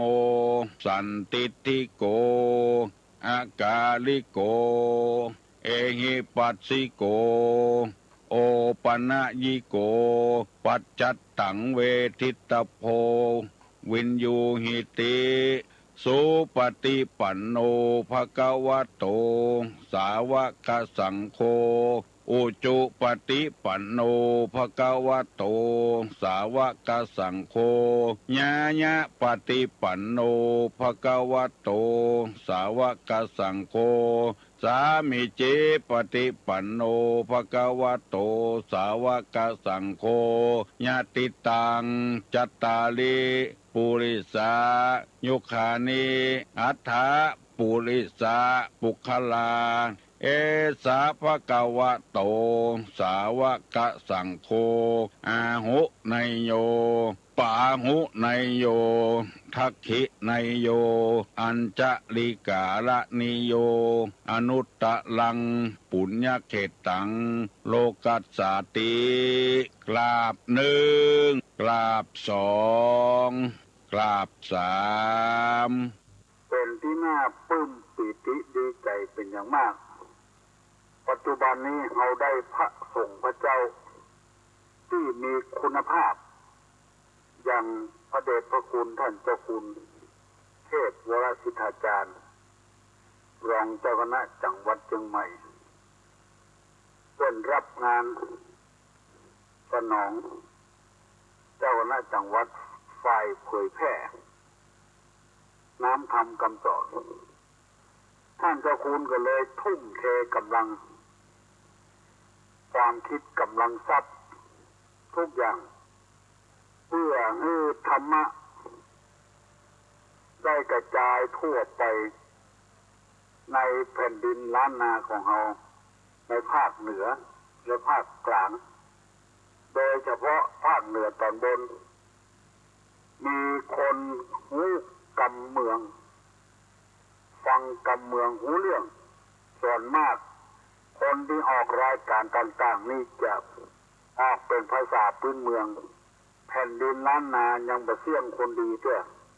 ยังมีคนดีอย่างกับพระเดชพระคุณท่านเจ้าคุณเทพวรสิทธาจารย์พยายามฟื้นฟูเอาวัดต่างๆที่มันลกล้างไปแล้วมีคนเข้าไปเจ้าอยู่ทำธุรกิจต่างๆซึ่งเป็นน่าสงสารน่าอินดูวัดวาในพุทธศาสนาเวลานี้ได้ฟื้นไปหลายวัดเกือบ10 วัดละนอกจากท่านจะฟื้นฟูด้านวัตถุศาสนวัตถุแล้วฟื้นฟูด้านศาสนธรรมเกิดแถมพยายามเพื่อธรรมะเข้าถึงจิตถึงใจพุทธบริษัททั้งหลายบ่เฮือได้เหินได้ห่างจักจวนคนเข้าวัดเข้าวาเข้าปฏิบัติธรรมแล้วก็นิมนต์พระสงฆ์พระเจ้าที่มีความรู้ออกไปสอนธรรมะธรรมโมตามโรงเรียนต่างๆตามวัดต่างๆปรากฏว่าปีนี้มีเยาวชนนักเรียนศึกษาธรรมะเรียกว่าธรรมะศึกษาชั้นตรีโทเอกมีคนเข้าสอบจำนวนมากทีเดียวโดยเฉพาะอำเภอเมืองครูบาอาจารย์โรงเรียนต่าง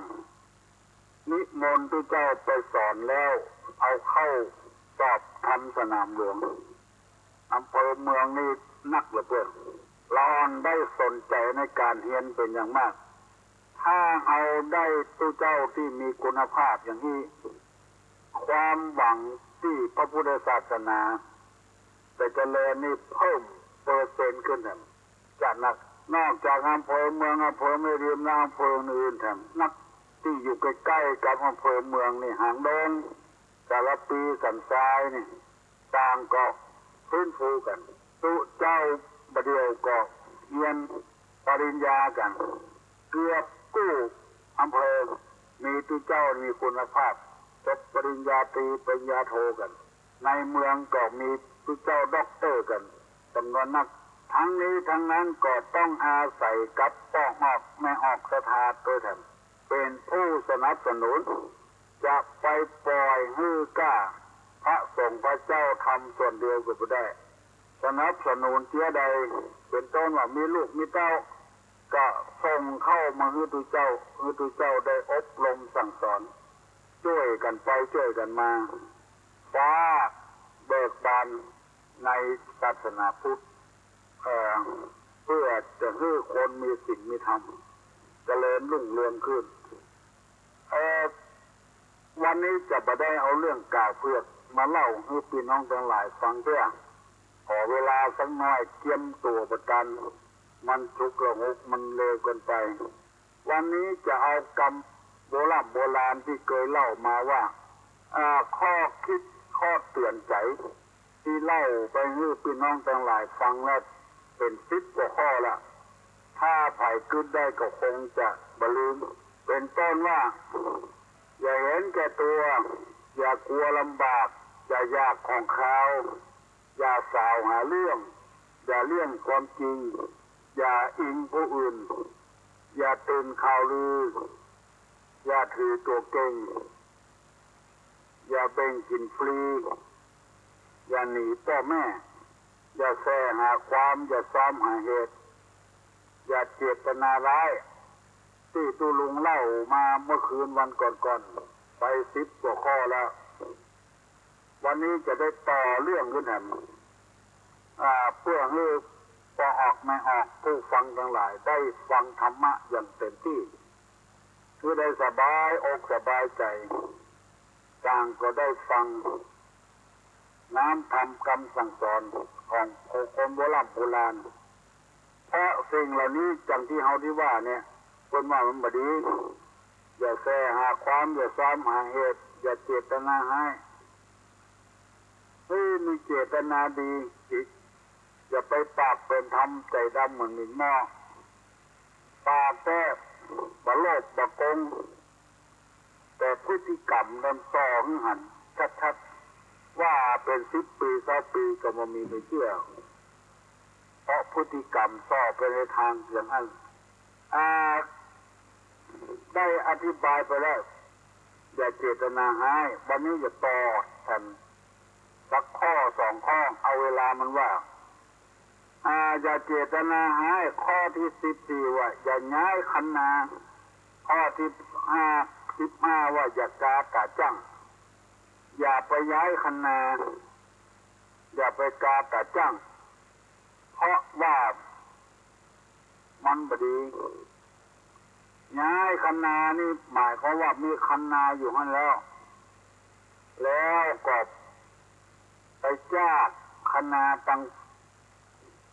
คันนาแดนเขาว่าแดนต่อแดนนายกออยู่ทางใต้นายขออยู่ทางเหนือเวลาจะป้านคันนาเนี่ยไปจ้าตั้งตัวนักคือคันนาน้อยไปแล้วก็เอาขี้ดินที่ยากที่จ้าตั้งตัวนั้นคำว่าจ้านี่ก็คือบกนี่มันออกแหงหน่อยจ้านี่มันเบาหน่อยแต่น้อยแล้วเอาขี้ดินที่บกตั้งตัวเอาไปต้อนาของเพื่อนย้ายไปตัวน้อยอันนี้เพื่อนห้องว่าย้ายคันนาเอาของตัวกว้างแล้วของเพื่อนแคบไปเอาดินตรงนี้ไปปอกตรงพื้นที่ดินเพื่อนแคบไปนี่ย้ายคันนานอกจากย้ายคันนาแล้วก็คือแผ่อำนาจแผ่วาสนาของเพื่อนเอาเป็นของตัวแผ่อิทธิพลบ้านเฮาเมืองเฮานี่เพื่อนถือกันแต่ก่อนถ้าไปแต่งบ้านที่ไหนแล้วสัก9 หลัง10 หลัง9 หลังเป็นเดี๋ยวแซ่ที่มาแต่งวัดเอาไว้สาไว้กินไว้การแล้ววัดที่อยู่นะมันจะเป็นวัดของไปของมันบ้านหนึ่งก็มีวัดหนึ่งระหว่างวัดนั้นนะเปิ้นแบบไปแผ่อำนาจกับไผถ้าโยมบ้านอยู่ทางใต้มาบวชวัดเหนือเปิ้นก็ถือกันอยู่บ้านเหนือไปบวชบ้านใต้เปิ้นก็ถือกันเปิ้นถือว่าพระเจ้าตัวไปไหว้พระเจ้าเพื่อนคือรางแห่งความแตกแยกสามัคคีมันเกิดขึ้นเปิ้นคือตาลวัดไผ่วัดมันบวชวัดไผ่วัดมันแล้วจะได้ทำให้บ้านนั้นมีความสามัคคีปรองดองเป็นน้ำหนึ่งใจเดียวกันปัญญาคณาบ่แพ้อำนาจตุเจ้าก็ดีปู่จามก็ดีตุเจ้าก็ต้องทำตัวเป็นที่เคารพสักการะบูชาของบ้านใดบ้านนั้นปู่จานเวลามีกินมีตามเนี่ยก็เว้นตามบ้านตัวเก่าก็ข้ามที่ข้ามแดนปัญญาไปง่ายมาอันนี้คือความคิดของคนเฒ่าคนแก่อุดมการณ์แต่ก่อนบอกก้าวกายกันบอกแห่อำนาจบัดใหญ่ไปหาบ้านไผ่บ้านมันพ่อหลวงก็พ่อหลวงไผ่พ่อหลวงมันหมู่บ้านใดบ้านนั้นก็ขยายอำนาจมาทำตัวให้เป็นไงเป็นโตคือหมายความว่าทำตัวให้เป็นที่เคารพนับถือเคารพสักการะบูชาของไปของมัน อันที่ว่าย้ายคันนานี่ก็คือมันคือระหว่างเจ้าของนาก็บ่ถูกกันระหว่างวัดสองวัดบ้านสองบ้านก็บ่ถูกกันอยู่บ้านใดเฮือไฟบ้านนั้นเข้าเมืองตาหลิวฮือหลิวตาตามการทำมาค้าขายก็เช่นเดียวกันเขตไปเขตมันจะไปก้าวกายกันถ้าก้าวกายกันก็เอาละผิดกันละบางรายนี่จะหันความสำคัญของไผสักอย่างหันความสำคัญของตัวนักเกินไปบ่เอื้อเฟื้อเผื่อแผ่ไผอันนี้ย้ายคันนาย้ายอำนาจบางบ้านนี่บ่ให้เจริญตั้งกินตั้งแต่ตั้งกินตั้งอยู่กันไปกันมาเจริญแต่จิตใจบ่เจริญเพราะว่าไปก้าวไก่หน้าที่กันบางเรื่องเป็นตังวัดตังวาแต่ทาบหน้าจะไปยุ่งเกี่ยวทำให้ตัวเจ้าบ่มีอิสระเป็นที่จะอยู่วัดอยู่วาเผยแพร่น้ำคำคำสอนในทางพระพุทธศาสนาไม่ใช่หน้าที่ของเจ้าบ้านสักหน่อยแต่บ้านไปก้าวไก่ย้ายคณะมีอำนาจในบ้านยังบ่พอไปมีอำนาจในวัดกันก็เลยอยู่บ่ใครม่วนกันตู้เจ้าก็อยู่บ่ใครม่วนเพราะศรัทธาไปก้าวไก่การก่อสร้างในวัดในวาควรจะมอบให้ตู้เจ้าเป็นผู้ดำเนินเรื่องเพราะในเขตกำแพงนั้นตู้เจ้าอยู่ตู้เจ้ารู้เรื่องแต่ว่าชาวบ้านไปยึดอำนาจย้ายคณะเข้าเผื่อว่าสมมติว่าจะสร้างกุฏิอย่างเงี้ยเป็นว่าแปลงเรือนตามใจคนอยู่แปลงอู่ตามใจคนนอนตู้เจ้าคนจะอยู่อย่างนี้จะมีความสุขศรัทธาบ่เอาไปเปลี่ยนความคิดเป็นเหี้ยอย่างนี้เป็นต้นในย้ายคณะตู้เจ้าจะอยู่สองชั้นศรัทธาไปเรียกที่เหลือชั้นเดียวตู้เจ้าอยู่ชั้นเดียวศรัทธาแปลงอยู่สองชั้นแปลงเรือนบัดตามใจคนอยู่แปลงอู่บัดตามใจคนนอนอันนี้เป็นคติเตือนอกเตือนใจไปย้ายคณะนอกจากนั้นทำผิดศีลผิดธรรมด้วยแถมบัดใจของตัวสักน้อยไว้ขยายอำนาจให้เป็นของตัวเอากันง่ายๆไปเล่นจู้เมียเพื่อนเนี่ยมันย้ายคณะหรอกไปเล่นจู้เสือเพื่อนเนี่ยย้ายคณะหรอกเมียเพื่อนก็มีอยู่หันแล้วผัวเพื่อนก็มีอยู่หันแล้วขยายอำนาจจะเอาเมียเพื่อนมาเป็นเมียตัวรันจะเอาผัวเพื่อนมาเป็นผัวตัวรันอันเนี้ยมันตกคือตกดาที่ข้างเป็นเฝ้ากันเป็นลายกับแบบเนี้ยปลออกไม่ออกฟังไปเถอะผลประโยชน์มันจะตกตัวไผ่ตัวมันไม่ใช่ว่าผลประโยชน์ตกกับไผ่ถ้าไปย้ายอำนาจย้ายวาสนาเนี่ยมันจะพีดหัวกันตลอดเพราะเหตุว่ามันเข้ากับถูกตังที่โบราณบอกว่าห้อมหนูก็คือหนูไตห้อมในก็คือในเตียวผลตั้งหนูในไปเตียวผลตั้งในหนูไปเตียวก็เรียกกับพิษออกกันละรถที่มันจนกันเพราะอย่างเส้นให้วิ่งเลนออกไปของมันบ่เข้าเลนของมันไปวิ่งเลนเป็นเนี้ยใกล้ๆกับวัดตุลุงอยู่นี่ถ้าออกสำนักงานมามันจะต้องขึ้นไปยูเทิร์นแบบไกลบางคนมักง่ายออกสำนักงานมาก็เลี้ยวขวามาละรถที่มันมาตั้งใต้มันหมูเรื่องวิทย์เป็นพีกันหลายตัวหลายครั้งหลายหนแล้วมันจะโจรกันเพราะเหตุว่ามันไม่ใช่ตางของตัวที่ต้องไปไต่ไปเตียวแต่ถ้าวิ่งซ้ายไผ่ซ้ายมันเลนไผ่เลนมันแล้วมันเหมือนจะมีสักเตื้อที่อุบัติเหตุส่วนมากมันจะปลอดภัยกันหมดเครื่องยนต์ขัดข้องกาคนขับรถเมาเหล้ากาหมู่นี้อาจจะมีอุบัติเหตุเป็นบางครั้งบางคราวถ้าตามช่องตามทางมาแล้วจะมีปัญหาเดินของไผ่ของมันคำว่าย้ายคณะนี่ก็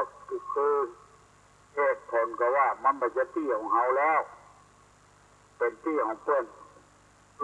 นากาตาฟังย้ายคณากาตาจ้าง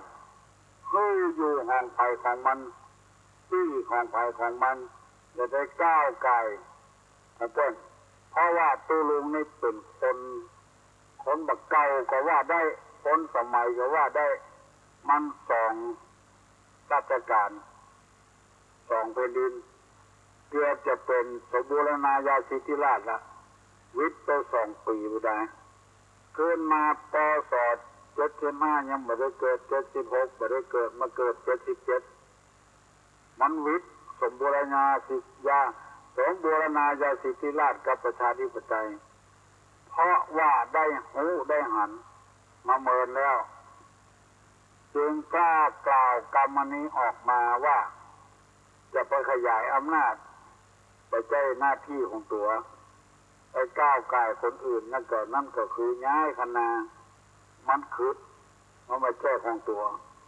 ผัวเพื่อนมีแล้วจะไปเป็นผัวใหม่ของเพื่อนหันเมียเพื่อนมีอยู่หันแล้วจะไปเป็นเมียของเพื่อนหันมันบดีมันขยายอำนาจกันลูกน้องไผ่ลูกน้องมันผู้ใหญ่บ้านไผ่ผู้ใหญ่บ้านมันในวัดเป็นเรื่องของพ่อออกเรื่องของผู้เจ้าในบ้านเป็นเรื่องของกำนันผู้ใหญ่บ้านถ้าเอาไปควบคุมในบ้านในจองเนี่ยหมดหรือยุ่งเอาปล่อยอำนาจให้แก่กันจะไปก้าวไปไกลกันแผ่อำนาจแผ่วาสนาที่มันกว้างขวางเกินไปมันไม่ได้คนเรานี่มันมีเสรีภาพของไปของมันจะไปก้าวไกลผัวเพื่อนก้าวไกลเมียเพื่อนทรัพย์สมบัติของเพื่อนมีหลายเคยหันมาขยายคณะขยายที่บ้านโดยวิธีแยบยนต์จะแยบยนต์เต้าใดก็ตามได้ก็ต้องมีคนหูอยู่ดีที่บ้านของตัวมีได้เวลาจะปลูกไม้หวกไม้บงไม้สร้างนี่ตามปกตินี่เป็นจะปลูกในหัวในบ้านเขาเพราะมันเป็นเตี้ยของเขาดูก้างอันนี้เป็นบ่อไปปลูกเอาไปปลูกแล้วนอกหัวบุญไม้มันออกหน่อออกอย่างขึ้นมาแผ่ไปทางนอกกองนอกบ้านพอไม้ใหญ่ขึ้นมาแล้วก็ตัดไม้ล้อมหัวเอาไม้เข้าไว้ในบ้านถนนหนทางที่เคยกว้างเคยขวางรถยนต์2 กันหนึ่งมากันหนึ่งไปเว้นกันได้เวลานี้เว้นกันมาได้แล้วมีห้อมเดียวเพราะว่าคนนั้นย้ายคณะตัวเก่าย้ายที่ย้ายทางคือมันกว้างขวางขึ้นในที่สุดตายไปกับหมออย่างเป็นตัวสักอย่างตัวเป็นหัวหน้าคนเป็นใหญ่กว่าคนที่เอาใจเสื้อแผ่อำนาจออกขึ้นบีบหัวอกหัวใจคนอื่นอันนี้เป็นข้อแรกนี่เป็นข้อที่14ที่ตุลุงนำมาเสนอและโปรดเข้าใจว่าบัดใจว่างให้ไผสักคนเนี่ยเพื่อเอาเตรียมตัวไว้โอกาสหน้าอาจจะเป็นถ้าบ่เป็นก็แล้วไปนำมาเสนอให้พี่น้องทั้งหลายฟังคือหูคือเข้าใจถ้ามันจะเป็นอย่างนั้นก็ห้ามตัวเก่าอย่าเอากรรมโบราณต้นมาเสนอให้ฟังคือได้เข้าอกเข้าใจไปตามกันอันนี้เป็นข้อแรกข้อที่2อย่าย้ายคณะข้อที่15อย่ากาตาจ้างคำว่ากาตาจ้างนี้เป็นกรรมเก่ากรรมโบราณกานี่ก็คือกลนั่นเองตาจ้างก็กิโลเนี่ยเครื่องชั่งน้ำหนักเครื่องตวงน้ำหนักกงตาจ้างถ้าฟังอย่างง่ายๆนะมันกานี่คือมันภาษาไทยว่าคากันอยู่จะไปก็บ่ไปจะมาจะเข้าก็บ่เข้าจะออกก็บ่ออกจะขึ้นก็บ่ขึ้นจะลงก็บ่ลงคนที่นั่งขวางบันไดเนี่ยอันนั้นคือเป็นว่านั่งกาคันไดภ ภัยจะลงก็ยากภัยจะขึ้นก็ยากตัวเองไปกาอยู่หันไปคาไปขับอยู่หันแต่ว่าโกงก็ไปแจ้จะได้ก็ไปแจ้ต้นขึ้นก็ขึ้นยากบ่ฮื้อขึ้นก็ไปแจ้บ่ฮื้อลงก็ไปแจ้แต่ว่าโกงก็ไปแจ้นอกลำคาญเนี่ยคำกาที่เขาว่านะอันนี้คือกาจ้างนี่คือกิโลมันไผ่บอกเนื้อบดามันกินเลิกกินเด็ก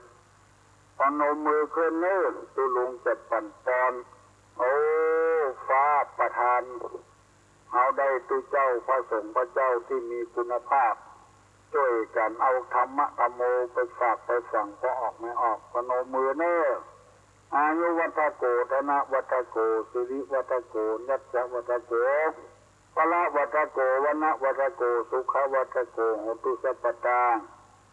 ทุกขโลกาพญาเวลาโสกาจันทุจิปตวาอะเนกาอันเตยาปีปินาสันตุจติสสาสัพปีติโยยวาจันตุสัพพโลกวินาสตุมาเตภวัตกวนดาโยสุขีทีคายุโกภวะอภิวาทนาสีสนิจังพุทธาปจายโนจตาโลธรรมาวทันติอายุวันโนสุขังปะลัง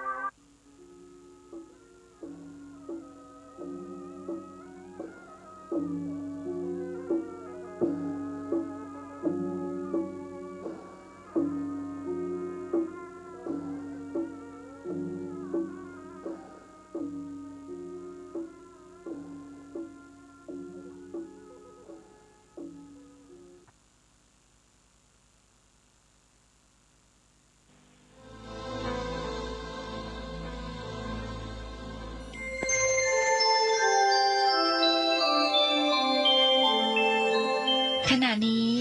ท่านกำลังฟังสถานีวิทยุกระจายเสียง FM 104.5 เมกะเฮิรตซ์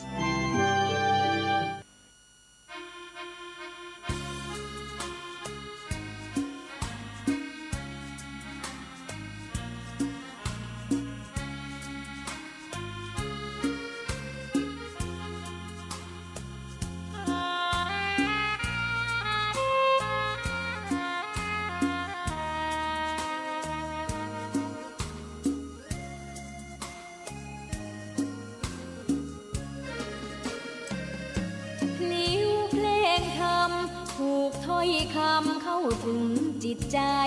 ฟังรายการวิทยุเสียงใสส่งถึงใจไปสู่ปลายนาสารธรรมน้อมนำมองพระศาสดาบอกผู้คนทั่วลาหันมาเข้าวัดฟังธรรมคลื่นเสียงนี้เป็นคลื่นธรรมะจากใจส่งถึงบ้านไกลบ้านไกลฟังได้สุขใจล้ำยามดึกดื่นค่ำคืนมีงานต้องทำเป็นคลื่นสารธรรมเน้นย้ำธรรมะเพื่อนใจเสียงคลื่นธรรมบอกหลักธรรมให้คลายความเหงาฟังเสียงธรรมะเบาเบาบอกเล่าถึงคนบ้านไกลสื่อธรรมะบอกลดละระหว่างด้วยใจสื่อไปถึงสวงในเข้าใจหลักธรรมหลักดีลิ้วเพลงธรรมถูกสัมพันธ์จิตใจร่าเริงฟังสาระธรรมะบันเทิงรื่นเริงในชีวิตยามวันว่างเดินทางไปเยี่ยมสถานีนัดพบกันน้องพี่วันนี้วันดีวันเสาร์สวดมนต์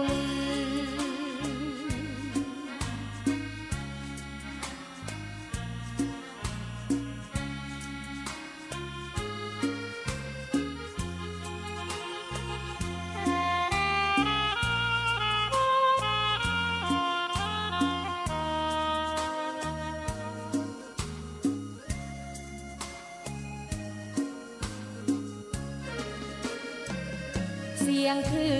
นธรรมบอกหลักธรรมให้คลายความเหงาฟังเสียงธรรมะเบาเบาบอกเล่าถึงคนบ้านไกลสื่อธรรมะบอกลดละวางด้วยใจสื่อไปถึง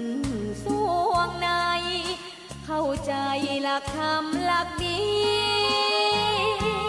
พลิ้วเพลงธรรมถูกสัมพันธ์จิตใจร่าเริงฟังสาระธรรมะบันเทิงรื่นเริงในชีวิตยามวันว่างเดินทางไปเยี่ยมสถานีนัดพบกันน้องพี่วันนี้วันดีวันเสาร์สวดมนต์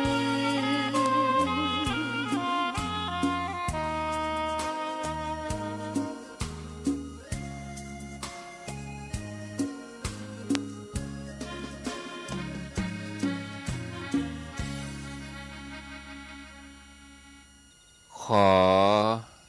นอบน้อมเอากุลพระแก้วเจ้าดังสามประการอันมีพระพุทธพระธรรมพระสงฆ์กุลพ่อกุลแม่กุลครูบาอาจารย์กุลศีลธรรมกรรมฐานจงมาปกห่มรักษาครูบาอาจารย์พระเจ้าประสงค์ทุกรูปปกห่มรักษาปอออกไม่ออกศรัทธาท่านสาธุชนคนดี ผู้สนใจใฝ่ในธรรมทุกท่าน ขอถวายความเคารพแสดงความนับถือ พระมหาเถระพระเถรานุเถระเจ้าคณะพระสังฆาธิการครูบาอาจารย์เจ้าที่เปิดวิทยุฟังอยู่ที่วัดที่วาเวลานี้ขอความสุขความเจริญจงได้บังเกิดแก่พ่อแม่พี่น้องพ่อออกแม่ออกพ่ออุ้ยแม่อุ้ยนักศีลนักบุญเท่าแก่น้อยจะยิงตั้งหลายทุกท่านธรรมะสวัสดีสวัสดียามเจ้าญาติโยมท่านผู้ฟังทั้งหลายยินดีต้อนรับเข้าสู่รุ่งอรุณวันใหม่ปะกันในเจ้านี้ตี3 กับ 10 นาทีรายการเสียงธรรมแสงทองสัพเพเหระปกิณกะใกล้แจ้งดำเนินรายการโดยอัตมภาพพระครูอภิวัฒนวิกรมวัดปากตางเจริญตำบลดอยหล่ออำเภอดอยหล่อจังหวัดเชียงใหม่มาปะญาติโยมท่านสาธุชนคนดีทั้งหลายในวันอังคารตั้งนี้ไปก็มาปะกันทุกวันอังคารรายการเสียงธรรมแสงทองณที่สถานีวิทยุแห่งนี้ขออนุโมทนากับญาติโยมท่านทั้งหลายที่ได้ตื่นขึ้นมาเปิดวิทยุฟังรายการบางท่านก็เตรียมที่จะออกเดินทางไปภารกิจหน้าที่ตามที่ได้กำหนดไว้บางท่านก็ตื่นมาเข้าห้องน้ำจากที่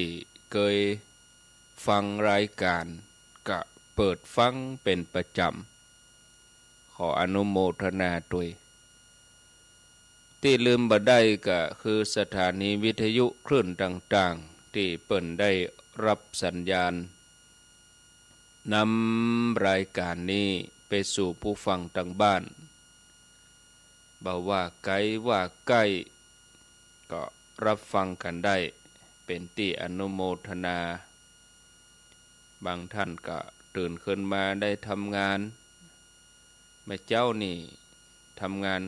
ได้นักหน่อยเพราะว่ามันเงียบตัวเงียบสงบแล้วก็มีเวลาที่จะทำงานอย่างมีสมาธิก็เอารายการนี้เป็นกู้เป็นกิมกันเป็นกำลังใจส่งความปรารถนาดีส่งกำลังใจไปสู่ญาติโยมท่านทั้งหลายทุกท่านทุกคนมาปะกันแล้วก็บ่ฮื้อได้ขาดแคลวเสียเวลาเชิญชวนญาติโยมท่านสาธุชนคนดีทั้งหลายได้ไหว้พระเพื่อความเป็นสิริมังคละเป็นมงคลกับตนกับตัวกับครอบครัวกับบ้านกับจองกับหอกับเฮือนเสียก่อนเจิญไหว้พระพร้อมกันอะระหังสัมมาสัมพุทโธภควาพุทธังภควันตังอภิวาเทมิสวากขาโตภควตาธัมโมธัมมังนัมสสามิสุปฏิปันโนภควโตสาวกสังโฆสังฆังนะมามินะโมตัสสะภะคะวะโตอะระหะโตสัมมาสัมพุทธัสสะนะโมตัสสะภะคะวันโตอะระหะโตสัมมาสัมพุทธัสสะนะโมตัสสะภะคะวะโตอะระหะโตสัมมาสัมพุทธัสสะพุทธังสรณังคัจฉามิธัมมังสรณังคัจฉามิสังฆังสรณังคัจฉามิตุติยัมปิพุทธังสรณังคัจฉามิตุติยัมปิธัมมังสรณังคัจฉามิตุติยัมปิสังฆังสรณังคัจฉามิตติยัมปิพุทธังสรณังคัจฉามิต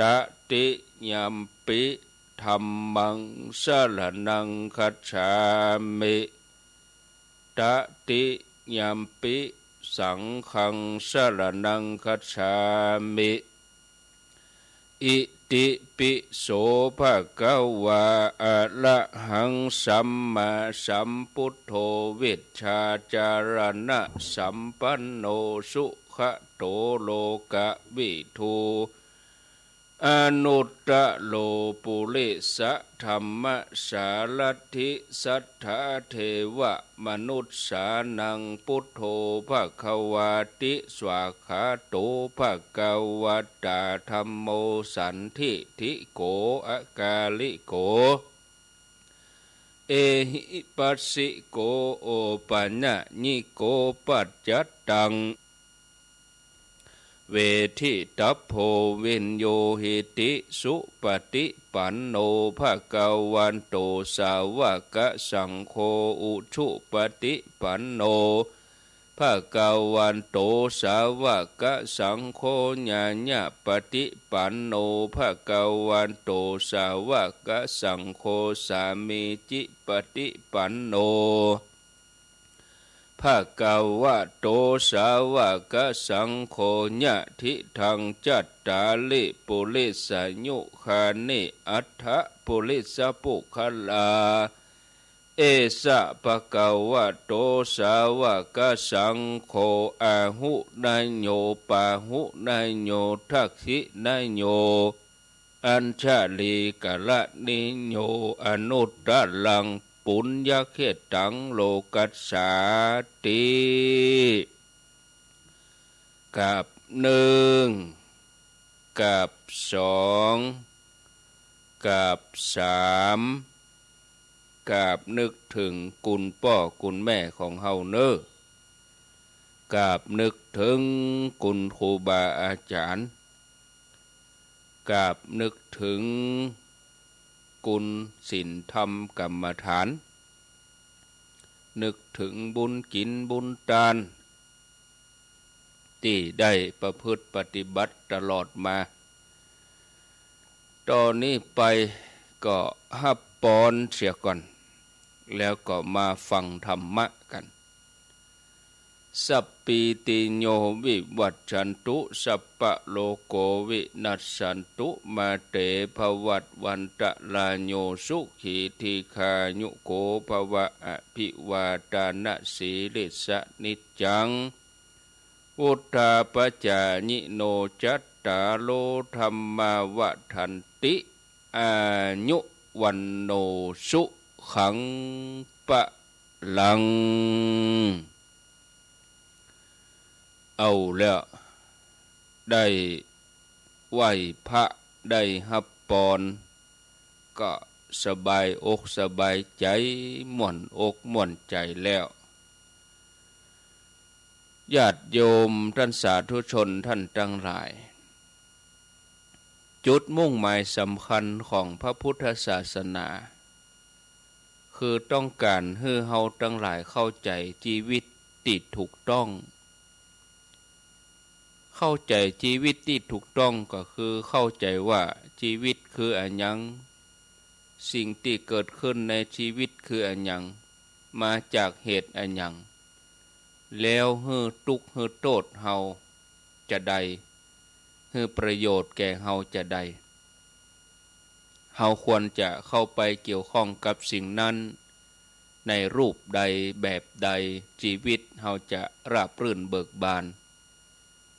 จุดใหญ่ใจความสำคัญอยู่ที่นี่อันนั้นก็คือเฮาพิจารณาด้วยปัญญาในเรื่องต่างๆแล้วก็ทำความเข้าใจในเรื่องนั้นให้ดีเข้าใจให้ชัดเจนถูกต้องเฮาก็จะมีความทุกข์น้อยลงลดลงจนอยู่อย่างบ่มีความทุกข์เมื่อใดเฮาอยู่โดยบ่มีความทุกข์นั้นเปิ่นฮ้องว่าเฮาได้รับประโยชน์จากพระพุทธศาสนาที่เฮานับถือบูชาแต่ถ้าเฮายังอยู่อย่างมีความทุกข์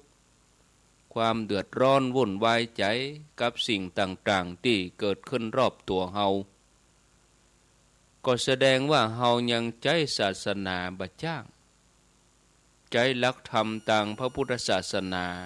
ที่องค์พระสัมมาสัมพุทธเจ้าพระองค์ได้ตรัสไว้สอนไว้เปิ้นฮือเอามาใจในชีวิตประจำวันก็แสดงว่าเฮายังใจบ่จ้างใจบ่เป็นเฮาถึงมีทุกข์มีความเดือดร้อนแล้วก็มีปัญหาประเภทนี้เกิดขึ้นเพราะว่าเฮาบ่ฮู้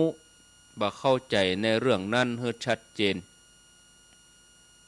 ที่บ่ฮู้บ่เข้าใจก็เพราะว่าเฮาบ่ได้พิจารณาด้วยปัญญาบ่ได้เอาปัญญาทางธรรมะมาใช้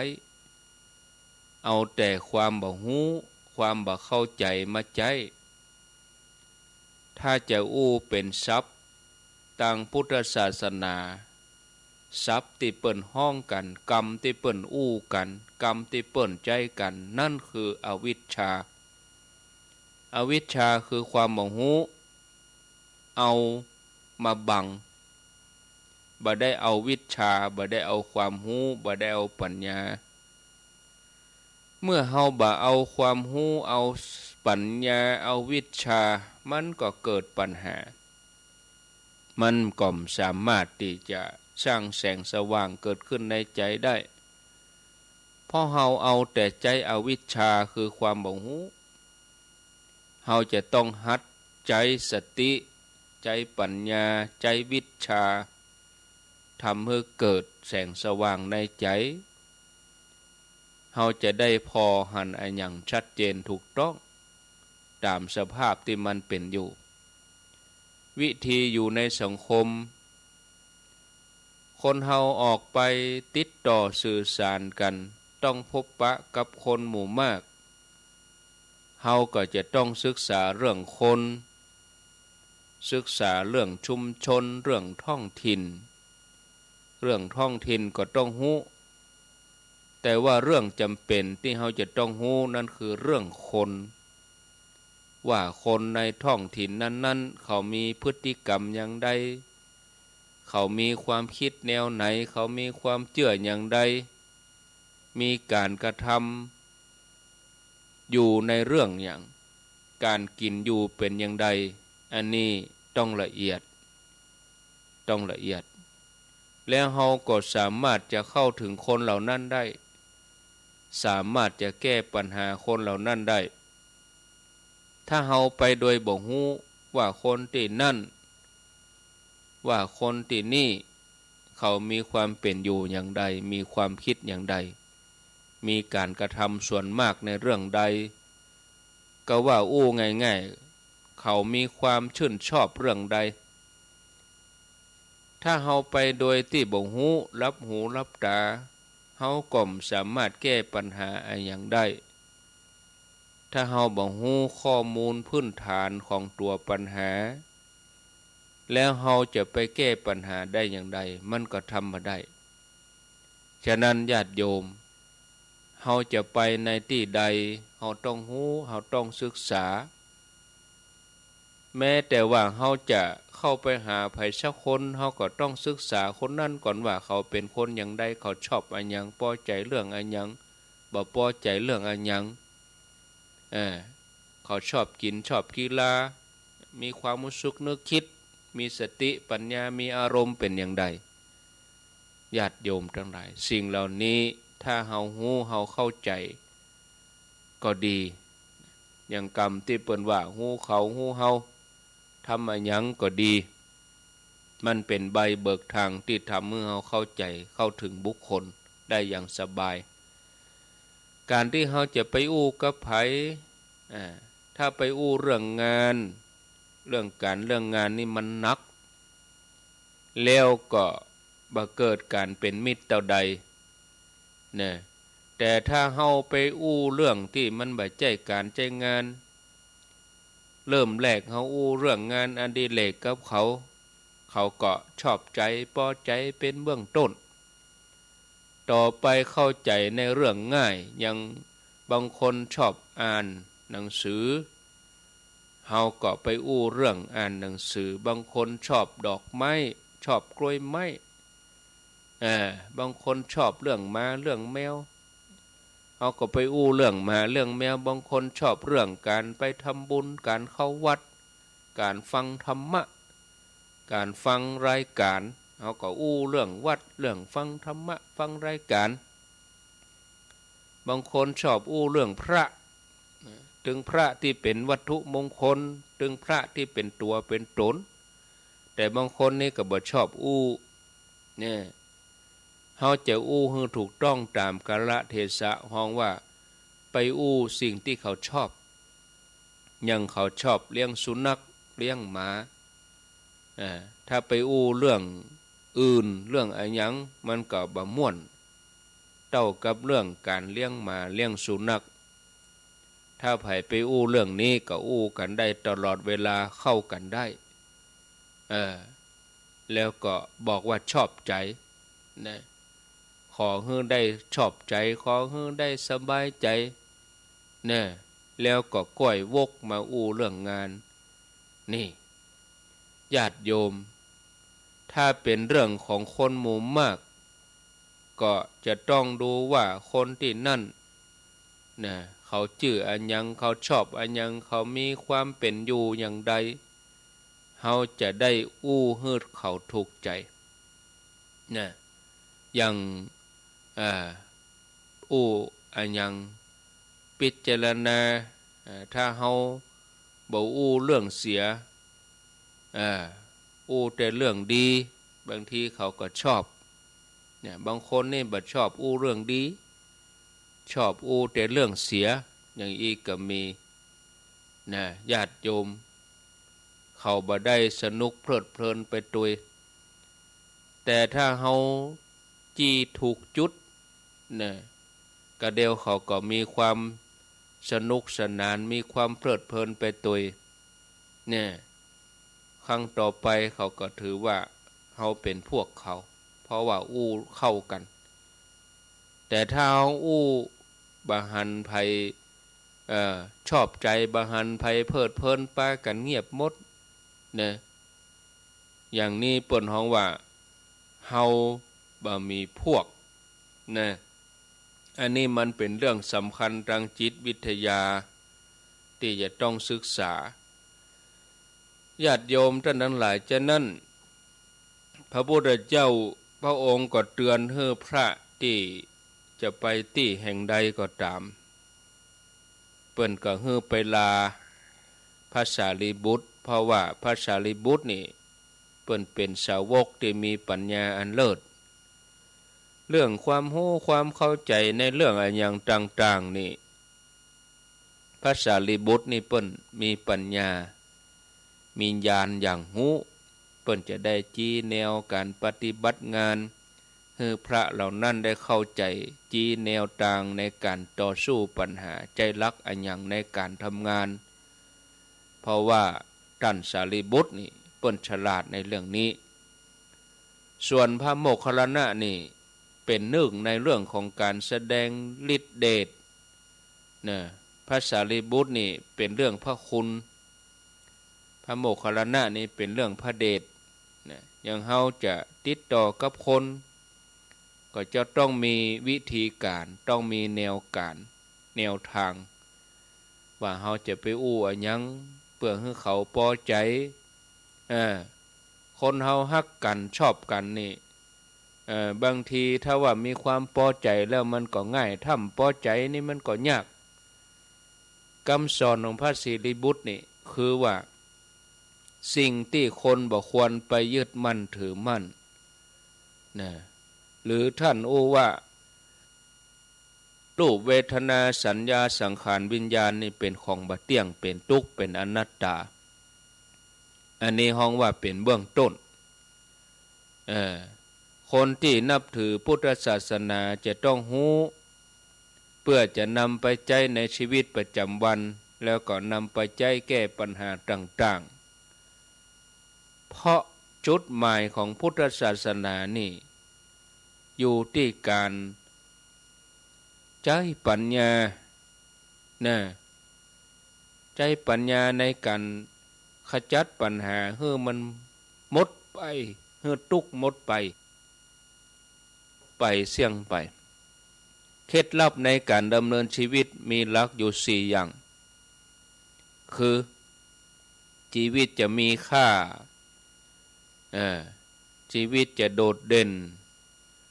ชีวิตจะมีค่าถ้าใจจ้างใจเป็นชีวิตจะโดดเด่นเพราะสันโดษชีวิตบ่มีโทษเพราะหันถูกชีวิตต้องฝังปลูกความบ่ยึดติดชีวิตจะมีค่าถ้าใจเป็นนะถ้าชีวิตคนเฮามีค่าเพียงเท่าอี้คือคุณค่าของชีวิตนี้อยู่ที่การเกิดการเปลี่ยนแปลงในช่วงของการมีชีวิตอยู่แล้วก็แตกสลายไปในที่สุดมันก็คงบ่ต่างอะไรอย่างกับของที่มันอยู่รอบตัวเฮาบ่ว่ามีชีวิตหรือบ่มีชีวิตที่สุดมามันก็แตกสลายไปแต่การที่เฮาได้เกิดมาเป็นมนุษย์เฮาอยู่ในห่มเงาของพุทธศาสนาเฮาก็ต้องมีอย่างที่ดีกว่านั้นเฮาควรพิจารณาว่าอย่างใดถึงจะทำให้ชีวิตเฮามีสาระอย่างใดถึงจะทำให้ชีวิตเฮามีค่าแล้วสิ่งที่มีสาระมีคุณค่ากับชีวิตนี้คงบ่มีอย่างอื่นนอกจากต้องใจชีวิตให้เป็น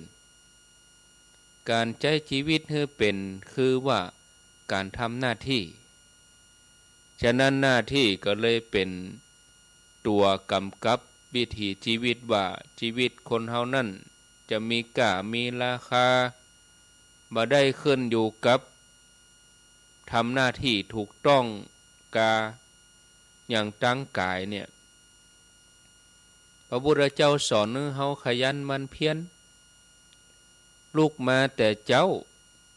ก้าวไปจังหน้าทำงานแข่งกับเวลา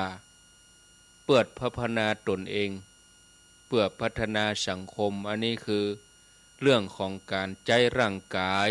ให้ทำหน้าที่ถูกต้องการใจร่างกายแสวงหาสิ่งที่ควรแสวงหาแล้วก็รักษาสิ่งที่ได้มาให้ได้การดูแลรักษาปัจจัยสำคัญอยู่ที่ว่าเฮาคบคนให้เป็นคบคนให้จ้างเฮาต้องรู้จักเลือกรู้จักคิดเปื้อนที่เต้ห้องว่ากัลยาณมิตรคือคนที่เป็นมิตรเป็นกัลยาณมิตรนี่จะช่วยส่งเสริมสนับสนุนให้เฮามีชีวิตที่ปลอดภัยเมื่อเฮามีเปื้อนที่ดีแล้วเฮาก็ควรใจชีวิตของเฮาให้ทำประโยชน์เกื้อกูลแก่ตนเองแล้วก็ทำประโยชน์เกื้อกูลแก่คนอื่นอย่างเหมาะสมห้องว่าสมชีวิตเมื่อเฮาใจร่างกายไปในวิธีนี้บนวิถีทางอย่างนี้สิ่งที่จะเกิดขึ้นกับเฮาก็คือทำหน้าที่ได้อย่างสมบูรณ์ถูกต้องแล้วก็เพิ่มพูนความสะดวกสบายทางร่างกายการที่เฮาดิ้นรนพยายามแสวงหาสิ่งศักดิ์สิทธิ์เพื่อมาช่วยบันดลบันดาลอย่างก็จ้างที่มันเหลืออำนาจเหลือความสามารถถ้าเฮาพยายามดิ้นรนเพื่อมาบันดลบันดาลตามความปรารถนาเพื่อเฮาได้รับความสำเร็จตามที่เฮาต้องการก็เพราะว่าความขัดสนในเรื่องปัจจัยสี่ของตัวเก่าเฮาทำให้เฮาต้องมีชีวิตอยู่กับความคาดหวังนะความคาดหวังอยู่กับความฝันหวังว่าเป็นอย่างนั้นเป็นอย่างนี้จากความคาดหวังอย่างนี้สิ่งที่เป็นเรื่องมืดบอด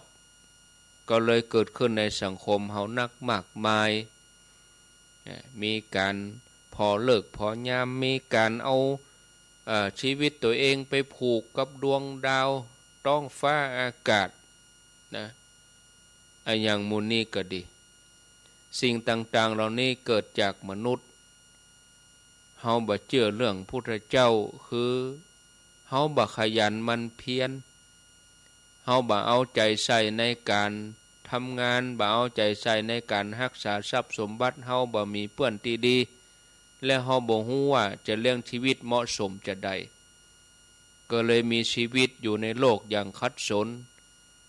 เป็นคนจนทั้งทรัพย์และความคิดความงมงายนี่เป็นตัวการสร้างความมืดบอดให้กับคนเฮางมงายจนละเลยในการทำหน้าที่ตัวเองอันนี้แสดงให้หันว่าเฮาใจกายของเฮาบ่จ้างเมื่อร่างกายบ่สมบูรณ์จิตก็บ่สมบูรณ์โดยมาจิตใจนี่เป็นฐานของชีวิตเพราะคนเฮาเมื่อเสียอะไรยังก็ตามถ้าสูญเสียร่างกายก็จะเสียไปเรื่อยๆเสียแข้งเสียขาถ้าห้องว่าคนพิการแขนขาเสียหูเสียตายังบ่ถึงขั้นเสียคนถ้าว่าเสียผู้เสียคนเสียคนถึงแม่แข้งขาดีหูตาดีแต่เสียคนเนี่ยมันก็เสียสุขภาพจิตคือสุขภาพจิตเสียเมื่อใดก็ห้องว่าเสียคนเมื่อนั้นญาติโยมเมื่อฮักคนอื่นมานักแล้วเกลียดคนอื่นนักแล้ว มีความคิดที่บ่สามารถควบคุมได้เมื่อนั้นน่ะคนนั้นก็จะเป็นคนเสียคนเมื่อร่างกายของเฮาต้องเคลื่อนไหวตลอดเวลาแต่จิตใจนั่นจะต้องทำให้สงบคติธรรมที่เฮาจะจำไว้ให้ดีร่างกายเคลื่อนไหวแต่ใจสงบญาติโยมควรต้องฝึกฝนฝึกหัดจิตใจเพื่อเป็นไปเพื่อประโยชน์และความสุขแก่ตัวเฮาพระพุทธเจ้าพระองค์ก็วางไว้แล้วมีภาษิตรับรองไว้ว่าจิตตังทันตังสุขาวหังจิตที่ฝึกได้แล้วนำความสุขมาให้เฮาฝึกจิตโดยการใช้จิตทำหน้าที่เฉพาะจะไปหลงห้องว่าการเจริญภาวนาหรือว่าการฝึกกรรมฐานแต่การทำสองอย่างนี้เนี่ยคือคนคิดไปนอกลู่นอกทางก็มีนักเพราะว่าบ่ได้ศึกษาให้เข้าใจแท้ๆว่าการเจริญภาวนาคือหยังกรรมฐานคืออะไรหยังเมื่อบ่เข้าใจเขาก็คาดการเอาเองคาดคะเนเอาผู้ที่ได้ฝึกเจริญภาวนามีลักษณะอย่างนั้นอย่างนี้ซึ่งความจริงเนี่ยบ่ได้เป็นอย่างนั้นเลยสิ่งที่ปรากฏขึ้นกับจิตที่ได้ฝึกหัดดีแล้วคือจิตจะเกิดความเข้มแข็งหูเต้าตันอารมณ์ของตัวเก่ามีสติหูเต้าตันมีปัญญาหูตันห้องว่ามีสติปัญญาควบคุมสิ่งที่มากระทบบางฮื้อมันกระเทือนบางฮื้อจิตกระเพื่อมหวั่นไหวเนี่ยแล้วก็มั่นคงในทางจิตใจแต่ถ้าบ่ได้ฝึกหัดควบคุมตัวเก่าไว้ก็จะกลายเป็นความเคยชินผลโดยมาก็จะเป็นความเคยชินเนี่ยผลโดยมาก็คือจะได้เป็นสมาชิกโรงพยาบาลประสาทโรงพยาบาลโรคจิตในที่สุดผลหายก็คือเกิดจากการที่เฮาบ่ได้ควบคุมฝึกหัดจิตให้ถูกต้องนอกจากเรื่องกายเรื่องจิตแล้วนี่ยังมีสิ่งที่เฮาจะต้องกึดถึงแถมก็คือว่าเฮาอยู่ในโลกแก่นนี้คนเดียวบ่ได้เฮาจะต้องเกี่ยวข้องกับคนเกี่ยวข้องกับสังคม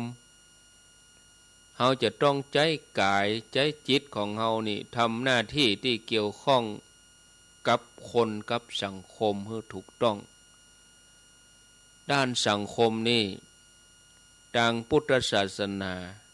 เปิ้นสอนให้เกี่ยวข้องเป็นไปตามลำดับต้องให้พอตั้งแต่ตัวเฮาแล้วเกี่ยวข้องกับคนที่อยู่รอบข้างอย่างคนที่อยู่ทางหน้าเฮา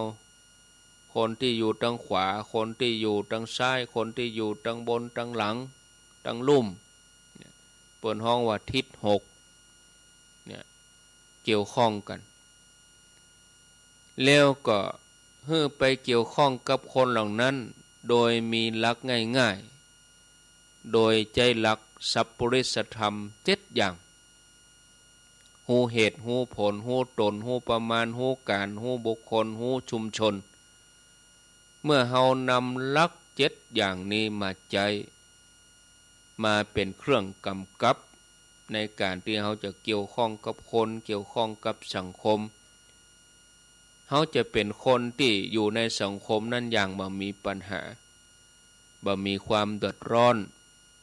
ชีวิตของเฮาก็ปลอดภัยนะเคล็ดลับในการดำเนินชีวิตเคล็ดลับในการดำเนินชีวิตให้ถูกต้อง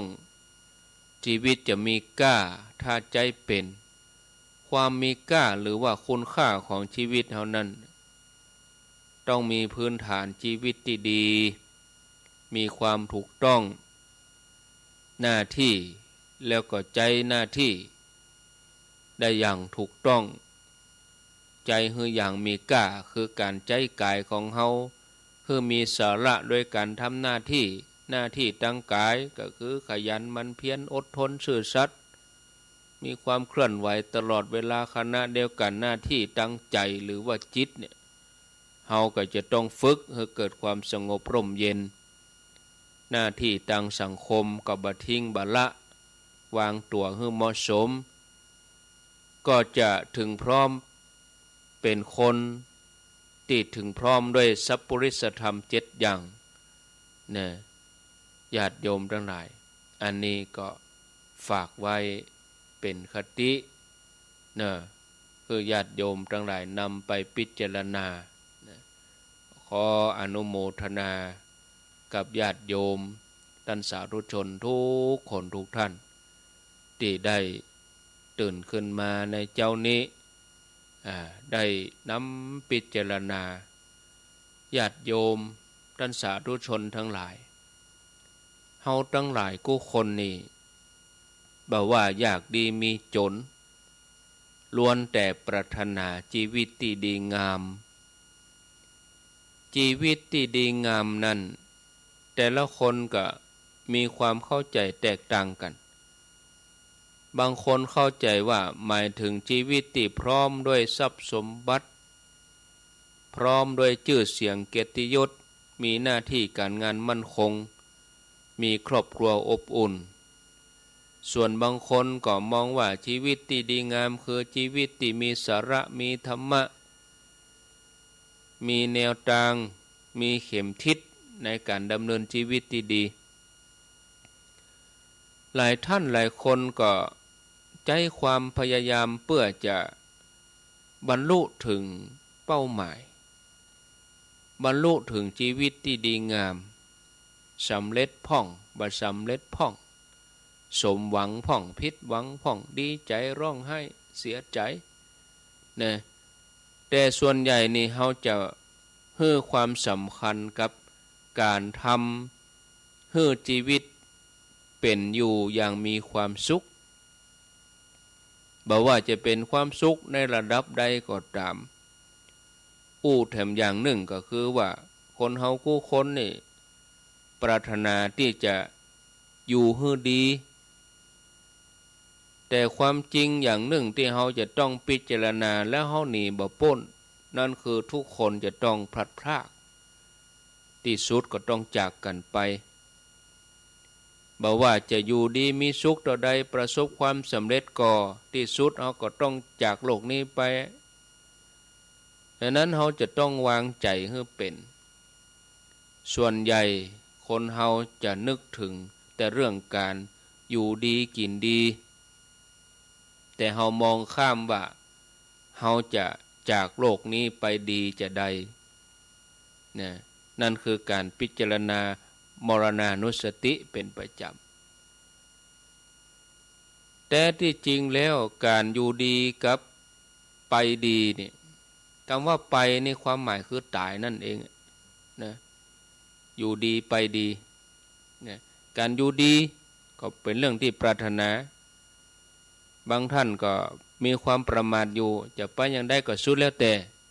บ่ได้นะญาติโยมจะต้องเกี่ยมนะแต่ถ้าเขาพอบหันถึงความสำคัญอย่างนี้เขาก็จะไปสนใจเพียงแต่ว่าการอยู่ดีตัวนั้นทั้งที่การไปดีเนี่ยน่าว่าเป็นสิ่งสำคัญที่เขาจะต้องนึกโดยเขาไม่ใจนึกแต่เรื่องการอยู่ดีกินดีอย่างเดียวนะเวลาถึงมรณะภัยคนส่วนใหญ่ก็จะรู้สึกว่าสยองหัวใจบ่อยากได้ยินญาติโยมแต่ว่าวันซืนนี่หันข่าวรถตู้เดินทางมาแล้วก็จะไปเนื่องในเทศกาลวันหยุดตรุษจีนบอกกองอยู่ในช่วงของการเดินทางระหว่างทางรถตู้เสียหลักจนกับตีกันต่างไฟลุกเลยแล้วก็เสียชีวิตรอดคนเดียวนอกนั้นเสียชีวิตหมดตึงคนใหญ่ตึงละอ่อน คนที่บ้านก็รอท่าบ่ได้สักสักหาวญาติโยมถ้ามาเกิดถึงมรณะภัยเนี่ยมันสยองหัวใจบางคนก็บ่อยากจะคิดบางคนก็บ่อยากจะฟังด้วยซ้ำที่เป็นอย่างนี้นั้นก็เพราะว่าเฮาพอมรณะภัยเป็นสิ่งที่น่าเกลียดน่ากลัวแต่ความจริงแล้วมรณะภัยบ่ใช่เรื่องน่าเกลียดน่ากลัวสิ่งที่น่ากลัวกว่าก็คือว่าใจของเฮานี่เอาไปวางไว้บ่ถูกต้องเนี่ยคือเฮากลัวบ่เข้าใจมรณะภัยดีปอถ้าหากว่าเฮารู้จักวางใจได้อย่างถูกต้องมรณะภัยก็บ่น่ากลัวสำหรับเฮาก็สามารถที่จะจากไปอย่างสงบได้การไปอย่างสงบเฮาจะฮ้องว่าเป็นการตายดีอีกก็ได้คือว่าไปแบบบัดทุรนทุรายไปเพราะใจพร้อมใจน้อมรับความจริงที่ว่าการพลัดพรากหรือว่ามรณะภัยความตายนี่เป็นธรรมดาของทุกชีวิตเพราะว่าเมื่อทุกชีวิตเกิดมาแล้วที่สุดก็ต้องแตกดับนะมรณะภัยหรือว่าการตายนี่ถ้าว่าไปดีเกิดขึ้นกับคนที่เกียมพร้อมแล้วก็ยอมรับความจริงนะเปิ่นห้องว่าเป็นคนที่บ่ประมาทถึงแม้ว่ายังบ่ปรารถนาที่จะจากไปเตื้อแต่เมื่อถึงเวลาก็สามารถไปได้อย่างสงบญาติโยมท่านสาธุชนท่านผู้ฟังทั้งหลาย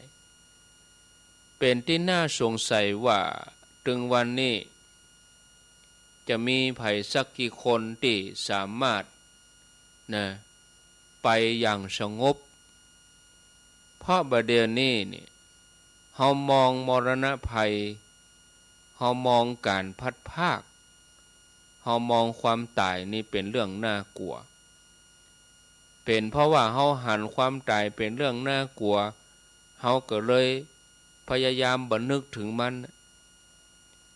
เฮาพยายามทำใจให้มันวุ่นไว้ก่อนนะทำชีวิตบ่ให้มันว่างส่วนหนึ่งก็เพื่อที่เฮาจะต้องลืมนะเฮาบ่ได้นึกถึงนะแต่ว่ามันเกิดขึ้นกับเฮาแน่นอนบ่ว่าเวลาใดบ่ว่าวันใดวันหนึ่งเฮาทำตัวให้มันวุ่นทำจิตบ่ให้มันว่างทำงานถึงเมื่อวันเมื่อคืนหรือว่าบางอันก็สนุกสนานรื่นเริงเอวสถานบันเทิงสำมะเลเทเมาเอวห้างสรรหาสิ่งแปลกๆใหม่ๆอยู่เสมอเพื่อให้เฮาลืมเพื่อให้เฮาบ่ให้นึกถึงความแก่ความเจ็บความตายเพื่อเบิ่งเฮานึกถึงความพลัดพรากจนเกยชินว่าตัวเองจะมีชีวิตอยู่เหมือนบ่ต้องตายถึงวันนี้คนเฮาอยู่แบบลืมตายคือลืมว่าตัวเองจะต้องตายส่วนใหญ่นี่เมื่อมีชีวิตอยู่แบบลืมตายถึงเวลาสิ้นลม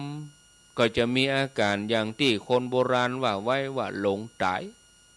คือตายด้วยความหลงตายด้วยความทุกข์ทรมานกระสับกระส่ายยิ่งสมัยนี้นี่มีเทคโนโลยีมีเฟซมีไลน์มีอะไรอย่างมาทดแทนให้จิตของเฮานั่น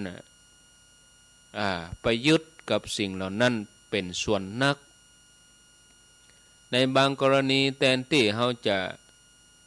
ยืดชีวิตหรือว่าช่วยชีวิตแต่กลับกลายว่าทำมือเฮาหลงภาวะที่ว่าตายทั้งเป็นเนี่ยแต่ก่อนนี่จะถึงภาวะหลงตาย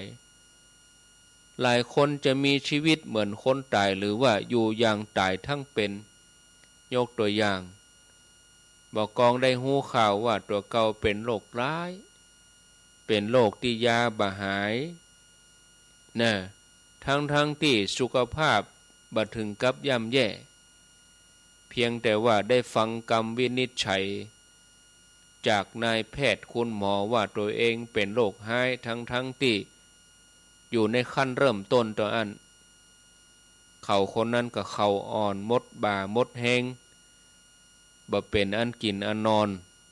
กินบ่ได้นอนบ่หลับหน้าตาซีดเซียวขาดชีวิตชีวาตั้งแต่วินาทีแรกที่หูข่าวอย่างนี้ปนห้องว่าตายทั้งเป็นแม้ยังมีชีวิตอยู่แต่ก็เหมือนตีตายแล้วอันนี้คือสภาพที่เกิดจากกับคนเกิดขึ้นกับคนในปัจจุบันเนี่ยเนื่องจากมีชีวิตอยู่แบบลืมตายก็เลยหลงตายก่อนที่จะลงตายก็อยู่เหมือนตายคือตายทั้งเป็นอันที่จริงแล้วเนี่ยญาติโยมเฮาบ่จำเป็นจะต้องอยู่ในสภาวะอย่างนี้ก็ได้ถึงแม้ว่าความตายจะต้องเกิดขึ้นกับ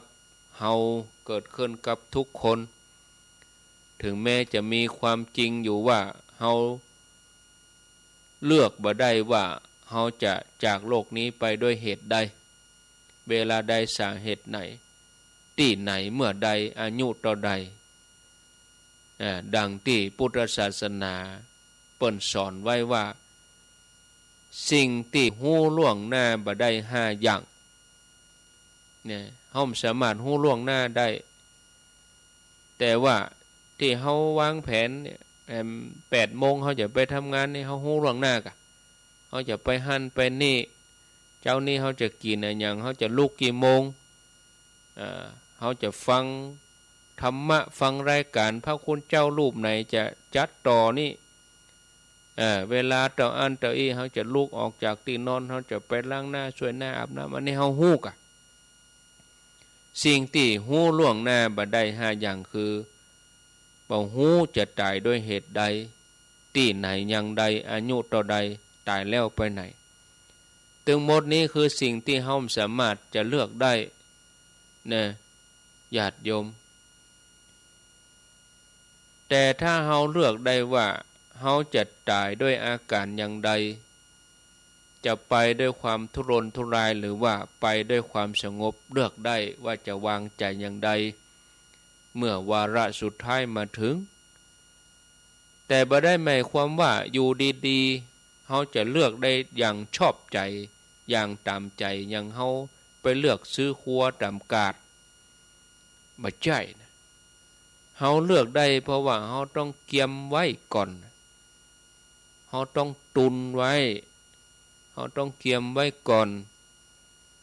เมื่อเฮาฮู้ว่าเฮาควรจะไปด้วยอาการอย่างใดนะเฮาจะต้องฝึกฝนพัฒนาจิตของเฮาเพื่อเป็นไปตามนั้นอยากสงบก็ต้องฝึกสงบนะอยากไปสงบก็ต้องฝึกสงบอยากไปวุ่นวายก็แปลงใจให้วุ่นวายมันถึงไปวุ่นวายแน่มันอยู่ในวิสัยของเฮาที่เฮาจะทำได้นะแม้เฮากำหนดบ่ได้ว่าเฮาจะไปเมื่อใดที่ไหนด้วยสาเหตุใดก็ตามเฮาสามารถรู้ได้นะเฮาอาจจะไปด้วยโรคหายเฮาอาจจะไปด้วยอุบัติเหตุหรือว่าถูกทำร้ายอย่างใดก็ตามแต่เฮาสามารถที่จะสร้างหลักประกันได้ระดับหนึ่งว่าเฮาจะไปดีหรือบ่ดีเฮาจะไปสุขหรือว่าไปทุกข์ไปแบบร้อนหรือไปแบบเย็นเนี่ยอันนี้เป็นสิทธิ์ของเฮากู้คนในที่นี้ที่ฟังนี้เนี่ยบ่ได้หมายถึงพระบ่ได้หมายถึงโยมตรงนั้นบอกว่าคนไก่วัดคนไข้วัดผู้สูงอายุละอ่อนเนี่ยญาติโยมนะสิทธิตัวนี้เกิดขึ้นได้อย่างใดสิทธิตัวนี้จะเกิดขึ้นได้ก็ต่อเมื่อเฮาทำหน้าที่ของเฮาได้อย่างถูกต้องสิทธิกับหน้าที่ต้องไปด้วยกันถ้าเฮาทำหน้าที่ได้อย่างถูกต้องบ่ายเบี่ยงหลีกเลี่ยงเฮาก็ได้สิทธินั้นไปอย่างสงบ สิทธินี้จะได้มาก็ต่อเมื่อเราทำหน้าที่ถูกต้องคือทำหน้าที่พร้อมไปตามเหตุตามปัจจัยที่มันจะมาถึงนะมรณะภัยการพลัดพรากการที่เราจะต้องจากโลกนี้ไปมันเป็นของทุกชีวิตสรรพสิ่งสรรพสัตว์นะถ้าบ่ฮู้จักหน้าที่ก็บ่สามารถที่จะมาฝึกใจฝึกจิตได้แต่มนุษย์เฮาทุกคนนี่เฮาจะต้องฮู้จักเมื่อฮู้จักแล้วเฮาก็ทำหน้าที่นั้นให้ดีคือการเตรียมตัวให้พร้อมแล้วก็ยอมรับบ่หลีกหนีนะบ่คิดที่จะเอาชนะอนิจจังทุกขังอนัตตาที่สุดมาเฮาต้องยอมเนี่ยเพราะมันเป็นหน้าที่ของเฮาก็ต้องยอมเมื่อเวลานั้นมาถึงแต่ก่อนที่เวลานั้นจะมาถึงเฮาก็ต้องเตรียมตัวให้พร้อมบอกว่าจะเป็นหน้าที่ของพ่อแม่หน้าที่ข้าราชการหน้าที่ครูหน้าที่นั้นจะทำให้ดีได้ก็ต่อเมื่อเฮาต้องฝึกฝนนะหน้าที่ที่เฮาจะจากโลกนี้ไปก็อย่างเดียวกันมันเรียกร้องให้เฮาต้องฝึกฝนฉะนั้นให้เตรียมพร้อมเตรียมตัวเป็นหน้าที่ของเฮาทุกคนโดยเฉพาะเจ้าพุทธเฮาจะต้องพิจารณาเฮาจะต้องตระหนักให้ดีว่าชีวิตนั้นมันบ่เที่ยงนะเฮาจะต้องเตรียมตัวให้พร้อมนะการเตรียมตัวให้พร้อมนี่หมายความได้หลายอย่างประการแรกคือหมายถึงการระลึกนึกถึงมรณะภัยอยู่เสมอบ่ใช่มรณะภัยบ่ใช่ความตายของคนอื่นแต่มรณะภัยที่มันใกล้ตัวเฮาความตายของเฮาเมื่อระลึกนึกถึงมรณะภัยเมื่อระลึกนึกถึงความตายแล้วเฮาก็จะต้องเตรียมตัวอยู่เสมอการเตรียมตัวคือการทำหน้าที่คือการใช้ชีวิตให้ดีที่สุดมีสิ่งสำคัญอันใดในชีวิตที่เฮาควรจะเร่งรีบทำให้สำเร็จ